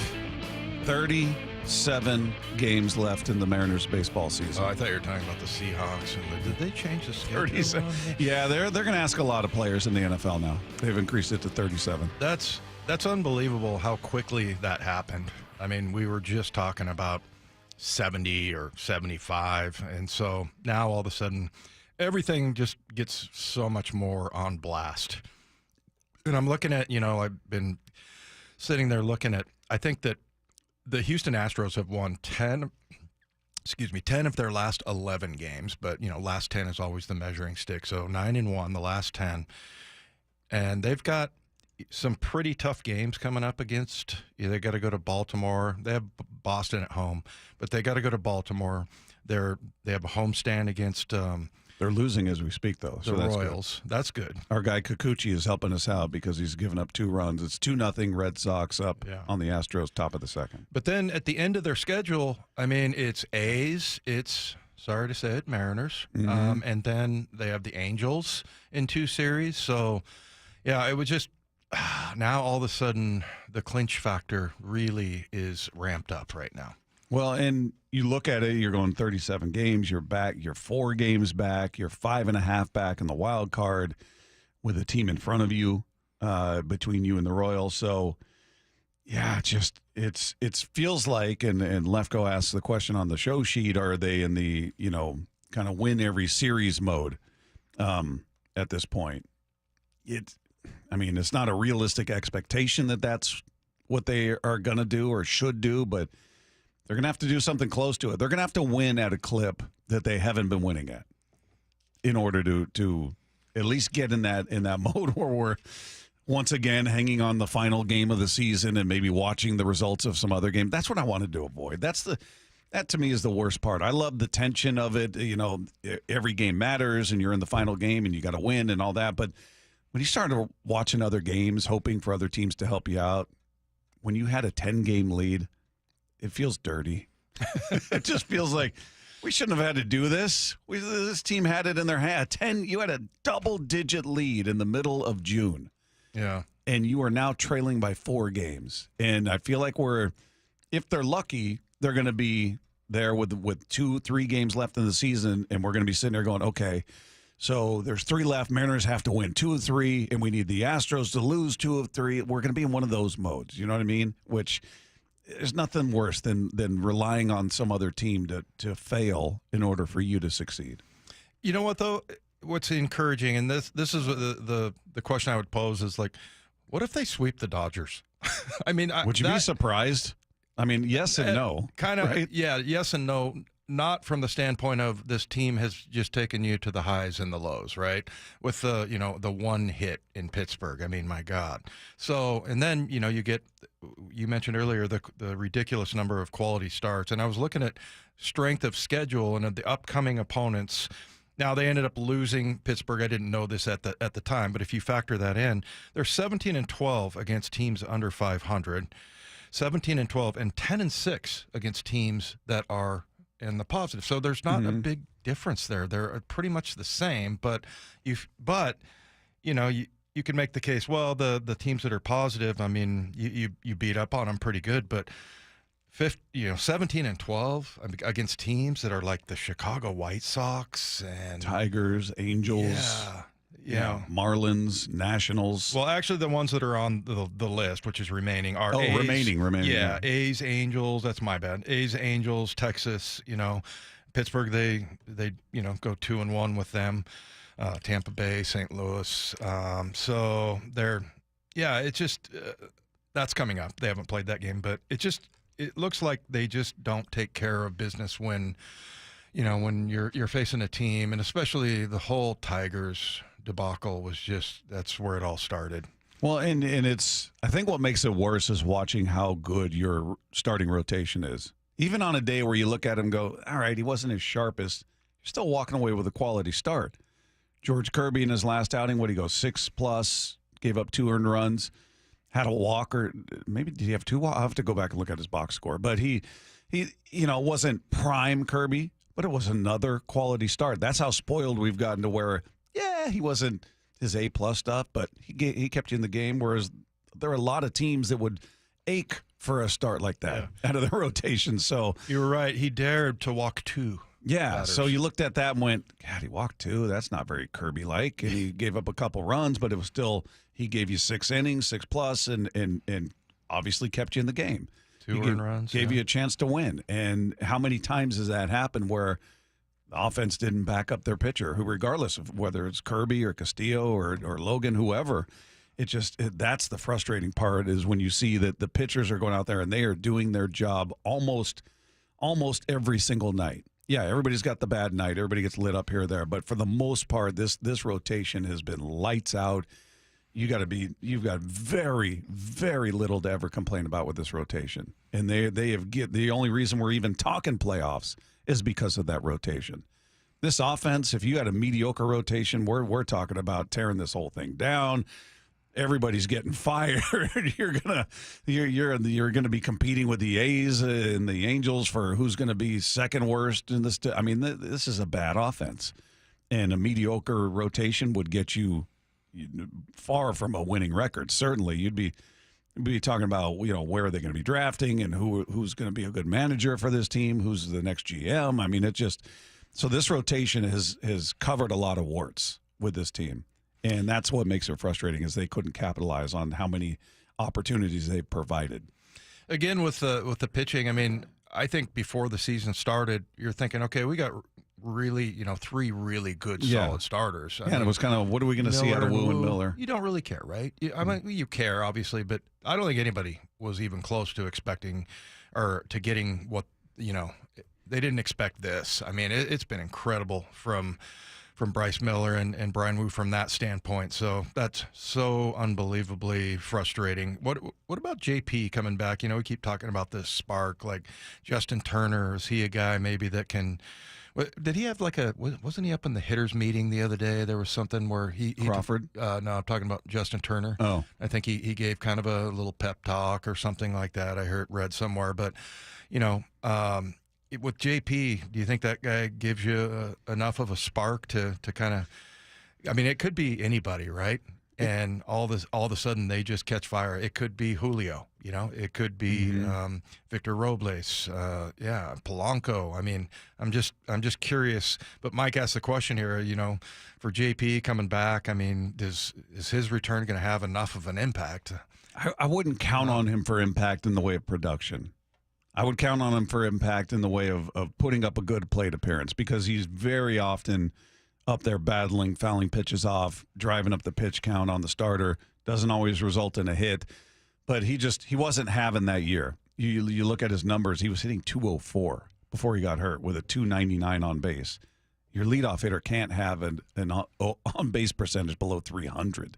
So he was just, he's coming off a career year with home runs and his production, and he wasn't matching that. So I would count on, just having that leadership and that veteran in the lineup and somebody who's part of your core, but he's got to find a way to produce, or at minimum be who he was in terms of just going up there and battling in, 8-pitch, 9-pitch, 10-pitch at bat. Just at minimum driving that pitch count up. But if we're just talking about what was he providing prior to him being hurt, 299 on base, 347 slug, he has 645 OPS. This is not, especially the on-base percentage for your leadoff hitter, not great. I won't say, the next 37 games, because if you start a rally at, 30 games from now, it's kind of too late. But if they do, who would be most likely to provide that spark with 37 games left? And to me, I think Victor Robles. I really do. I think he's a guy that. Did you see the pitch he took the other day where it looked like he was like folding his arms kind of and just watched it go by? Rosarena's done that a couple times where you'll see him just kind of almost looks like he called timeout. Like he'll step back and just watch it. Yeah, and then he ends up drawing a walk. And he does like a little bat flip over to the side. I just think that gets pitchers just off focus. I think it gets in their head. Yeah. So that's why I would say Robles. But when he's picked, he kind of went through a little slump there for a few games, and then the last 2 games he's had 2 hits apiece. So he's had 4 hits in the last 2 games, and hopefully that means he's getting back to what he was right before they signed him to the extension. Meanwhile, there's always plenty of learning that takes place here on a Monday. We're going to find out exactly what we learned coming up next with Wyman and Bob. This is Seattle Sports on 710. Seattle Sports, your home for Brock and Salk. How about Kenny McIntosh and the offensive line? I thought for Kenny to come back after a week 1 just explosion, right? The stats told you he's one of the best players in all of preseason week 1. I didn't feel like any of that diminished week 2. I actually thought he looked better in week 2 than he did in week 1, to be honest with you. Pretty awesome. Pretty awesome now to add that kind of depth to a room with Charbonnet, Ken Walker, who's had the best camp that he's had in 3 years, and just building on a bunch of different positives throughout that roster. On Seattle Sports and 97.3 FM HD2. Motorcycle riders, Bob Stelton here. I love this time of year. The weather's nice. I'm out on the bike as often as possible. And knock on wood, I've never been in an accident. But maybe you have. And if you have, you need to call 1-800-LAW-TIGERS. First of all, your case evaluation is completely free. They don't get paid until you get paid. And they should be the first call you make after a motorcycle accident. And I'll tell you why. Because they fight for you, the motorcycle rider, and your family to get you the compensation you deserve. With over 20 years of experience, they're going to handle your case with the respect and dignity you deserve. The insurance company wants to get away with paying out the lowest settlement they can as quickly as they can. With the Law Tigers, you don't have to handle your motorcycle case alone. So why should you hire Law Tigers after an accident? They can help you get your motorcycle and gear repaired or replaced. Law Tigers knows how important your motorcycle is to you, so after you've been in an accident, give them a call at 1-800-LAW-TIGERS. They will get you the help that you need. Again, that's 1-800-LAW-TIGERS or lawtigers.com. The Law Tigers, Washington's motorcycle lawyers, Mateer Law Firm, LLC. It's the last days of summer, and everyone's trying to squeeze in just a little bit more. It's Mike Salk here, and making the most of your summer could mean a road trip, camping, around a golf with some old friends, or that big home project, right? If a roof was on your checklist this year, now's the time to make it happen. The days are slowly getting shorter, the temperatures are starting to decrease, and the window is closing on getting that quick roof replacement. Worry not. You can still get it done with Riverside Roofing. Here's what you do. Go to riversideroofingllc.com. You'll be prompted with a quick quote. Enter your information, and they'll give you a quote in less than 60 seconds. Do it right now. Putting it off any longer won't make it go away. It only makes it more difficult. So trust Riverside Roofing with your roof replacement. I did, and you should as well. They're also certified Tesla roof installers, so they can go that direction, and they'll use the catch-all system to protect your lawn. They're Master GAF Elite certified. You can find them online at riversideroofingllc.com. It's Riverside Roofing, the roofing company you can trust. Are you looking for a construction loan to build your dream home? Are you a local builder needing a better financing option for your next spec project? Hi, I'm Scott Rireka, CEO of Legacy Group Capital in Bellevue. Stop wasting time with local banks banks and credit unions and their endless guidelines, we're the experts for common sense residential construction loans. We lend our own money, we make our own decisions. And if your deal makes sense, we'll get it done fast with flexible terms. For homeowners, we advise you every step of the way with things like budget and timeline, ensuring the completion of your dream home. For builders, Legacy's not only your lender, we'll source your next deal, provide permitting services, and if you're short on equity, we'll invest alongside of you. Legacy Group Capital has lent more than $1 billion, helping over 130 local builders and hundreds of homeowners. We can help you. Construction loans don't have to be hard. Borrow smart with a common sense construction loan from Legacy Group Capital. Visit legacyg.com. legacyg.com. Metallica in the round. M72 World Tour. Live from the 50-yard line of Lumen Field. 2 nights, 2 different sets. Friday, August 30th, 2024 with Pantera and Mammoth WVH. Sunday, September 1st, 2024 with Five Finger Death Punch and Ice 9 Kills. Get access to preferred tickets with your city card. Single day tickets on sale now at Ticketmaster.com. Metallica. Presented by Blackened American Whiskey and Liquid Death. Subscribe to the Seattle Sports YouTube page to find new and exclusive content from your favorite shows and personalities daily. Just head to YouTube, search Seattle Sports, and click subscribe. Have you been searching for a local, trustworthy group of professionals to assist with your mortgage? Hey, this is Brock Heward, and you can count on Tila Mortgage. They've been the go-to mortgage experts in Washington for over 25 years. If you are 62 or older and want to learn more about reverse mortgages, well, Tila can help you decide if it's the right choice for you. If monthly payments are impacting your credit score and just killing your cash flow, Tila can assist you in consolidating your debt with proven programs like a refinance loan or a home equity line of credit, a HELOC, enabling you to maintain your low fixed rate first mortgage. Additionally, if you're purchasing a new home, well, Tila can guide you through the ins and outs of a home loan as well. With hundreds of 5-star reviews, Tila, spelled T-I-L-A, is a trusted source for honest and ethical mortgage advice. Call Tila today at 206-766-8888 or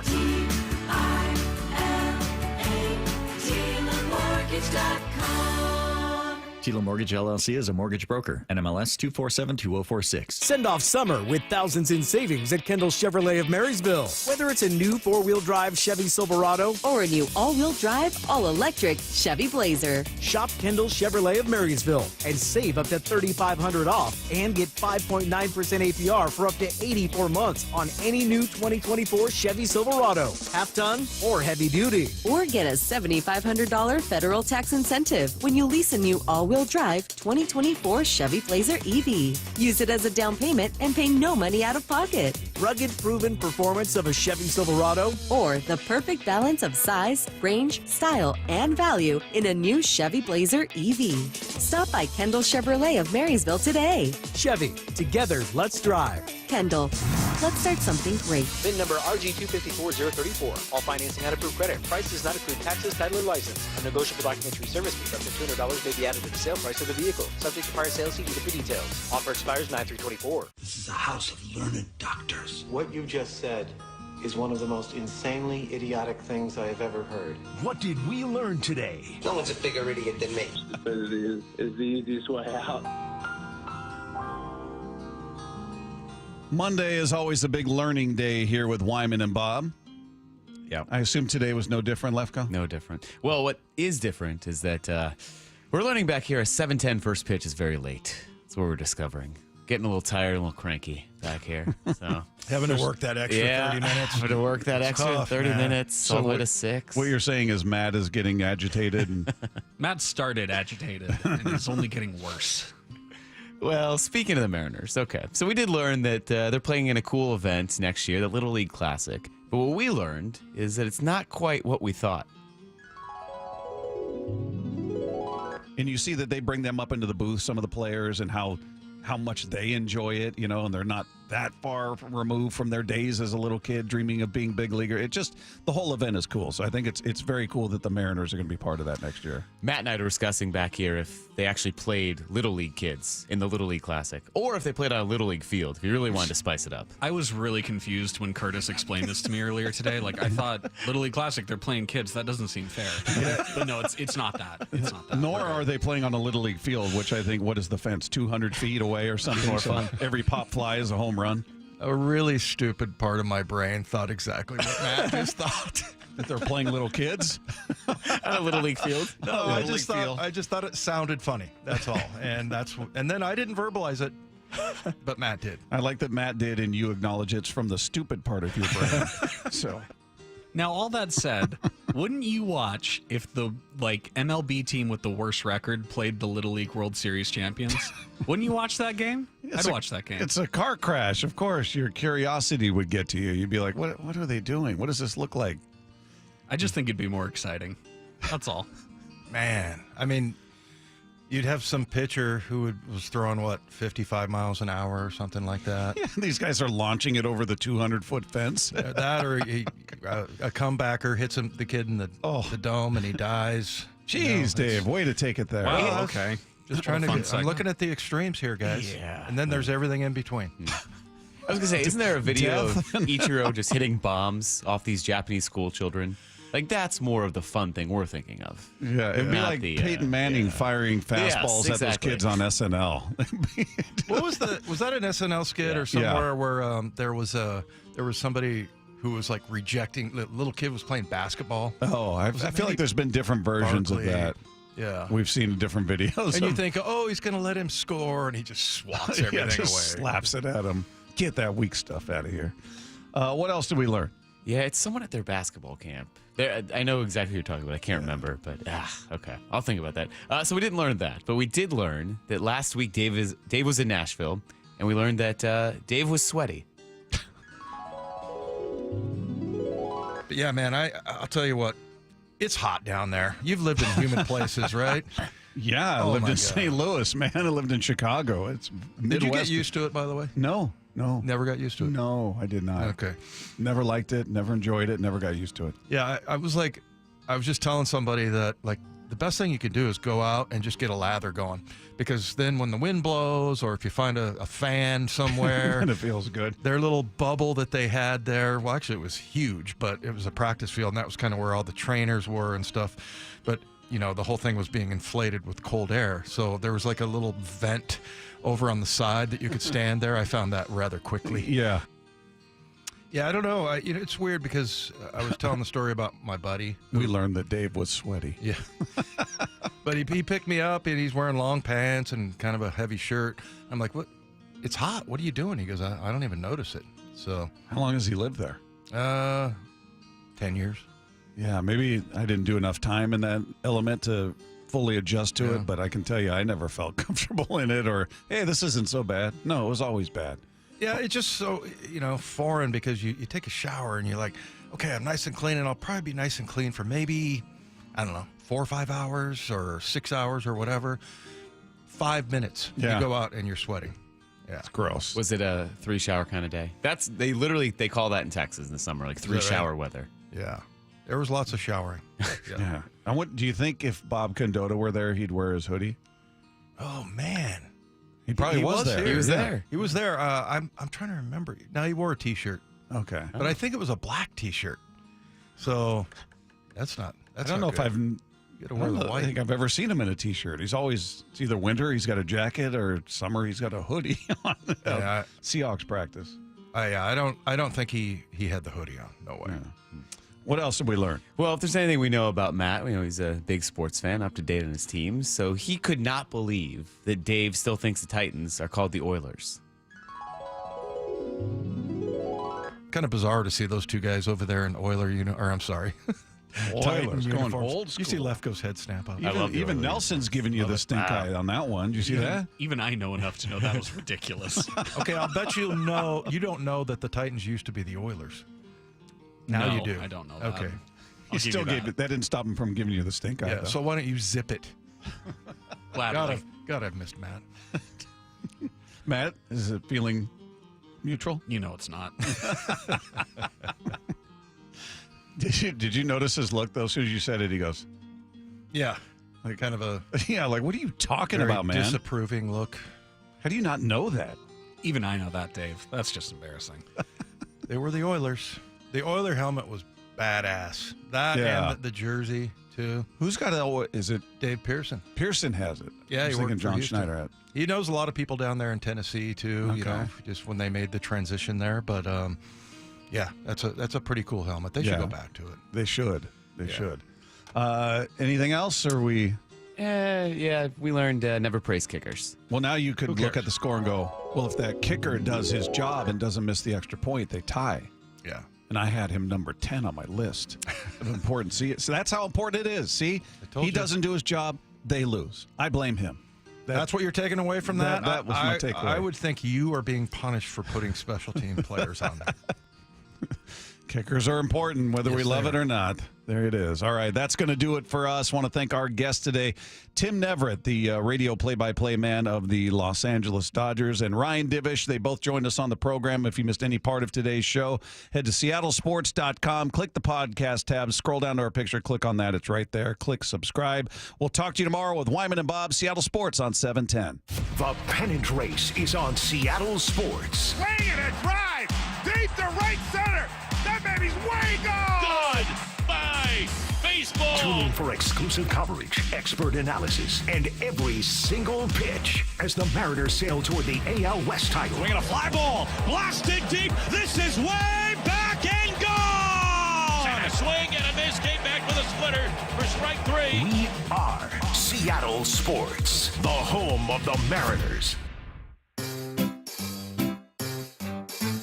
1-877 Cars for Kids. KARS Cars for Kids. 1-877 Cars for Kids. Donate your car today. Donate today at carsforkids.org. That's cars with a K. Your car can be picked up as soon as the next day. Receive a tax deduction and vacation voucher. 1-877 Cars for Kids. Donate your car today. Now accepting donations of land, homes, buildings, or any kind of real estate. Hey everyone, Jaden Schwartz for Techline Roofing. If your summer list includes 18 holes and a new roof, give Techline a call and we'll come out for a free inspection. Trust Techline. They shoot from the tips. Paid for by government. Did you hear? A secret hoard of 1932 $10 gold Indian coins have been found. These gorgeous 1932 gold coins are as bright and shiny as the day they were struck, and less than 500 of these gold coins are available. Coin experts are calling the secret U.S. gold coin discovery a once-in-a-lifetime opportunity, and you can own a piece of the hoard. When you call, you are guaranteed a 1932 dated gold coin featuring Lady Liberty with an Indian war headdress and a majestic eagle. With limited availability, you must call now. These 1932 dated gold coins are still in uncirculated condition with brilliant luster. That is 92 years of history you can hold in your hand. To learn more, call 1-800-495-6468. Call now and you'll receive a free bonus over a $55 value free with every order. Call 1-800-495-6468 now to secure your 1932 $10 gold Indian coins before they sell out. Don't wait. You must act fast. Call now.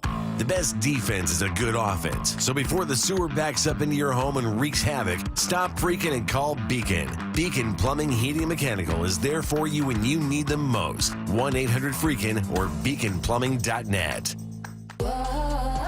My friends swim no matter the season, but my moderate to severe plaque psoriasis can sometimes take me out of the moment. Now, thanks to Skyrizi and clear skin, count me in. With Skyrizi, Risankizumab Riza, a prescription-only 150 milligram injection for adults who are candidates for systemic or phototherapy. 3 out of 4 people achieve 90% clear skin at 4 months.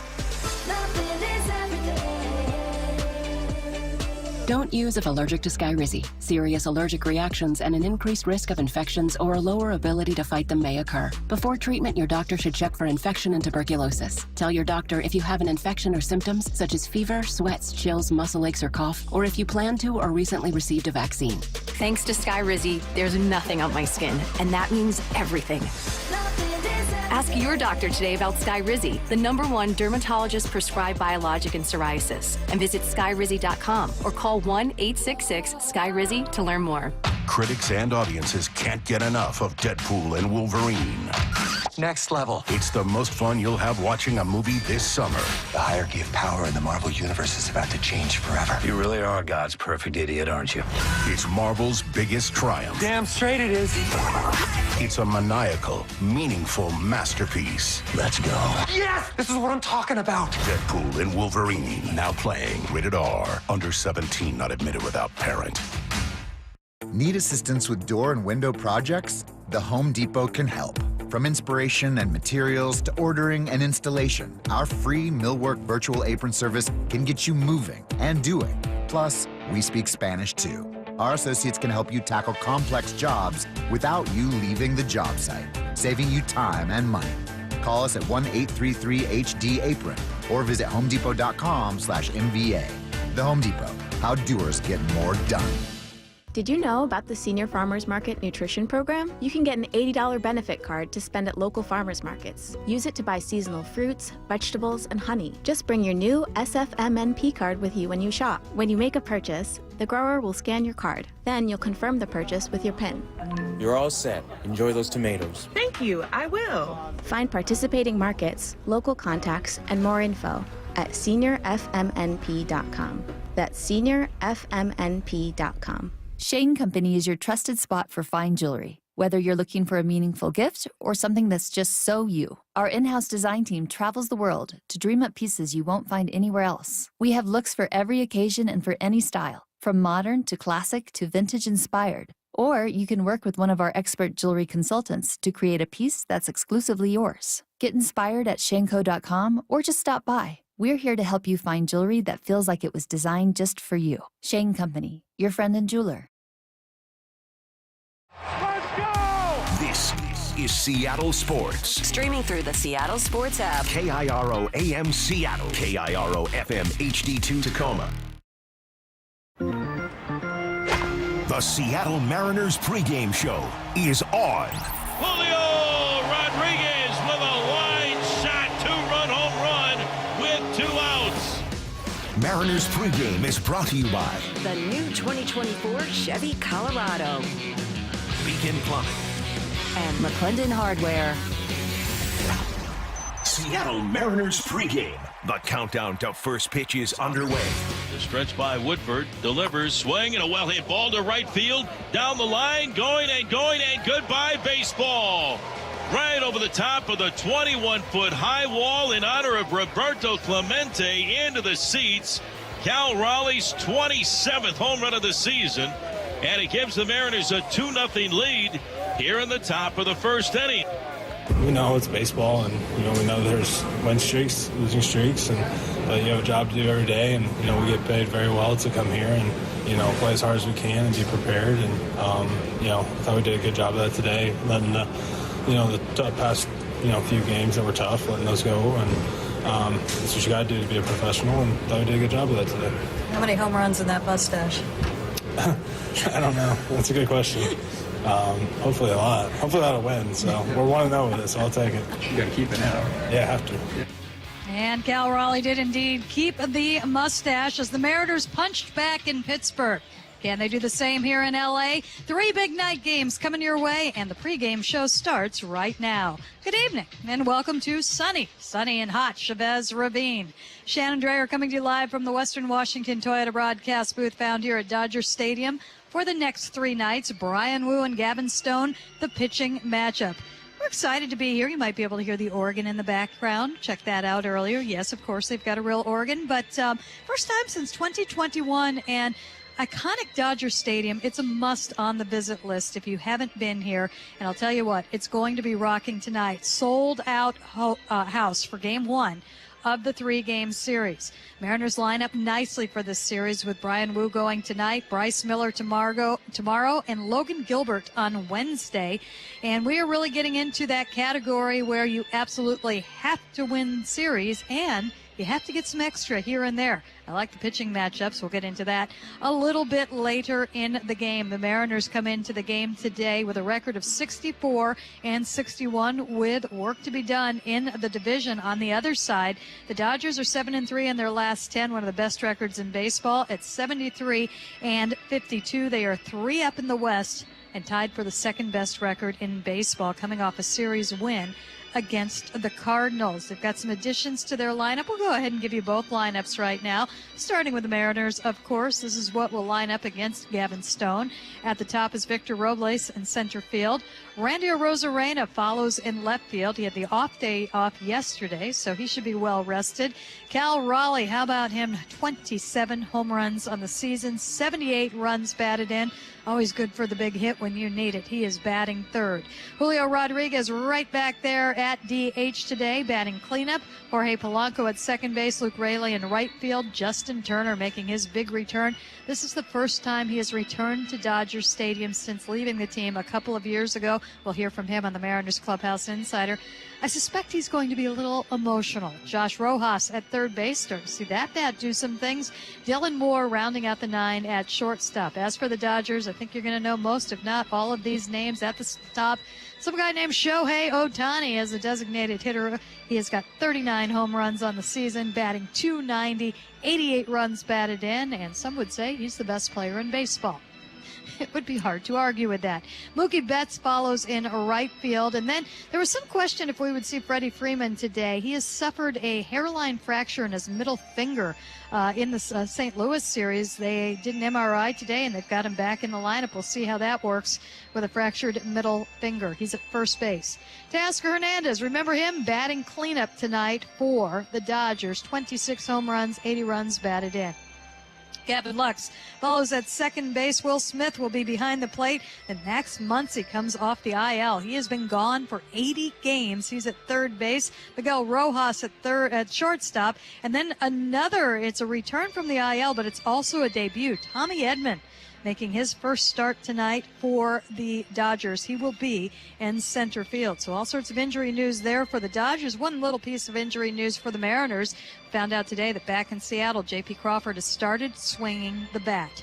The injury report is brought to you by Fred Hutchinson Cancer Center Proton Therapy. Learn more at fredhutch.org/proton therapy. That's fredhutch.org/proton therapy. We've got a lot to get to in the next 50 minutes. Coming up on the roundtable, we're going to take a look at where the Mariners stand right now, what they need to do. We're going to take a closer look at the wild card situation, get into some schedules, and just try and kind of map things out. On the Mariners Clubhouse Insider, as I mentioned, big return to Dodger Stadium today for Justin Turner. We will hear from him about being a Dodger and a little bit about being a Mariner right now. We'll have all the usuals as well. Picks versus Rick. Check out the schedule, the scoreboard, all the news around baseball, and much, much more. But coming up next, we hear from the skipper. We are just getting started here. Stick around. You are listening to us on the Global Credit Union Mariners Radio Network. Add Home Street Bank to your lineup card this season. Whether you're starting a family, buying a home, or nurturing a growing business, they'll help you navigate life's biggest milestones. And they've been doing it with a smile for over 100 years. Look no further than Home Street Bank for all your home loan, personal, and business banking needs. Go to homestreet.com/team. Again, that's homestreet.com/team. Member FDIC, Equal Housing Lender. All loans subject to approval. When you need mealtime inspiration, it's worth shopping Fred Meyer, where you'll find over 30,000 mouth-watering choices that excite your inner foodie. And no matter what tasty choice you make, you'll enjoy our everyday low prices, plus extra ways to save, like digital coupons worth over $600 each week. You can also save up to $1 off per gallon at the pump with fuel points. More savings and more inspiring flavors make shopping Fred Meyer worth it every time. Fred Meyer, fresh for everyone. Fuel restrictions apply. The Mariners are battling for the AL West crown, and the best way to lock in your postseason access is with a 2024 Mariners Flex membership. Flex members get first dibs at postseason seats, plus other great benefits like savings of 10% or more on tickets, no fees, year-round discounts at the team store and Hatback Bar and Grill, and so much more. But hurry, Flex memberships are only available through August 30th. Go to mariners.com/flex to come on board today and secure your postseason access before it's too late. I'm Rick Griffin. I was the head athletic trainer for the Seattle Mariners for 35 years. I found out I had prostate cancer on opening day 2017. Rick took charge of his treatment. I had a friend who had prostate cancer, and I saw the side effects, and I thought there had to be a better way. He chose Fred Hutchinson Cancer Center Proton Therapy. It was much easier than I thought possible. If I had to recommend proton therapy, I absolutely would. Rick chose Proton Therapy. Find out why at seattleproton.com. The countdown to first pitch continues with the Scott Service Show. Presented by McClendon Hardware. Yesterday, Skip, I thought you said something that really sort of tickled me. You said, coming off the 5-game losing streak, and you said, I woke up, hey, let's get a win today. And you got the win. Yeah. What did you think today when you got up? Well, I think, sometimes you have to put things in perspective on where you're at, where your team's at, and, you can only try so hard. That's players, that's coaches, that's manager, and you got to get back to doing the basic things right. You see a good pitch to hit, you take a good swing at it. We did that yesterday. We were really aggressive. Cal Raleigh got us going in the first inning. Victor followed up later with a big 2-run double, and guys just kept going all day long, which is a great sign. Offense has been tough for us on this trip, and but I think everybody understands where our team's at right now. We haven't had a great trip. It's behind us. We can't do anything about it. We needed to win the ball game yesterday. We got it done. Now we need to come into this series against a very good Dodger team that everybody knows about. They got marquee players all over their lineup. Doesn't matter.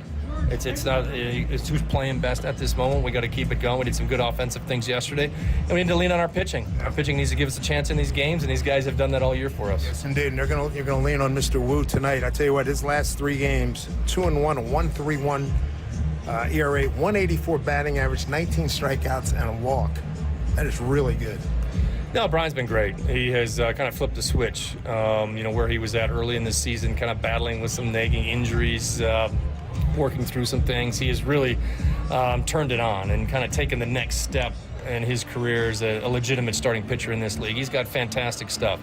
He's throwing a ton of strikes. The secondary pitches have all remarkably improved. And that's what helped get him into the 7th these last 3 games, It really right? has, yeah. He's using all of his pitches really well. He's still going to lean on the fastball. It's a dynamic fastball, but the slider, the changeup have all become much more real weapons for him, and it's allowing to get him deeper in the game. So, again, can't say enough about the job he's done. And mentally, he's just taking on just a different persona when he's taking the mound. Like, it's his game. He's not coming out. He's going to stay out there. He's going to give us every chance to win, and that's exactly what he's done. Hopefully he can do it again tonight. That sounds like a veteran guy right there. The Dodgers throwing Gavin Stone 10-5. He's been scuffling last 7 starts, 2-5 with a 6.12 ERA, giving up a 340 batting average. What else can you tell us about him? He's got good stuff. His go-to pitch is a changeup, and it's an outstanding changeup. Really a swing and miss change. We've got to be disciplined. We've got to stay, if we can recognize it, stay off it, try to get the ball up on him, and don't get too big. I don't think you go up there today looking to hit homers. Let's just take the ball back through the middle of the field and see what happens from there. So hopefully we can get that done tonight. We got some guys who have got some pop in this lineup. Is there one guy that you single out? You don't want to say, hey, I don't want that guy to beat me, or is it just pick your poison? Yeah, they got some guys, Dave. They got some guys that have been in this league a long time. They're well compensated for the job they do. They're some of the better players in the league. You know that going in. That's all great. Doesn't matter. Once the game starts, you got to figure out how to beat them. And you got to play the game. They're obviously, Ohtani's having a great year. Everybody knows what Mookie Betts can do. Freddie Freeman's as solid as they know. We know Oscar Hernandez very well. He's having a nice year. So, again, you got to stay after him. You have to stay aggressive. I think if you try to be, timid, you're always going to be behind in counts, and it's not going to work out for you. We're going to get aggressive. We're going to go after these guys. We got outstanding pitching. I think we got the best pitching in the league. We're going to show everybody here in this series. Yeah. A lot of people agree with you on that. I talk to the opposing managers and players all the time, and they are in awe of your pitching. Scott, good luck tonight. Thanks, Dave. I appreciate it. And that was Dave Sims with the skipper right there. A lot to build off of and what we saw in Pittsburgh. And you never know. I mean, this place is pretty special. You get in here, these guys kind of like the big game. This game, I think every game here is a big game. I wouldn't be surprised if that and the starting pitching leads to some good things tonight. The Scott Service Show is brought to you by BECU. As a credit union, BECU's co-op business model means better rates and services. Walk in like you own the place, because you do. Do like coming back here. There are some challenges to working in this building. You need a map, and it probably cannot be on your phone because you might not have cell reception in the hallways that are it's an absolute maze. We'll get into a little bit of this building, as well as kind of a pleasant surprise after the game yesterday. And Gary Hill, our expert scoreboard watcher, is going to give us a look at the schedules of the wild card teams and the Astros, things to look for as we go forward. What are some paths here? We've got it all mapped out. All of that comes up next as the pregame show continues on the Global Credit Union Mariners Radio Network. They say teachers don't impact for a year, but for a lifetime. Hi, I'm Rick Riz. It's time to honor another Teacher of the Week with a $500 classroom grant plus $500 for their school, courtesy of your local credit union, WSECU. This week's Teacher of the Week is Jennifer Marshall from Matson Middle School in Kent. Congratulations, and thank you to WSECU for honoring this year's Teacher of the Week recipients. Great teachers truly inspire. To see this year's Teachers of the Week, visit mynorthwest.com/teacher. Baseball fans, Muckleshoot Casino Resort is always a home run. With the best games, the best restaurants, and the best rooms and luxury suites. Muckleshoot. Muckleshoot Casino Resort. Bigger, better, and still the best in the Northwest. Muckleshoot. When you buy tires at Les Schwab, you're getting more than just tires. You're getting America's best tire warranty, 60-day satisfaction guarantee, no hassle road hazard protection, and free maintenance for the life of your tires. Other places make you pay extra for that, but at Les Schwab, it's included with every set of tires because more warranty means less worry, and nobody stands by their tires like Les Schwab. Get more from less. Book your appointment at leschwab.com. Terms and conditions apply. See leschwab.com for details. Ever daydream of catching a game-winning pop fly for the Mariners? Visit Funco headquarters in Everett to enter for your chance to participate in Pop Fly with a Catch, presented by Funco at T-Mobile Park on select dates. If chosen, you'll win 4 tickets to a home Mariners game and a chance to catch fly balls in the outfield. For each pop fly you catch, you could win unique Mariners and Funco Pop prizes. To register, scan the QR code at the Funco store located at 2802 Wetmore Avenue in Everett. Good luck and go Mariners! In the Pacific Northwest, there's one construction equipment rental provider of choice, Star Rentals. The Star Rentals team delivers superior customer service by leading with a culture of care and delivering unmatched follow-through across all 18 Star Rentals locations. Star Rentals is the largest independent construction equipment rental company in the Pacific Northwest, delivering quality care because they care. Learn more at starrentals.com. Star Rentals, the preferred supplier to the West's best contractors. We're live after the Mariners game. Coach, once a base runner's aboard, how do you bring them home? Well, we're really focused on stealing bases. Fresh steals mean free AM/PM fresh baked cookies and a 12-ounce slim Coca-Cola, plus the chance to win a Mariners VIP experience. That's it. If you need me, I'll be at AM/PM. AM/PM, too much good stuff. Proud partner of the Mariners. Only 1,000 deals available per game on the AM/PM app for 24 hours through September 19th. Only at participating AM/PM store while supplies last. VIP experience sweeps, no purchase necessary. See rules at ampm.com/official rules. The Mariners stretch before every game to be at their best. Shouldn't the fans arrive at their next away game stretched and refreshed too? On Alaska Airlines, you can upgrade to a premium class seat and enjoy an extra 4 inches of legroom in a spacious leather chair. You'll also get priority boarding and a complimentary beer, wine, or cocktail. And premium class upgrades start as low as $15 a flight. Live your best life and get more legroom in premium class. Go ahead, cross your legs on Alaska. If you haven't heard by now, SeatGeek is the new official fan-to-fan ticket marketplace of the Seattle Mariners. So whether you're buying or selling tickets to Seattle Mariners games, SeatGeek is the #1 destination for all your ticketing needs. But that's not all. If you're looking to score tickets to other events at T-Mobile Park or events across the Pacific Northwest, SeatGeek is the place to do it. From baseball to ballet, hockey to hip-hop, find it all on SeatGeek, the official fan-to-fan ticket marketplace of the Seattle Mariners. SeatGeek, your ticket to great Mariners seats. Mariners pregame continues with a roundtable.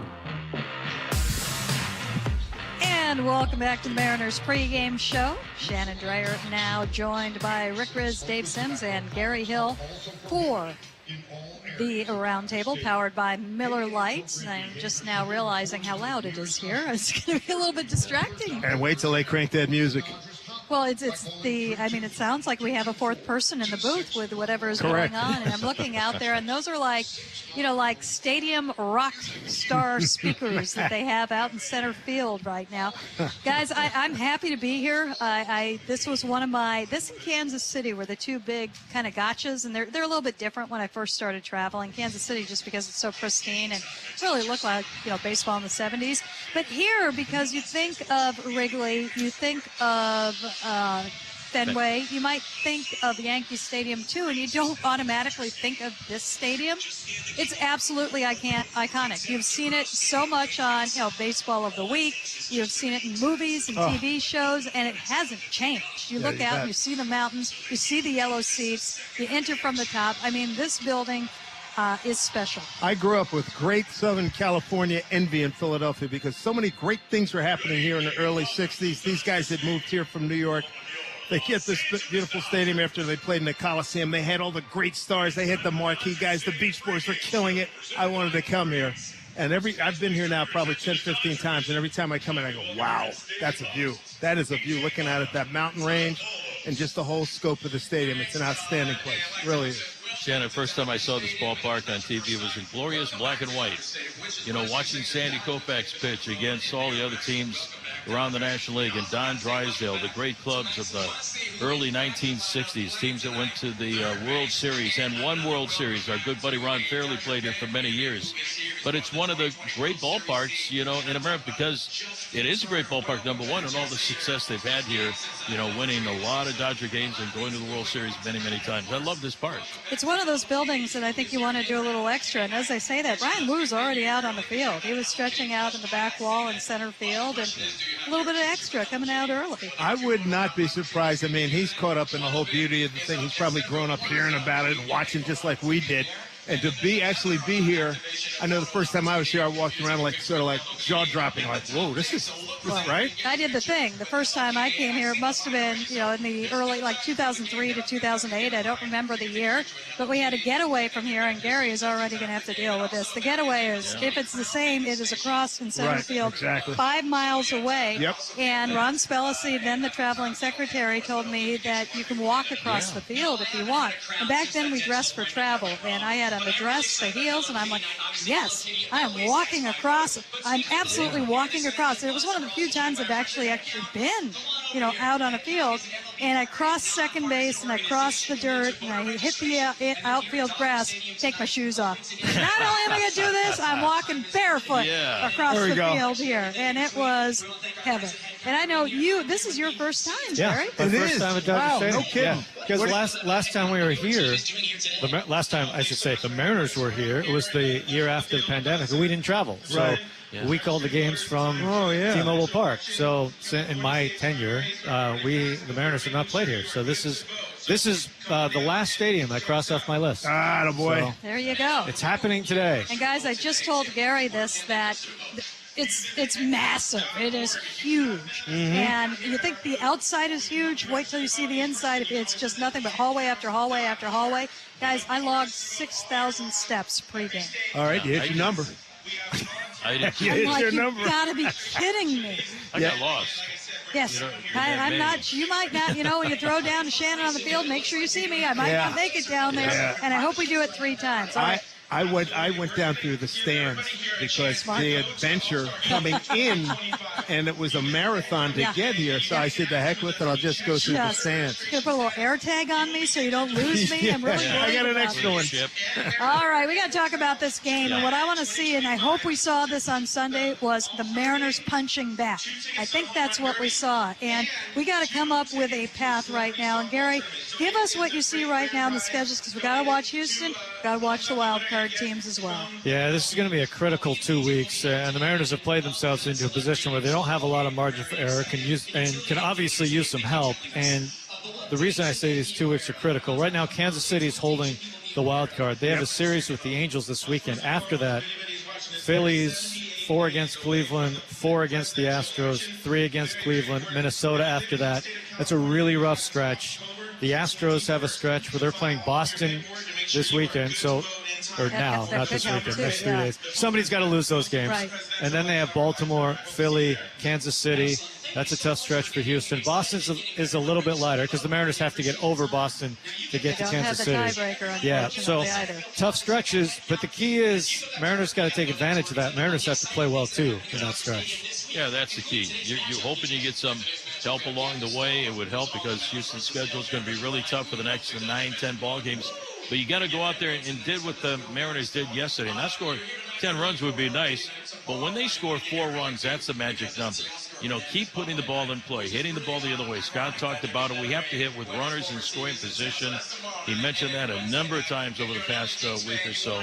So when you get guys on and you move them around, don't strike out because it stops rallies, and that's what the Mariners did yesterday. Got a ton of base hits and scored a ton of runs. Shannon, I like your imagery because I use it all the time. You got to punch back. You cannot come up here and depend on this pitching staff to go, hey, boys, hold them to 1 run. That ain't going to happen, all right? They're going to give up 2-3 runs, no big deal. But you better score 3 or 4. And there's no tiptoeing around. You got to go up there. You got to be aggressive. I like what Scott says about his approach. Get up there, get after it early in the count. You get your pitch, handle it, and do something with it. Because, and as you talk about, Gary, you can't depend on other teams. You got to do what you can do. You know, it's great to get help, but you can't sit there and go, hey, we're going to help. No. Win your games. And what was great for me to see is the pop that came last game against the Pirates, because they had a complete power outage in the 5 previous games. I mean, 2 home runs in 5 games, 1 double in each of those 5 games that they lost. You can't beat anyone like that. You've got to hit the ball out of the ballpark and hit the ball in the gaps. You can't. Otherwise, you're asking your team to get 14 singles during a game. That's not going to work. You've got to hit for power, and they did yesterday. We've established that doesn't work, so go ahead and go get your pitch and drive the baseball. Good roundtable, guys. The roundtable is powered by Miller Lite. Miller Lite is the first and original light beer with more taste and only 96 calories. When it's game time, it's Miller time. Coming up next in the Mariners Clubhouse Insider, this is going to be like a hero's welcome, I think, when Justin Turner takes the field tonight. It's already kind of been a lot of excitement early on. Saw him meeting with Dave Roberts, the hugs with just about everybody in the organization, and he is in the lineup, so should be pretty interesting. Coming up next, we hear from Justin Turner on his return to Chavez Ravine. That is the roundtable. Coming up next, the Insider. You are listening to us on the Global Credit Union Mariners Radio Network. Hi, Rick Riz here. Do you need a new roof but aren't sure who you can trust? Call 3 Tree Roofing. A proud family-owned business, 3 Tree Roofing brings meticulous attention to detail to every roofing project. From your initial phone call to your free on-site estimate to the installation itself, you'll appreciate our outstanding value and unmatched craftsmanship. So call 3 Tree Roofing at 206-312-ROOF for a free roof replacement quote. That's 206-312-ROOF. 3 Tree Roofing, your Puget Sound roofing experts. When it comes to trucks, Chevy's reputation is legendary, led by the powerful Silverado. Choose from 9 trims and 4 durable engines, including the TurboMax, to find the perfect blend of capability and efficiency that's right for you. Plus, from hitching to driving to parking, its advanced camera tech will make your most difficult towing jobs a whole lot easier and your confidence even stronger. Chevy Silverado, ready to tackle whatever adventure comes next. See your Northwest Chevy dealer.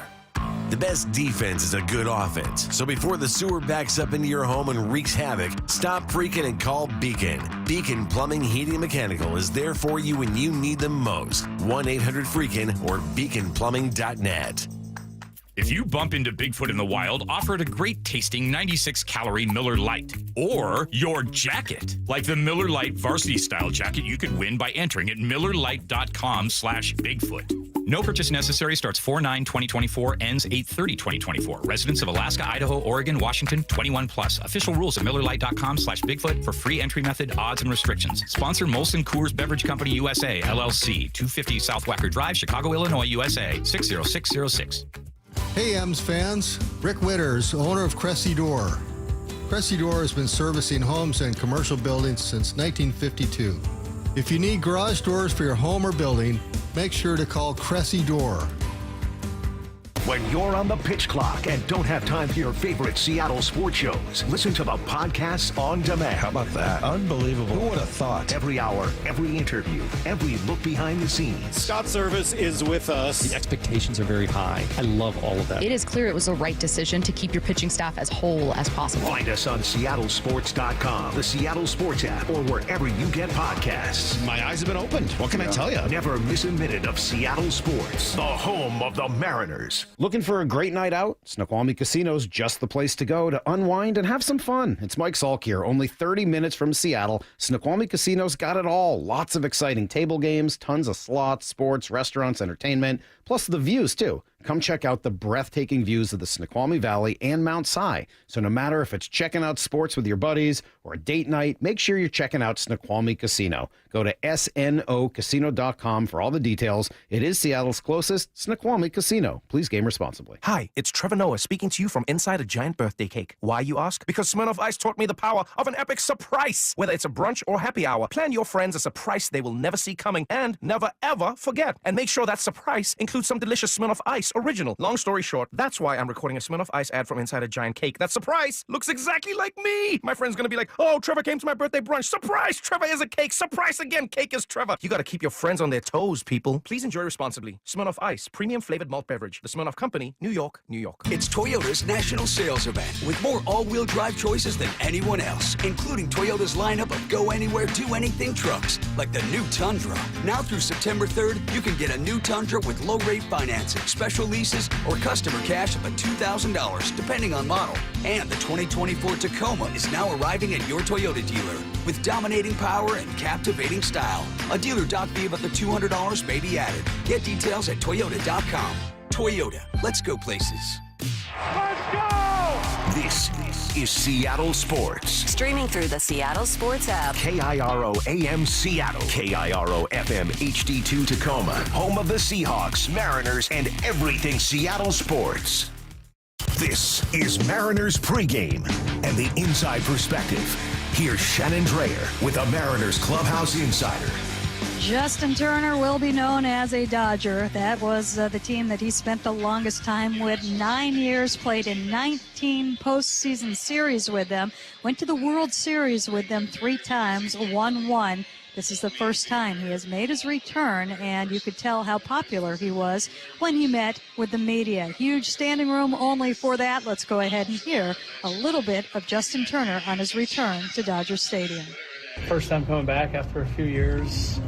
It's definitely exciting. This place is very special to me. 9 years of my career here on a lot of really good baseball teams, and winning a championship in 20. Just looking forward to getting back out there, seeing a lot of the fans. When you think about just kind of where you are, whether it's in your career, your personal life, do these memories, do you cherish them even more now? Yeah, absolutely. I think as you're still playing, or as I'm still playing, I try my best not to look backwards, because hopefully there's still a whole lot in front of me. But anytime you come back to a place like this where you spend so much time, your memory starts getting jogged. And I think one special thing about tonight, as you mentioned, my son will be here, Bo will be here, and he'll get his first taste of Chavez Ravine. So I'm excited for that. Hopefully get him down on the field and let him experience it, even though I know he won't remember a thing. Justin, what was it like to step on the field for the first time for this storied franchise back in 2014? Yeah, it was fantastic. It was an opportunity that I wasn't sure I was going to have. I got non-tendered by the Mets that offseason, and it wasn't until about a week or so before spring training that I found a new home, and I was here with the Dodgers. Ned Coletti reached out and took a chance on me and brought me in, and it was one of the best things that ever happened to my career, getting a chance to put on this uniform that so many great players have worn throughout the years, and be on some teams that have done some historic things is truly something that I feel honored to be a part of. How long did it take you to learn about the history of this franchise? It's all over the hallways, between the dugouts. Yeah, I've always said one of my favorite things about playing here is your walk to the clubhouse every day is literally walking through the Dodger Museum and seeing all the awards, all the accolades, all the accomplishments that all the great players have achieved. And it was pretty cool that I actually got to play with some of those guys who are still wearing the uniform. One of them's still over there, 22. He's still doing his thing, which is really cool. I'm so happy that he made it back, and he's back to dominating the way he is. So, Justin, at the young age of 39, are you enjoying baseball now more than you did before, sort of staying more in the moment? Yeah, I think you start appreciating things differently. You're around, everyone is younger around you. And you just start to appreciate, the journey that those guys are on, and hopefully be there and help guide them and help them accomplish whatever it is that they want to accomplish in their careers. So, that's one thing that's going to be special about tonight is looking across the field and seeing some of these guys that were still coming up when I was there and are turning into pretty good ball players, with Gavin Lux being one of them. But obviously there's a ton of guys over there that have a lot of history with, and it's always fun to get back out and compete against them. What were some of your fondest memories here, Justin? Wow. There's the obvious stuff on the field, but just the guys and the caliber of guys that I got to play with. Like I said, it's such a storied franchise, and you go down the list of just superstars. And one of the things that's always stuck out to me was the first day I walked in the clubhouse in spring training, and I just got non-tendered by the New York Mets, and I walk in and look around the clubhouse, and it's Juan Uribe, it's Hanley Ramirez, it's Adrian Gonzalez, Matt Kemp, Carl Crawford, Andre Ethier, Clayton Kershaw, Zach Greinke, Kenley Jansen. The list just went on and on and on, and it was kind of a pinch me moment, like, do I belong in this room with all these people? And over the years, it's an organization that's been committed to winning, and they just continue to bring high caliber players. And so the list of guys that I got to share the field with is something that's pretty special. Walked around here today, and as you get ready for tonight, do you still feel that part of the disappointment that you're not with the Dodgers anymore? Is that something that you had to cope with over the last couple of years and kind of get ready for this week?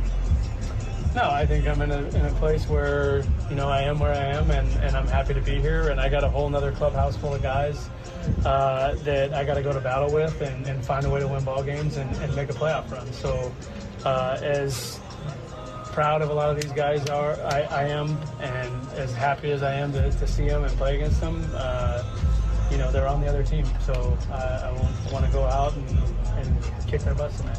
So just imagine what kind of ovation you're going to get tonight. I don't know. I'm sure they'll boo me. No. I mean, I went to San Francisco, I got booed. I go to San Diego, I get booed. I go to Arizona, I get booed. So I'm hoping I hear some cheers, because I think that means I did some pretty good things in Dodger blue. Do you think, though, for you personally, is that emotional, or how do you think it was kind of taken in? It's hard to say. I would like to think that I'm just going to enjoy it and smile, and I don't know, Court and Bo might be out there with me and just kind of take it all in, but when that time comes, I don't know how it's going to feel. I don't know what emotions are going to be going through me.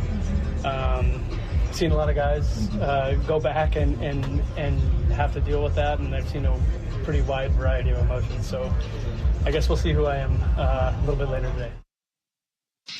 I suspect it will be a little bit tough for him. He seems like he will get a little teared up, but he'll probably have to take a step out of the batter's box. That was Justin Turner on his return here to Dodger Stadium. First time for him. It's been a couple of years. He's faced them before, but this is the first time he has come back here. That was the Mariners Clubhouse Insider. The Mariners pregame show is brought to you by Muckleshoot Casino Resort.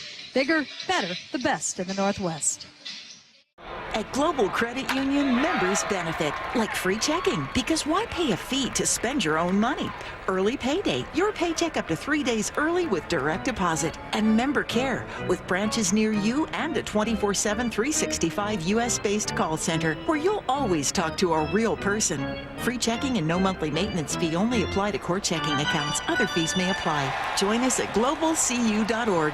Global Credit Union, proud partner of Seattle Mariners Radio.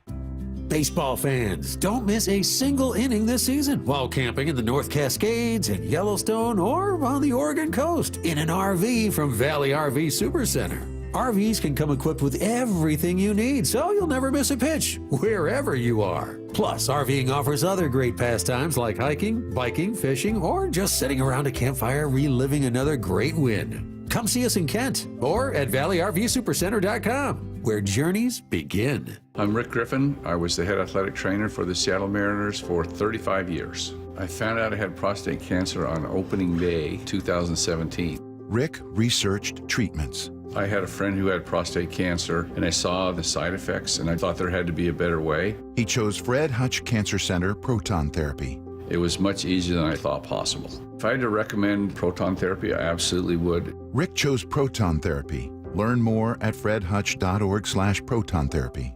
Are you ready to hit a home run with your shopping? Look no further than the Fred Meyer Mariners Rewards Program. It's your ticket to win big while you shop. Here's how it works. For every $1 you spend on participating products like Hempler's Bacon and Dairy Gold Fit Milk, you earn Fred Meyer Mariners Rewards points. Redeem your points all season long for game tickets, merchandise, autographed memorabilia, and more. Program runs April 26, 2024 through October 31st, 2024. Participating products are identified with Mariners-themed signs and tags throughout the store. Terms and conditions apply. For over 45 years, Pacific Office Automation has been solving problems for business owners. However, the needs of our customers and potential customers have changed dramatically over the years, so we've changed too. If you run a business and want to find out how Pacific Office Automation can help improve your business processes and costs, call us today to request a free workflow audit. Whether it's managed print services, IT services, or data security, we're here to help. PacificOffice.com. Problem solved. The Mariners stretch before every game to be at their best. Shouldn't the fans arrive at their next away game stretched and refreshed too? On Alaska Airlines, you can upgrade to a premium class seat and enjoy an extra 4 inches of legroom in a spacious leather chair. You'll also get priority boarding and a complimentary beer, wine, or cocktail. And premium class upgrades start as low as $15 a flight. Live your best life and get more legroom in premium class. Go ahead, cross your legs on Alaska.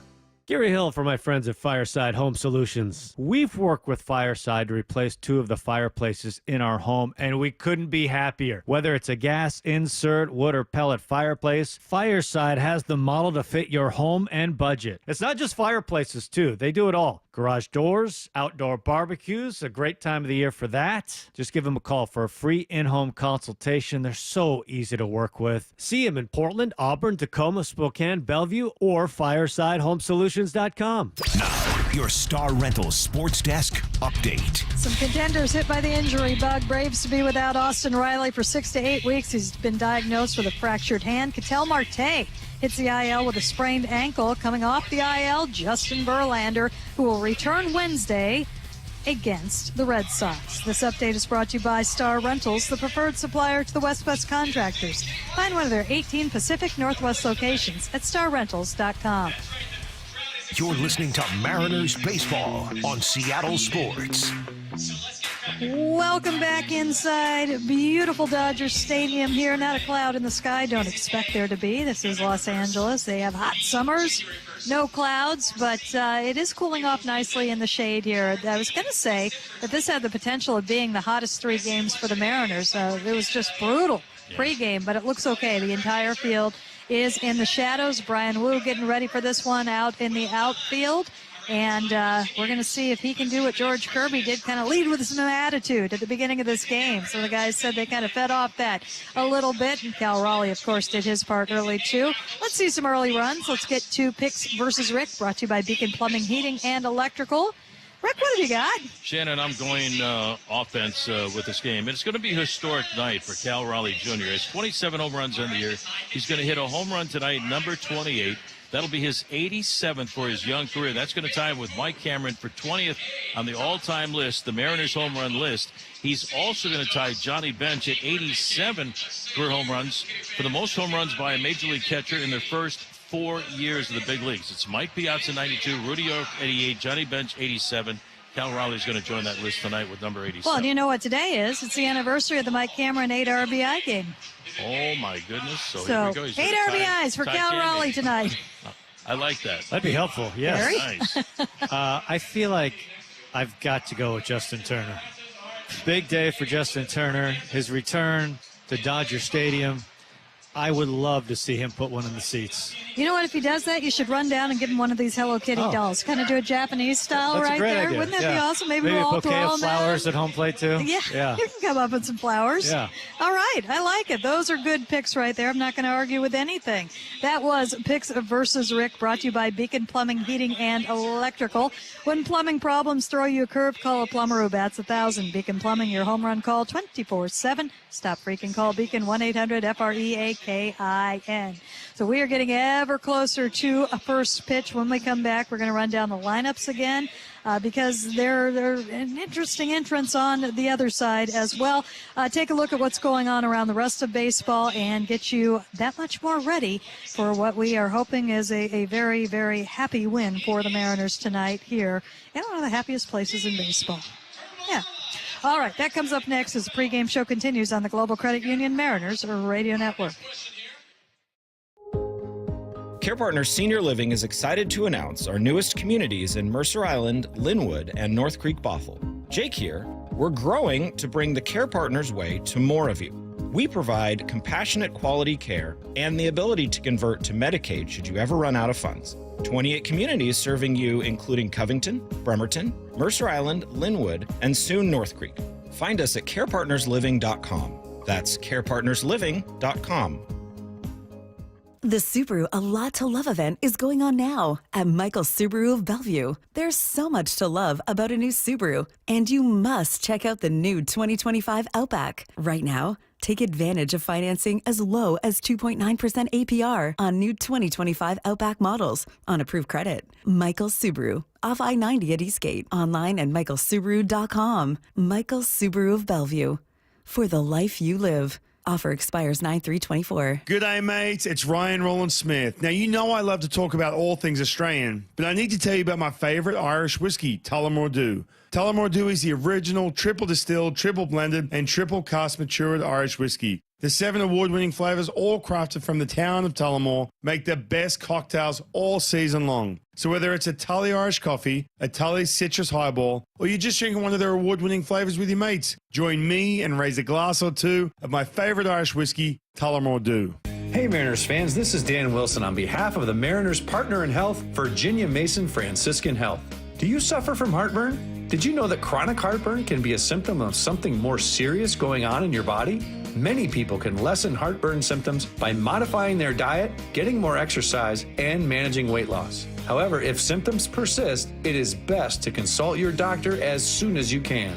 Find a doctor today and schedule your appointment at vmfh.org/Mariners. McClendon Hardware is paying the sales tax on every in-store purchase Labor Day weekend, August 31st through September 2nd during the We Pay the Sales Tax event. Visit Saturday, Sunday, and Monday and skip the sales tax on everything, including the big stuff like Dream Grills and Perfect Patio sets. Then keep browsing to save even more. Treat yourself to a splurge with their huge selection of locally grown plants, soils, and gardening gear. So make a list and let McClendon's cover the sales tax, Saturday through Monday at all 7 stores. Hey Mariners fans, KeyBank wants to meet you in that I need new Mariners gear moment. When you open a qualified checking account and meet certain requirements, you can receive an official Mariners KeyBank fan kit, which includes a Seattle Mariners jersey and other team merchandise, so you can rep your favorite team all season long. Don't miss out. This special offer ends October 25th, 2024. To get started, visit key.com/Mariners or a KeyBank branch near you. Geographic restrictions may apply. KeyBank member FDIC. Jim Zorn here for All City Fence. In all my years of football, my reputation as a player and coach were important, but you still had to prove it every week on the field. Same can be said about All City Fence. Their reputation for building and designing fences is remarkable, but it doesn't build the fence. Their experienced craftspeople do, earning that reputation with every fence they build. So surround yourself with the very best. All City Fence, allcityfence.com. With the incredibly spacious 3-row Chevy Traverse, you can change Let's just meet at the concert. into Why don't I pick all you guys up on the way? the advanced safety engineered Chevy Blazer EV lets you turn you think we should turn back into full steam ahead. And with the affordable Equinox EV Keep an eye out for the next Charger, kids. becomes Get comfortable, kids. We'll be home in 4 hours. for summer adventures, Chevy's got you. See your Northwest Chevy dealer. You're listening to Mariners Baseball on Seattle Sports. Hello Kitty night tonight at the ballpark. And if you didn't hear earlier, it is sold out. Over 55,000 on hand for this one. Should be a lot of fun. And man, is Brian Wu ready for that? 55,000 watching him? Yep, I'm sure. I'm sure he'll have some family and friends here as well. He has been just absolutely spectacular of late. His last time out against Detroit, 7 innings, 4 hits, no runs. 2 outings ago is that spectacular outing against Philadelphia. Starting to see the big game performances from him, and you've also seen the gloves completely taken off, not just by the Mariners, but by him as well. If you read a piece by Adam Jude earlier this week in the Seattle Times, Cal Raleigh took him aside and had a talk with him about that, and it seems like that is something that has paid off. Really looking forward to what we could see from Brian Wu. Let's go ahead and step away from this one for just a second. Take a look at the Chevy Colorado scoreboard with 5 unique trims and available TurboMax engine. The 2024 Colorado is your powerful and performance-ready partner. That's what we got. Mets up 4-3. That's over. 4-0. The Mets did win that game. Rangers up 4-3 on the Pirates in the middle of the 7th. Let's go ahead and keep an eye on this one. Red Sox Astros knotted at 2 apiece in the top of the 6th inning. That game is being played in Houston. Royals with a 3-0 lead over the Angels in the top of the 7th inning. We don't like that. Everything else is just getting underway. A couple more finals. D-backs beat the Marlins 9-6. It was the Reds doubling up the Blue Jays 6-3, and that is your scoreboard there. We'll remind you of what we're dealing with in the standings. Mariners are 4 back right now in the division, 5.5 in the wild card chase. Division still the best path, but if they play good baseball, things could happen. You never know. Coming up, we have got the anthem coming your way. We have got the lineups and whatnot. I'll go ahead and give you a quick look at what you're going to see and how they will line up against each other. Victor Robles is at the top. Starting to see the bat come. He had a little bit of a slump. Saw a lot of hits from him the last couple of days, liking that. Randy Arozarena coming off an off day that I think he needed. He's in left field. Cal Raleigh, the home run yesterday, doing historic things for the Mariners as a catcher. Batting third. Julio Rodriguez, he's doing just fine with that ankle. He'll be the cleanup hitter and the designated hitter. Jorge Polanco at second base. Luke Raley, nice game from him yesterday, doing some of the little things much needed when you need to score 4 runs. It's not always a home run. Sometimes it's a sac fly, sometimes it's a single, sometimes it's advancing that runner. Justin Turner's triumphant return to Dodger Stadium will be at first base. Josh Rojas, the home run the other day at third base. Dylan Moore at shortstop, rounding out the 9. Then on the other side, we're going to be seeing Shohei Ohtani right from the get-go. He is the leadoff hitter, 39 home runs, 88 runs batted in. Mookie Betts follows. Freddie Freeman, he's playing with a hairline fracture in his middle finger. He had the MRI, said he wants to play. We'll see how that looks. Teoscar Hernandez hitting cleanup for them. Gavin Lux at second base. Will Smith behind the plate. Max Muncy, after 80 games missing on the IL, is back tonight. Miguel Rojas at shortstop, and Tommy Edman making his debut as a Dodger tonight. What's on tap is powered by Miller Lite. Fans, it's almost game time, and game time is Miller time. Shed the day, grab your friends, and crack open an ice cold Miller Lite. And Gary, since you're here, I heard half of what you just told me. We have another triumphant return to talk about here at Dodger Stadium tonight. Yeah, Aaron Goldsmith is back, and we are going to talk about the Mariners against the Dodgers, and something very funny that we noticed about this broadcast booth that's directly because of Vince Scola. Ooh. Yeah. I can't wait to hear that. Yes. That comes up next as the pregame show continues on the Global Credit Union Mariners Radio Network. It's Toyota's national sales event, the perfect time to extend your summer fun with more electrified hybrid choices than any other manufacturer, including the all-new, all-hybrid Camry. Now through September 3rd, choose 5.25 APR financing on any new 2025 Camry with approved credit through TFS. Or you can get a great lease deal on a new Camry. A dealer doc fee of up to $200 may be added. Get details at Toyota.com. Toyota, let's go places. Hey Mariners fans, anytime a sore throat, stomachache, or back pain takes you out of the game, Optum Care Washington is here. Optum is the official primary care partner of the Seattle Mariners, with top doctors recognized by Seattle Magazine, Seattle Met, and Seattle Times. Plus, they're proud to participate in the American Heart Association's 2024 Puget Sound Heart and Stroke Walk. Count on Optum for exceptional primary, specialty, and surgical care and back-to-school physicals. Visit Optum2024.com today. You gotta love baseball season. But when it comes to your windows, you don't want any curveballs.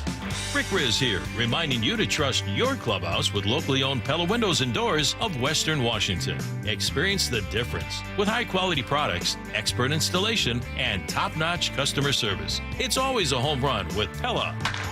Schedule a free consultation with Pella Windows and Doors of Western Washington. Just go to PellaPNW.com. That's PellaPNW.com. Start warming up your vocal cords. Mariners Sing-Along Fireworks Night is on deck this Friday. After the Mariners take on the San Francisco Giants, get ready to belt your heart out during an unforgettable postgame show presented by T-Mobile, featuring timeless classics and today's hits. It's your chance to put your karaoke skills to the test under the bright lights of T-Mobile Park. Julio with a two-run home run, and they have taken the lead. Visit Mariners.com to get your tickets and catch two great shows for the price of one: Mariners baseball and a fireworks spectacular. Plus, check out all that's happening at T-Mobile Park, including 3 straight Mariners value games, Monday the 26th through Wednesday the 28th against the Tampa Bay Rays, with tickets starting at just $10. Swing and a miss and a slider, strike 3. Andres Munoz strikes out the side here at the top of the 9th inning. The Mariners win it this afternoon. Mariners baseball. Tridents up. BECU. You've heard the name, seen the letters. But what does BECU stand for? Simply put, not-for-profit BECU stands for people. For charting your own path. For choosing what's right for members instead of what's profitable for someone else. Because they are the reason our credit union exists. So we do everything in our power to help them reach their financial goals. BECU. Power in people. All Pacific Northwest residents are eligible to join. Federally insured by NCUA. Over 13,000 people in the Seattle area are homeless. Sarah is one of many who found a new life through Seattle's Union Gospel Mission. I was in addiction for 9 years. By the end, I had no desire to live anymore. I thank God a friend told me about the mission. I've been clean and sober ever since. And grace will lead me home. To hear more, volunteer, or donate, visit UGM.org. Hi, I'm Monica, Retail Director at Blazing Bagels. With over 4 billion sandwich combinations, give or take a couple, and 35 bagel flavors baked fresh every day, satisfying your appetite is as easy for us as a 1-2-3 inning is for the hometown 9. Our staff will scoop up some cream cheese, toss it onto your favorite bagel, and relay it off to your taste buds. 1-2-3. Visit us in Redmond, Bellevue, Soto, the U District, and our newest location in Issaquah. Go Seattle and go eat a bagel. You're listening to Mariners Baseball on Seattle Sports. It's the Mariners pregame show. Aaron Goldsmith and Gary Hill from Chavez Ravine. Now, why are you laughing? That's what they say. No, it was really well done. Look on your face was great, too. You looked very professional when you said it. It's time for Dodgers baseball. It's not Was the that same your Vince Scully? Should we start over? No, that was an impression. Yes. Yes. The last time we were here, I remember walking past the Dodgers TV booth and seeing the silhouette of Vin's head and being like, oh my gosh, that's Vince Scully. With a sport coat on at 2:30 in the afternoon, by the way. I was thinking of Vince Scully because in this section of our broadcast booths, it says absolutely no autographs past this point. And in no other ballpark in the world does it say that. That is signed as there exclusively because of Vince Scully. Exactly. Yeah, there's normally in the working press area, I must say, like, Divish and I are decent friends. Divish isn't coming up wanting to get an autograph or a selfie. Nope. Adam Jude just wanted to hang. Yeah. It's because of Vince. Yes. Yeah, that sign is all Vince Scully. Every road media member wanted to get a piece of Vince Scully. Yes. Yeah. This is I say it's a rare visit for the Mariners to Dodger Stadium. It's becoming less rare, right? We're on the every other year plan now, but still the Mariners haven't been here much at all in the last decade or so. And with kind of that in mind, I was thinking, Gary, earlier today about who has more pressure on them the rest of the way, the Mariners or the Dodgers? Which on the surface level, it's like somebody could hear that and say, well, that's a ridiculous question to ask. But at a certain point, the Dodgers have to win more World Series. Like, it's not good enough to get bounced in the divisional round. right? And for the Mariners, a team that had a 10-game lead and is now 4 back and is beginning to run out of time. Obviously, one team's postseason fate is fairly secure. Yes. And the other certainly is not. But in terms of this, the rest of the way, which team has more pressure on them, I think it is kind of interesting. Well, I was just reading an article about a report that said Dave Roberts could be fired this fall, which gets, if you just look at the records. It's like the winningest team for the Dodgers. Like the Dodgers have been like the winningest team in baseball for the last however many years. They have owned the division forever now. It's just one division championship after another, but it gets to your point. It gets to the World Series point. And I look at actually the Dodgers as a great example of what we talk about all the time is winning a World Series is really hard. You get to the playoffs and literally anything can happen. And I think the Dodgers are the best example of why, because more than once they've been the best team in baseball going into the postseason. And the only time they pushed it over and got the World Series was in the shortened season. And not to take away the World Series, they won it. But it just goes to show they've been there year in and year out with great teams, and they haven't won it. So I feel like that pressure is really mounting on them. And, of course, there's pressure on the Mariners, obviously, too, from what you said and the expectations that were certainly raised when the Mariners had a big lead in the division, right? So I think both teams, in very different ways, have the same sort of pressure, same sort of expectations. And this is going to be a really interesting series to see how this plays out. I'm really, really anxious to see what the Mariners do starting tonight. The top 5 teams in the American League are all on pace for 90 wins. Yes. Okay. For the Mariners to reach 90 wins, they will need to go 26-11 the rest of the way, which seems really hard based on what's happened on this road trip. Yeah. Right? We do know this about the Mariners. They do have this strange ability to press the button and make it work. Yeah. Right? That needs to... I know it's strange to say or tough to say that needs to happen now at Dodger Stadium. I know. but the point is, you got very limited opportunities left, and you have got to run with it. And it starts tonight, as difficult as that might be. Yeah, and every loss adds